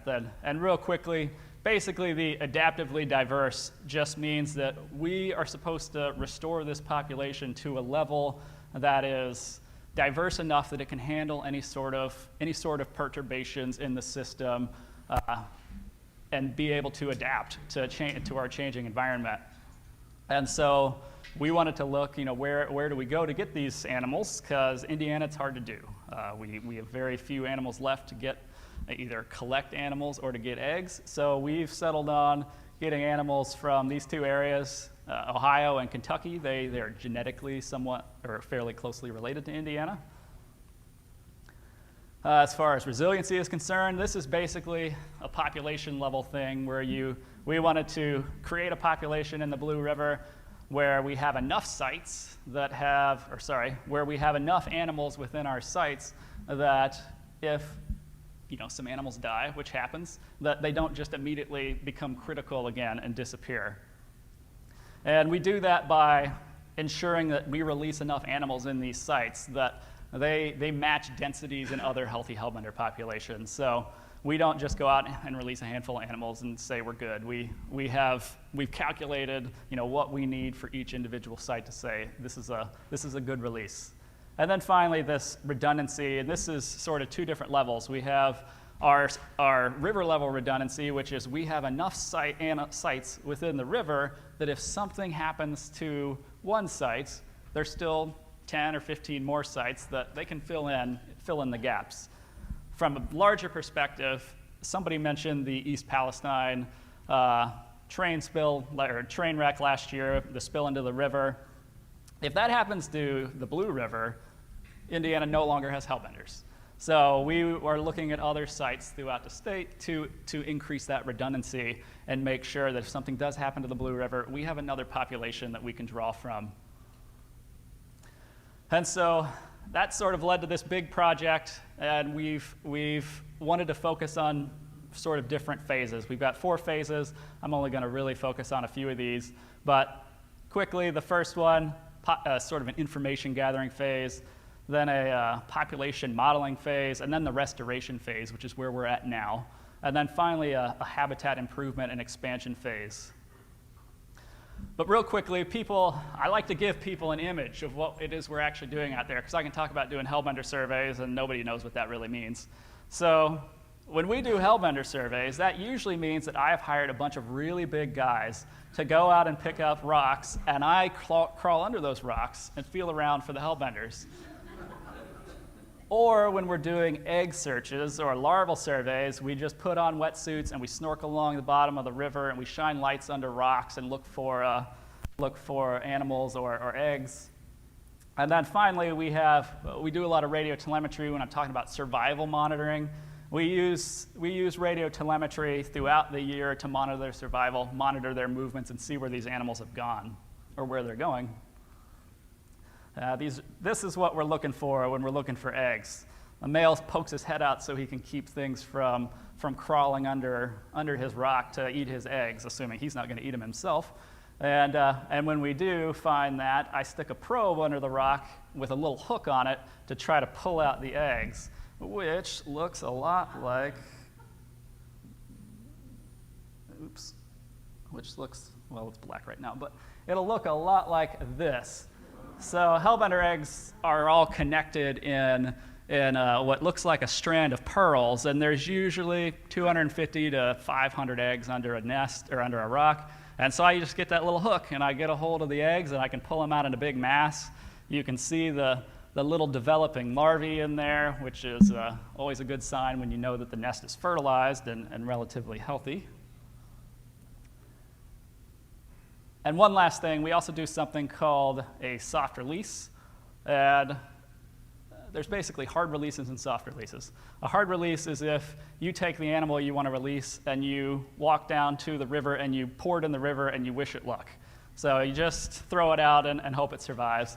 A soft release is when you give them sort of an acclimation period to their new environment. So in our case, we do something called building cobble beds, where we take these cages, that's about the size of a twin mattress, stick it in the bottom of the river, you fill it full of limestone riprap, and then you put a big temporary cage over the top of it, and then we can actually, when it's time to release them, we take the animals out, we put them in that cage, they can burrow down on the rocks, and then after about 3 days, we take the big white cage off, and they're free to move about the river. And that gives them that 3 days to de-stress and acclimate to their new life. And that's what it looks like actually inside the cage. So they'll just burrow down into those rocks. So real quickly, phase one, the information gathering phase, we looked at everything we could think of to determine if there was something actually wrong with our hellbenders. We looked at blood chemistry, disease panels, water quality, including a whole suite of like 50 or 60 chemicals. We looked at reproductive health. We looked at to see if the hellbenders were having any sort of like estrogenic effects that was affecting their bodies and their potential to reproduce. Looked at their genetics. Nothing is wrong with our hellbenders that we could find. They were all healthy hellbenders. They're just, something seems to have happened in the past that caused that population in the Blue River to decline, and now there's just so few of them left that they're not even coming in contact with each other to breed. We did also look at the genetics throughout the range, and this was sort of unfortunate. The animals in the Ohio River and its tributaries are not very closely related to the animals in the Tennessee River Valley, which was where we were hoping to go get animals because there's lots of animals in that population. But that sort of limited us to the Ohio River areas, which is why we settled on Kentucky and Ohio, which still have some spots we can go to. That brought us to phase two, and basically what we learned from this is population modeling, is if we did nothing, hellbenders would be extinct in 25 years in Indiana. But if we started reintroducing juveniles and we had at least 25% survival, that probability of extinction would be reduced to almost zero over the next 50 years. So we just need to hit a relatively low benchmark, 25 to 30% survival. Simultaneously to doing that work, some of my colleagues were doing a lot of outreach and education in that 4-county area to really see what landowners already knew and see if they could affect their opinions. And just a sample here is, who would cut the line if they caught a hellbender? And the initial survey showed that it was relatively low. And then after a few years of outreach and education, they redid the survey, and we had seen significant increases in the respondents that would cut a line if they caught a hellbender. And that was after a relatively short period of outreach and education. So the idea there is we keep doing this outreach and education and we keep getting more people. Which brings us to the fun phase, the restoration phase. So that's where we're at now. This is where we're releasing all our hellbenders. And so what we do is we do something called head starting. This is what lots of the zoos do, where we bring the eggs into captivity and we rear them for about 3.5 to 5.5 years. Now, one of the problems with these captive rearing animals and releasing them into the wild is that at some point they're a lot like pets. So, if you went and released your pet gerbil or something outside, it's probably going to get eaten, and that's not much different than these hellbenders. If you release them out of an aquarium, they're probably most of them aren't going to survive. Just real quickly, this is what our egg rearing system, this is actually the one at Indianapolis Zoo. So we put those eggs in these little bubblers. This sort of simulates what it would look like under a rock, because the male would wiggle around in those eggs and keep them aerated and moving, and that keeps the eggs healthy. But that's at Indianapolis Zoo. So, as far as our hellbenders and trying to avoid them being like pets, we looked at several sort of conditioning techniques to get these things more prepared for the wild. So we looked at things like raising them in sort of naturalistic streams with constant flow that simulates the river. We looked at exposing them to predators in captivity and to see if that would help them avoid them in the wild. We actually raised some hellbenders in increasing concentrations of actual Blue River water to expose them to potential diseases and various things like that. I'm not going to talk about all those. I am going to talk a little bit about the swim performance one. So basically, that one was kind of fun. We reared some hellbenders in a just stagnant aquaria. We reared some in these fake streams, and then we put them all in a bigger fake stream that had a higher flow. And we were testing their ability to get from the bottom of the stream all the way upstream. And what we found were those animals that were reared in the flow, they moved upstream faster, they did it in fewer attempts, and they didn't really need as much motivation. Where the animals that were raised in aquaria, you had to poke them a lot, they floated back downstream, they just didn't really know how to handle it. So, at least in the lab, that shows us that this is affecting them in some way that presumably could be positive in the wild. And we'll talk about how that turned out in the wild. So, we started releasing these animals in 2017 after we finished our first round of experiments. Since 2017, we focused on 5 sites so far. We've released 514 animals. We hit our 500 animal mark this past summer. We actually have another release planned for this year. It will be our biggest release ever. We are releasing in 13 different sites, and we're releasing over 300 animals. So we're 60% of the animals we've already released so far. We're putting that out there in the wild. This is what our releases look like. We like to get the people that help us. We like to get the landowners involved. So the zoos that raise our hellbenders, the local landowners that allow us access to the river through their property, IDEM, IDNR, various other partners we've ever worked with. We like to get them out in the river, let them release the hellbenders and feel, involved in this and see what their work actually helped with. And then I mentioned some of the animals are tracked. They have those radio transmitters in them. Those are our experimental animals, and they get tracked year-round, floods, snow, whatever. We go out there and try to figure out where these animals go and if they're surviving. And what we found were that the animals that were raised in the fake streams had far better survival than any of the other animals. So there were sort of 2 things in this graph. There's a fall versus a summer, and then there's the unconditioned animals, which were in the aquaria, and the conditioned animals, which are the streams. The one on the dot on the top right there, those are the animals released in the summer that were raised in the streams. And when that extends out to a year, which we have that data, they are still far better than all the other animals. All the others drop below 50% survival. The summer conditioned animals stay at 75%, which is great. That matches wild animals, so we know they're doing pretty good. And that blows away that 25 to 30% we need. So I have to mention that this is not just a Purdue and a DNR thing. We have a boatload of partners, particularly when it comes to rearing these animals, where we have Indianapolis Zoo, which we have some Indianapolis Zoo people here. We've got Mesker Park Zoo and Botanic Garden in Evansville, Fort Wayne Children's Zoo, Columbian Park Zoo raises a couple animals for us, O'Bannon Woods State Park raises a couple animals for us, and those animals all are either being released or they're being moved around to other places for potential breeding projects. And I mean, we definitely, Purdue also raises animals, but we definitely couldn't do it without all these other partners. Also, Kentucky and Ohio. We wouldn't have a project if it wasn't for Kentucky and Ohio because I don't find enough eggs in Indiana to support this.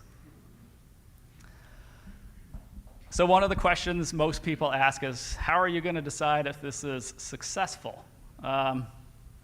And what we've settled on is that in our primary release site, which we have one site we've really focused heavily on, if we see 2 to 3 years of recruitment, so we actually see larvae or a juvenile that rather than just eggs, and we find 1 to 2 years of recruitment in one of our other sites, we'll consider that we've been pretty successful. And fortunately, for the first time ever, just this summer, we did larval surveys and we found our first little baby hellbender. That's at our primary site, and that is the first subadult hellbender found, or that's the first larval hellbender ever reported in Indiana, and it's the first subadult hellbender seen in about 45 years. So we were pretty excited about this.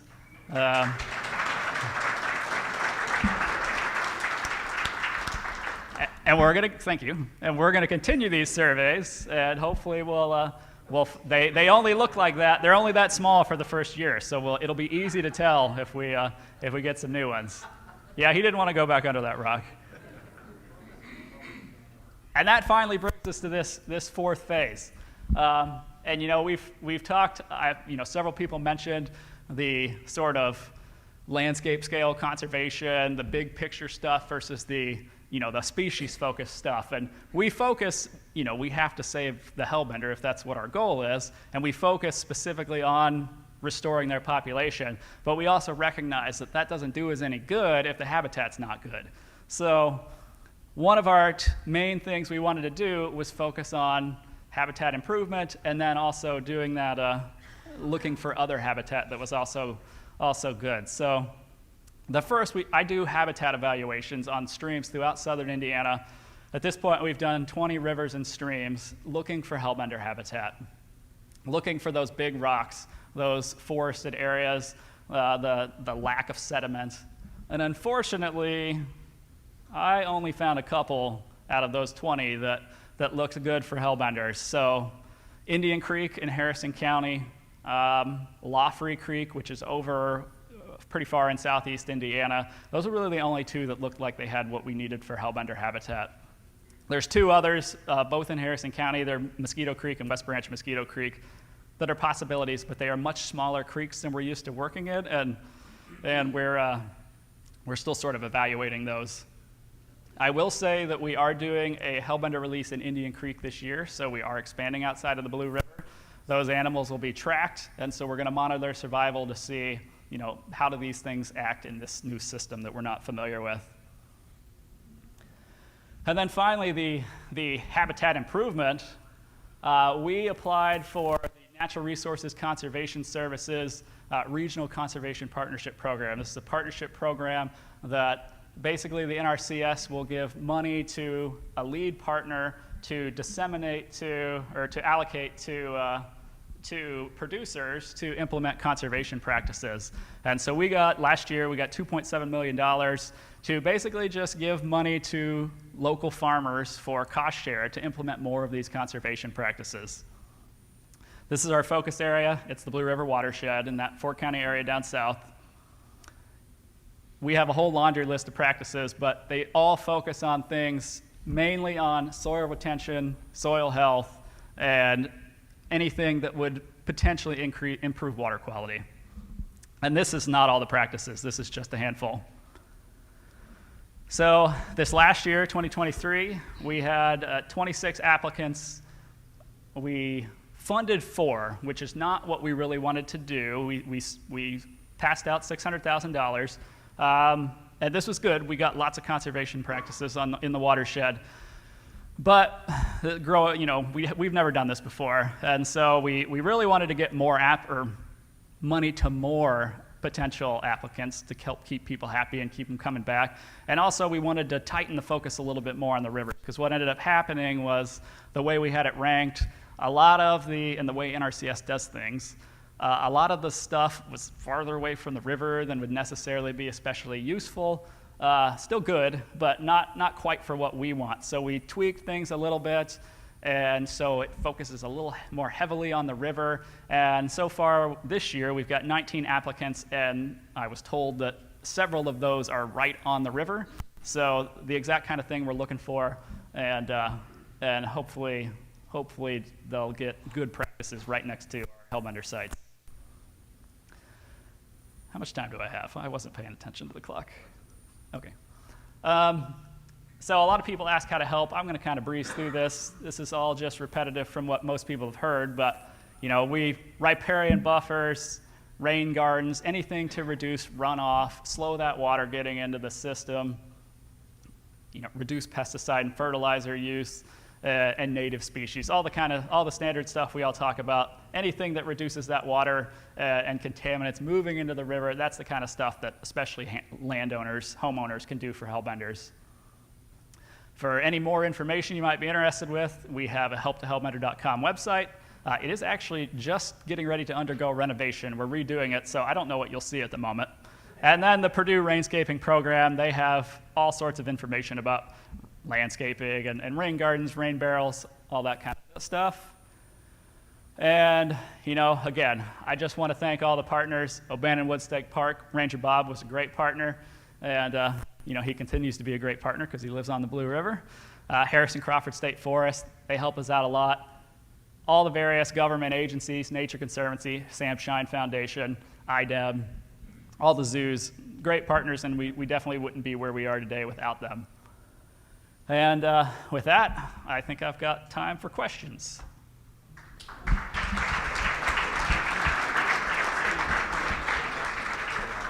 I have a question, but before the questions, Ray has extended the auction for 10 more minutes, so it's going to close hard at 3:45.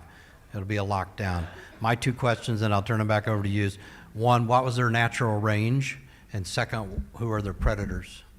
The natural range was basically before man intervention, or do you have that? Oh, it was probably that map I showed earlier was probably where they went. They didn't really go any farther up the Wabash than past the first couple of counties. They didn't go too far down the Mississippi or anything like that. That's pretty much where we found them. What are their predators? As adults, not many. Otters will definitely eat hellbenders. Raccoons can eat an adult hellbender, although it's not super common. And then like a really lucky heron or eagle, hawk, something like that. But mostly just otters. Larvae, anything will eat those, including hellbenders. Well, we don't have a scheduled release into Lawfrey Creek. We have sort of tentative plans in the future that's on our list to look at, but right now we're going to finish the Blue River and start looking at Indian Creek, and then Lawfrey Creek would probably be next. You've established parameters for the quality of the water. How are you doing? So in the Blue River just has generally great water quality in terms of high dissolved oxygen, relatively low conductivity compared to a lot of other rivers, at least in Indiana and the Midwest. The sedimentation is still an issue, but we have a great soil and water conservation district that works there, and that is improved. Anecdotally, that's improved over the last 40 years as landowners say, well, this used to be a mud river, and now it's much nicer. So that's kind of where we have right now. In the back. Yep. Sir, two questions. One was why you not have both of those regions freeze, the north and southern thing. And the second one was like, why was your fall condition hellbenders so bad? Okay, so the first question he asked was, why do we not want to mix those two areas that I showed with the Ohio River and the Tennessee River? The work that we did and then some follow-up work that another researcher did was that those two populations might actually be different species or maybe different subspecies, so they were so different that we don't want to mix them in case we don't want to be wrong. He also asked why the fall did so much worse than the summer. For some reason, so we released, when I say fall, we released in November. Those animals stayed in those cobble beds that we built, and they stayed in them for 5 months until about April. And then in April, they came out during high water, and they almost entirely moved right next to the bank. And then the raccoons came in and started snatching them up. And you can just imagine a raccoon just reaching down in the water and just standing there waiting for the little hellbender. And we literally would find their transmitters and their pit tag, which is just like you put in the dog. They would be sitting right next to each other on the riverbank. And I can just picture the raccoon just doing a little snatch. The summer animals did the exact opposite. They were in the cages for about 3 weeks, And then when they came out, they stayed in the center of the river. They didn't move over to the banks. They explored the area and established a habitat. And then when the next year rolled around in the high water, they were fine. They were under their rocks. They didn't move to the banks. There was somebody in the back, yeah. Oh. Question about the funding. I noticed you, for erosion control and the grants that you distribute along the Blue River, are you doing that now in the Indian Creek area ahead of restoration? Yeah, so he asked about that grant, the RCPP grant, or it's not a grant, it's a program. Yes, we are, and if we're doing it in Indian Creek, we're doing it in the entire watershed, and we have priority areas on Indian Creek and priority areas on the Blue River. So we have had, I think, some applicants in Indian Creek so far. Have you had any on the Lock Creek area? That grant does not cover that far yet. In the future, we might extend the range, but right now we're really focused on that Blue River watershed.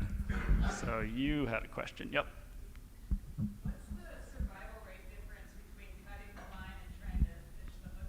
She asked what the survival rate difference is between cutting the line and fishing the hook out, and I don't know. Yeah, I don't know that anybody's ever looked at that. It's just we do know when you yank it out, it messes with their throat or their stomach. We don't really know what it does if you leave it, but that's the best we have. How many of those streams you looked at were disqualified because of a low-head dam? He asked how many of those streams we looked at were disqualified because of low-head dams. That answer is 2, one of which was 14 Mile Creek in Clark County, and the other is Indian Creek, actually in Harrison County. But in Indian Creek, I gave a presentation just on those habitat evaluations, and there were 2 people in the audience, one from the Nature Conservancy and one from U.S. Fish and Wildlife Service, that saw it. And I had said, oh, well, there's several dams on this creek. We probably won't release hellbenders here. And they took it upon themselves to go and start getting those dams removed. And at this point, they've removed 3 of them. And there's a 4th that is supposed to come out this year hopefully, before we do the hellbender release. And then, so yeah, that was just dumb luck that the right people were in the audience. So is 14 Mile Creek next? So 14 Mile Creek, I don't know. So I think 14 Mile Creek probably has good hellbender habitat on it. There was a big chunk that I couldn't see because of some landowner issues and the dam. And so I will eventually go back to 14 Mile Creek and try to reevaluate it. I have heard some rumblings that 14 Mile Creek Dam might be coming out, or people are thinking about it. So if that happens, I'll definitely go back there. Let's see. Do the adults breed in captivity, or do you rely on wild collected eggs? He asked if the adults breed in captivity or if we rely on wild-caught eggs. We rely on wild-caught eggs. Eastern hellbenders have only bred in captivity that I'm aware of twice. Once was at Mesker Park Zoo, and that nest was not successful. They had 1 larvae that survived, and it only survived for about 3 months after hatching. The other was a North Carolina zoo, and they had an equipment failure, and the entire nest died. So that was unfortunate. Nobody else has ever got them to breed, and neither has either of these other 2 facilities have got it to happen again. The Ozark hellbender, which is a separate subspecies over in Missouri and Arkansas, they breed all the time in captivity, but we just can't get the Easterns to breed for some reason. Near the beginning of the thing, you showed a map of where hellbenders were in the U.S. And so kind of my question is, going up through Appalachia, they went much farther north than they have here. Do you know why? So he asked why they went so much farther north in Appalachia than they did here. I assume you mean in Indiana? Right, yeah. I don't know for sure. I know that, I don't have a good answer. They started moving up the Wabash. There is a little spur up the Wabash, and then they didn't go any farther up. I don't know if historically the habitat wasn't actually there in the Wabash, and so they just never extended any farther north.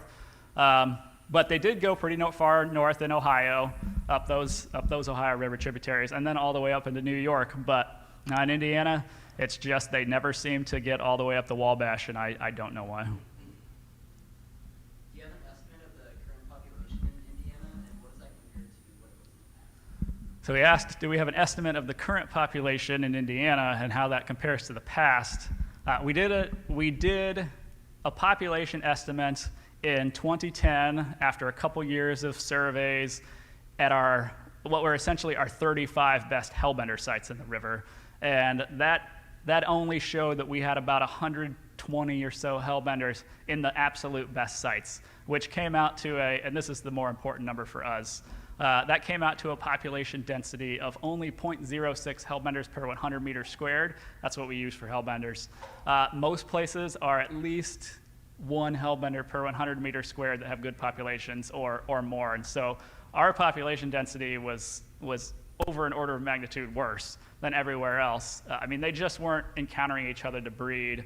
As far as Indiana in the past, we had some sites from old surveys that had population densities as high as 20 hellbenders per 100 meters squared. It was in the Blue River, and I've been to the site. It's a nice site, but there's no hellbenders there anymore. But that would be exceptional. Normally, we would have fit that good, 1, 2, 3 hellbenders per 100 meters squared density in the past. One more question. Got it. Anybody have one final question for me? Okay. So in that regard, when you're doing releases, are you trying to, like, I don't know, densify is not the correct, that's not a verb, but are you trying to make the population more dense? Yes. So, Or you also mentioned trying to bring out the other side? yeah, so basically what we did, we calculated the amount of hellbenders we would need to get 1 per 100 square meters, and then we doubled it. So we're releasing at a density of 2 per 100 square meters. We have about a 75% survival, so we should be good at all of our release sites as far as density is concerned. Thank you. Thank you, Nick. Not only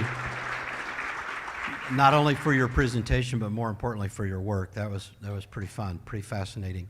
We go from a couple of points. Number one, when it's time to go, and it's not time yet, but be sure to recycle your badge. We've got a collection point on the table, so throw the plastic in. We'll use it again. We've gone from a species we're trying to grow to one that we're trying to not grow. You all have been familiar with the Asian carp. I don't have time to name all of John's professional history, but he was on the Natural Resources Commission. He was a Natural Resources Director. He's been on the staff at the Wildlife Federation. This is his second time on the board, and now he's on the board of the National Wildlife Federation. So John Goss is going to give you a little update on the Asian carp and the new name.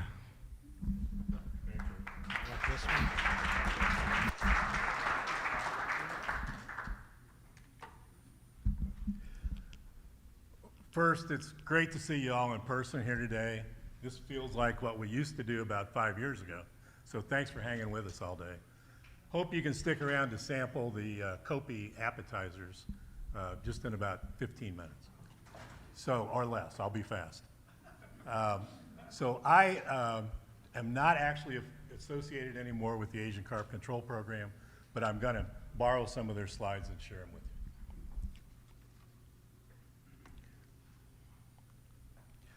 There are a lot of organizations in the US and Canada that have worked very, very closely together to look very hard all around the Great Lakes to make sure that we did not have an invasion.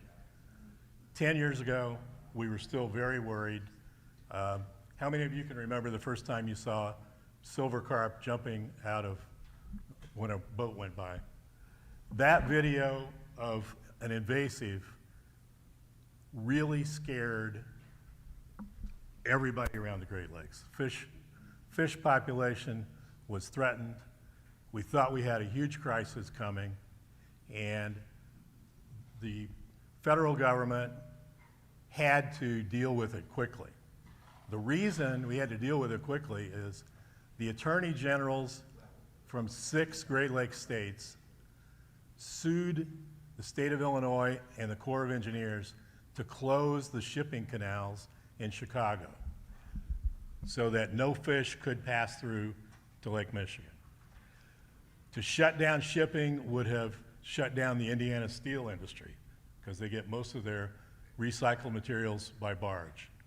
it would have closed power plants in Chicago and other areas around the Great Lakes to get, no coal would have come through. Or they would have all had to move to trucking, and that would have taken a major change in the system. So it went to federal court. They actually asked the Supreme Court to get a stay and close the locks. Supreme Court said no. Federal judge said, no, I'm not going to close the locks, but I'm ordering the federal agencies and the states to come up with a plan to stop this invasion. So we had a mandate, and then we also had the Obama administration had just created the Great Lakes Restoration Initiative that we talked about earlier. So there was some funding available, and you know, NWF was very much involved in recommending fast action. IWF was involved. I was in meetings with all the other state people at the time representing IWF. And we were pounding the table saying, we got to do this now, we got to do this now. So the White House Council on Environmental Quality created a coordinator position, and the Great Lakes states recommended me, and I got the job. So then we had to put it together fast. But everyone cooperated, all these agencies helped, and we immediately started monitoring all around the Great Lakes states, sampling to see if we had an invasion. We found out we did not. So then it narrowed down to, okay, what do we do to make sure that they stop? One good news thing that we found was that the demonstration electric barrier that had been installed south of Chicago to keep round gobies from going from Lake Michigan to the Mississippi River Basin was actually holding the carp. They were not getting past that electric field down south of downtown Chicago. So we had to quickly, working with Corps of Engineers, up the power and make sure they didn't get through that electric barrier. We looked everywhere to see if there were any fish that had escaped. Couldn't find evidence of any. Using DNA testing, couldn't find any. Did find some DNA in downtown Chicago. That scared everybody to, you know, to the bejesus again. Well, I think what we think happened is some boats who had been in carp water went up through Chicago and left DNA. So where are the fish? Silver carp on the left, big head carp on the right, almost identical as far as their expansion. If you can see Indiana just below the arrow is Chicago. Indiana all the way up the Wabash to Huntington Dam, up White River to Broad Ripple Dam, and even up White River, East Fork and Salt Creek to Monroe Lake Dam. The populations are large. As Rick said, the opposite of hellbenders, we have millions in Indiana, if you count the Ohio River too, which has got a lot. So big challenge. What can we do long term? We're going to talk about that just a little bit. And bighead and silver are almost identical on distribution. Silvers are the ones that jump out of the water. Bigheads just get bigger and bigger and bigger. These invasive carp drop millions of eggs. So they are literally the most prolific breeders, and they grow many times faster than our native fish. So once they move in, start reproducing, within just a few years, they can become the dominant species. They do not eat fish. They are plankton eaters. So as filter feeders and plankton eaters, they are loving our waters. We have a lot of really healthy plankton populations. They love that Chicago sewage in the Illinois River. They love the Ohio River. Jordan, they love the Ohio River. They love the Wabash River. You know, they love the White River. So we've got a lot of those fish for a long time. We may or may not attack that problem in the near future. That's to be discussed. The Corps of Engineers moved on a study to see if anywhere beyond Chicago needed some attention. The #1 high-risk spot where waters were connected was at Fort Wayne, Indiana, Little River, coming up to Fort Wayne at flood stage, connected with the water of the Maumee access to Lake Erie. So working with the land trust there and NRCS, we pretty quickly, for approval by federal agencies within a couple of years after the decision, we built a new continental divide in the middle of the wetland up there at Fort Wayne. And Dennis White's here, he's the president of the land trust that manages the property. We divided their property in half, put a berm there, so they will never get across there. So at least in Indiana, we did the responsible thing, quickly blocked their access at Fort Wayne. Kind of tore up their plan for NRCS's plan and their plan for the wetland, but it's recovering, right, Dennis? It's recovering. And I'm on their board trying to help, so. All right, so none of the other places needed attention, except there's a couple in Ohio now that they're trying to separate on the Lake Erie access too. So all the others were okay. Grass carp, you see the circle says we have grass carp in the Great Lakes. There are no silver carp. There are no silver carp. There are no big heads in the Great Lakes, but we have some grass carp. You probably know that they have been supposed to be sterile. All the grass carp that people put in farm ponds or have used on their properties to help control plant growth in their ponds, they're not sterile. That 1% sure has been able to find each other. So we have reproducing grass carp in the Great Lakes. I'm sorry to tell you that we do. But they're not destroying the habitat to a large degree. It is not creating the panic that we had with the others. And so it's still to be dealt with. But that's kind of a on the quiet, what are we going to do about grass carp? Still don't have a way to get rid of grass carp. Black carp are just beginning to move up into Indiana water in the Ohio and Wabash, and they eat mollusks, so that's a totally different challenge. Don't know a lot about them either, not tracking them much. When I started on this project, the EPA said you can have about $10 million to get going. So $10 million of Great Lakes restoration money went into funding all of the research projects, all of the monitoring, getting ready for a control program. This is the current budget, and if you add those two columns, Great Lakes Restoration is now putting in $21 million. All the other agency budgets plus 75, we're up to $96 million a year to try to control this population. The bulk of that, of course, is USACE, that's U.S. Army Corps of Engineers, $62 million, as they continue to work on design of the next phase of barriers. On your tables, you should have a few copies of this slide because it's going to be hard to see, but I'll tell you what's on there. And actually, how many people here have ever been to a presentation by the Army Corps of Engineers? It's always like this. They put crap like this up on the screen and expect you to try to figure it out. All right.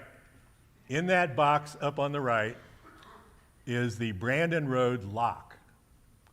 So this is another 50 miles south of the electric barrier. This is where all the organizations in the coordinating control committee agreed was the best place to stop the flow of carp coming up.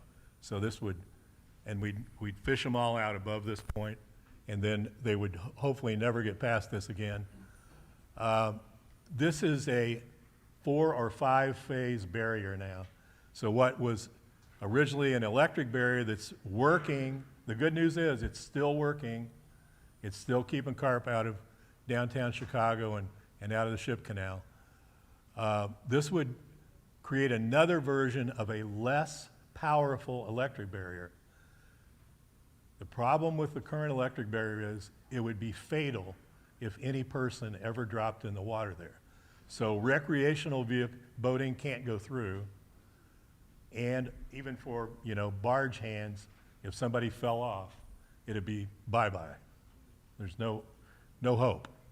So the barge industry wants to get beyond that electric barrier to a new version. Here's what all the agencies have come up with, and the Corps of Engineers process. We're about 10 years into the design process, and this is where we are.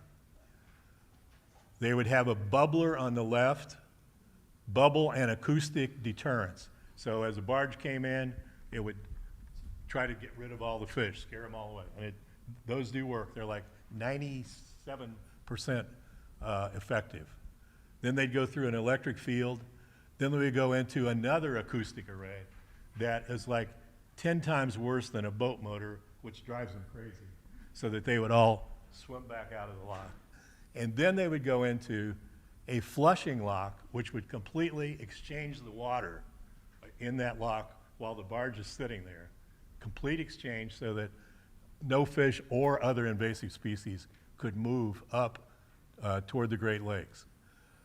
When the Corps first proposed this type lock as a system that could work, it was estimated that it would be a $200 million project, roughly.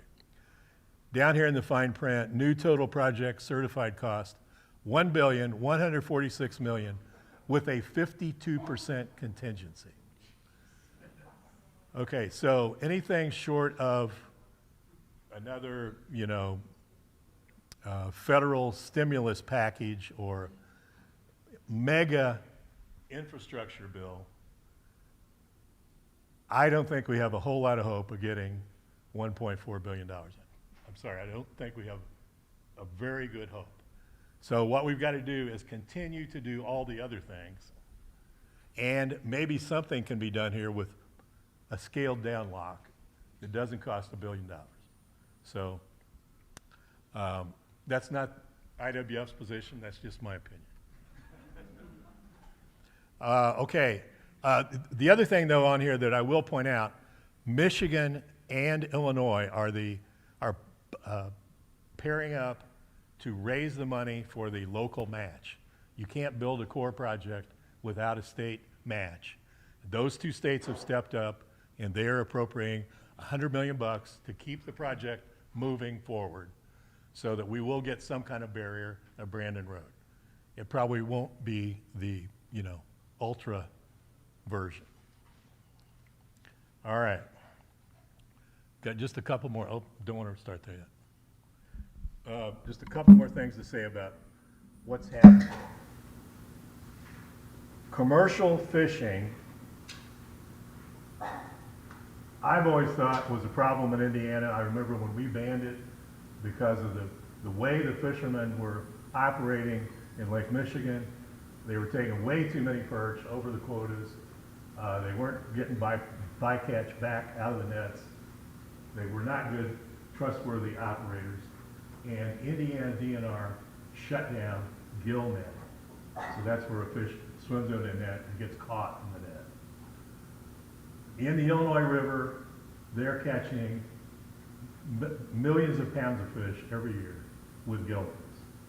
So these are the proven way to get large quantities of Asian carp out of a river. Ohio River now, in the last few years, same thing, closely monitored by DNR people. Kentucky DNR primarily, but Indiana has a crew also on the monitoring of the fishermen. So gill netting with close supervision from DNR is what we have as the strategy to reduce this population. Actually, there's a new rule pending for Indiana DNR to make it a permanent okay to fish that way in the Ohio River. We probably need to do that in the Wabash, and if we want to clean up the White River and everywhere else. We need to sick commercial fishermen on them with gill nets and have somebody watching over their shoulder. So they are putting all the other fish back as they take out Asian carp. So that's my sermon for today. A couple of good news things. You'll see in a short video what's happened in Illinois. The commercial fishermen have been working very hard there. They do get a 10-cent per pound subsidy. So part of this federal money is a subsidy for them to fish them out. And the whole Kopi rebranding thing of about a year ago is to hopefully refocus the discussion for human consumption so that people will try it. It is a whitefish. It is the opposite of our common carp. There is no mudving. There is no gray, nasty meat. There is no other taste like that. It's a whitefish. And you can put it with anything. You're going to try it here in a few minutes. Whatever seasoning we put on it, that's what it is. You know. Dan said it's like tilapia, which it is. I mean, it's just, and it's healthy. High in omegas, low in fat, does not retain any heavy metals. This fish is the #1 food fish in the world for human consumption. They are farm raised everywhere in Asia and is the most consumed food fish in the world. So we need to get from where we are about, oh, I ain't eating no carb, to, wow, let's try it. All right. So see if this whets your appetite. Hope you all can stay and sample the appetizers. And again, great to see you all today.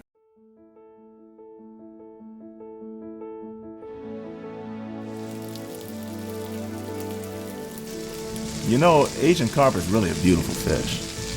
One thing that I really enjoy is that it is a bit of a blank canvas.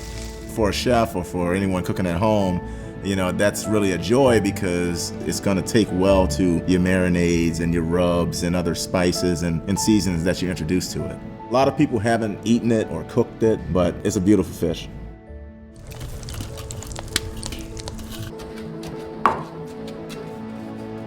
I think most people, when they think of carp, they think of bottom feeders. This fish is a top feeder, so it's very opposite of what people think of this fish. It's delicious, it's very clean tasting, it's healthy, it's delicate, fresh, low in mercury, high in omegas. There's nothing not to like about it. And there's just so many different opportunities to use this fish.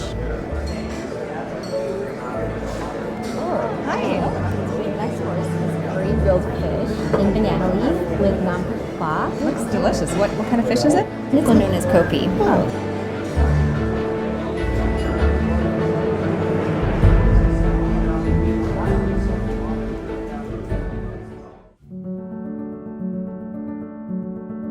An Asian carp eats half its weight every day, and they eat the same food as our native fish.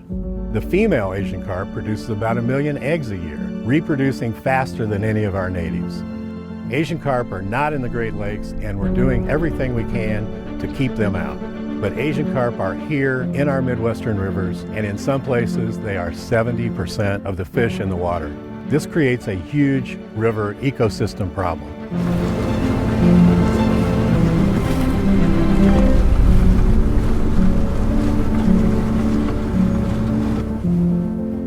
I've been fishing probably 35 years full time.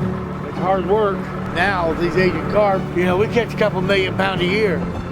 And we catch a lot more fish than we used to. You know, everybody's boats are almost twice as big as they used to be.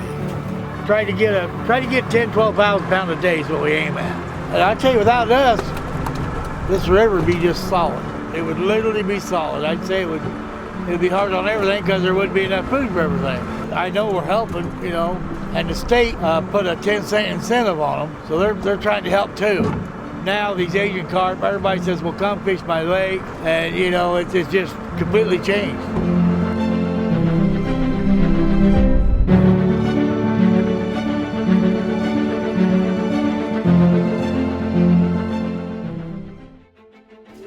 When you eat Asian carp, Number one, you're creating jobs. Number two, you're eating a healthy, nutritious, and actually good tasting food product. And number three, you're helping the environment. Personally, it blows my mind because I just don't understand why we don't eat this fish in this country. Right now, we're the only country that does not eat Asian carp. Around the world, this fish is accepted protein source. I mean, it's a great fish. It's ate literally everywhere. I mean, it's the fish of 1,000 dishes. So I wish people would appreciate Asian carp and take it as a new thing and not have a prejudice against it. If we made the same dish with tilapia and Asian carp, blind test, you'd pick Asian carp for sure because it's that much tastier, I think, than that. Yeah, it's a much better texture, much better taste. I make meatballs and taco meat. Today I'm making bolognese. I'm making burgers. I mean, I can even tell you everything I made with it. Croquetas, which is another Cuban thing I've made with it, and it's delicious. I tell you, people will taste it and be like, this is not fish. You're lying to me. I'm like, no, I'm not lying to you. That's absolutely insane. It's amazing. This, too. Yeah. I mean, I'm just surprised of the flavor on it. Most frequently we do burgers. On Saturdays we grill out front here and we do free samples, and burgers are the easy way to go for that. There we make like mini burgers and serve them on little buns and stuff like that. We do Terry's Cuban ketchup or spicy mayo that we make here is really good on it. And it's well received. People like it when they try it. So one slice of avocado and pico de gallo. Jerk is delicious. Really good. It's Taco Saturday. Taco? And to beat it is to eat it. I love a Taco Saturday. You're welcome. Oh, wow. So I was there at 8 and one of my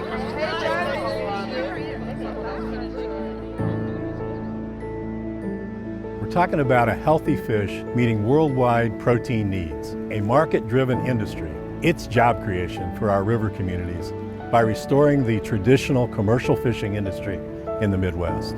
Please try this fish. Choose Kopi, because eating it now will protect our environment for generations to come.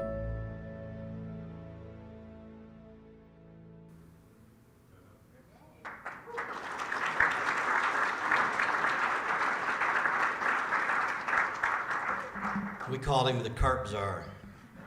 Wow, John, great story. Keep it up. So silent auction is closed. Ray, thank you. Good job. Excited to announce we shattered any records, over $6,500 raised. So Dean Shadley working on getting donations for that. I want to thank the planning committee. Don't forget to throw in your plastic badges. We're going to have a reception, a cash bar, and some Kopi. What am I missing, Tina? Empanadas and Rangoon. Okay. And if it's a physical item, please take it with you. Yes, thank you, Dan. You should have been notified if you were the highest bidder. Please take that with you because we don't have any way of getting it to you if you don't take the items with you. So that's great. The planning committee deserves congratulations. But Tina Mayhern knocked it out of the park. Tina, thank you. We are adjourned.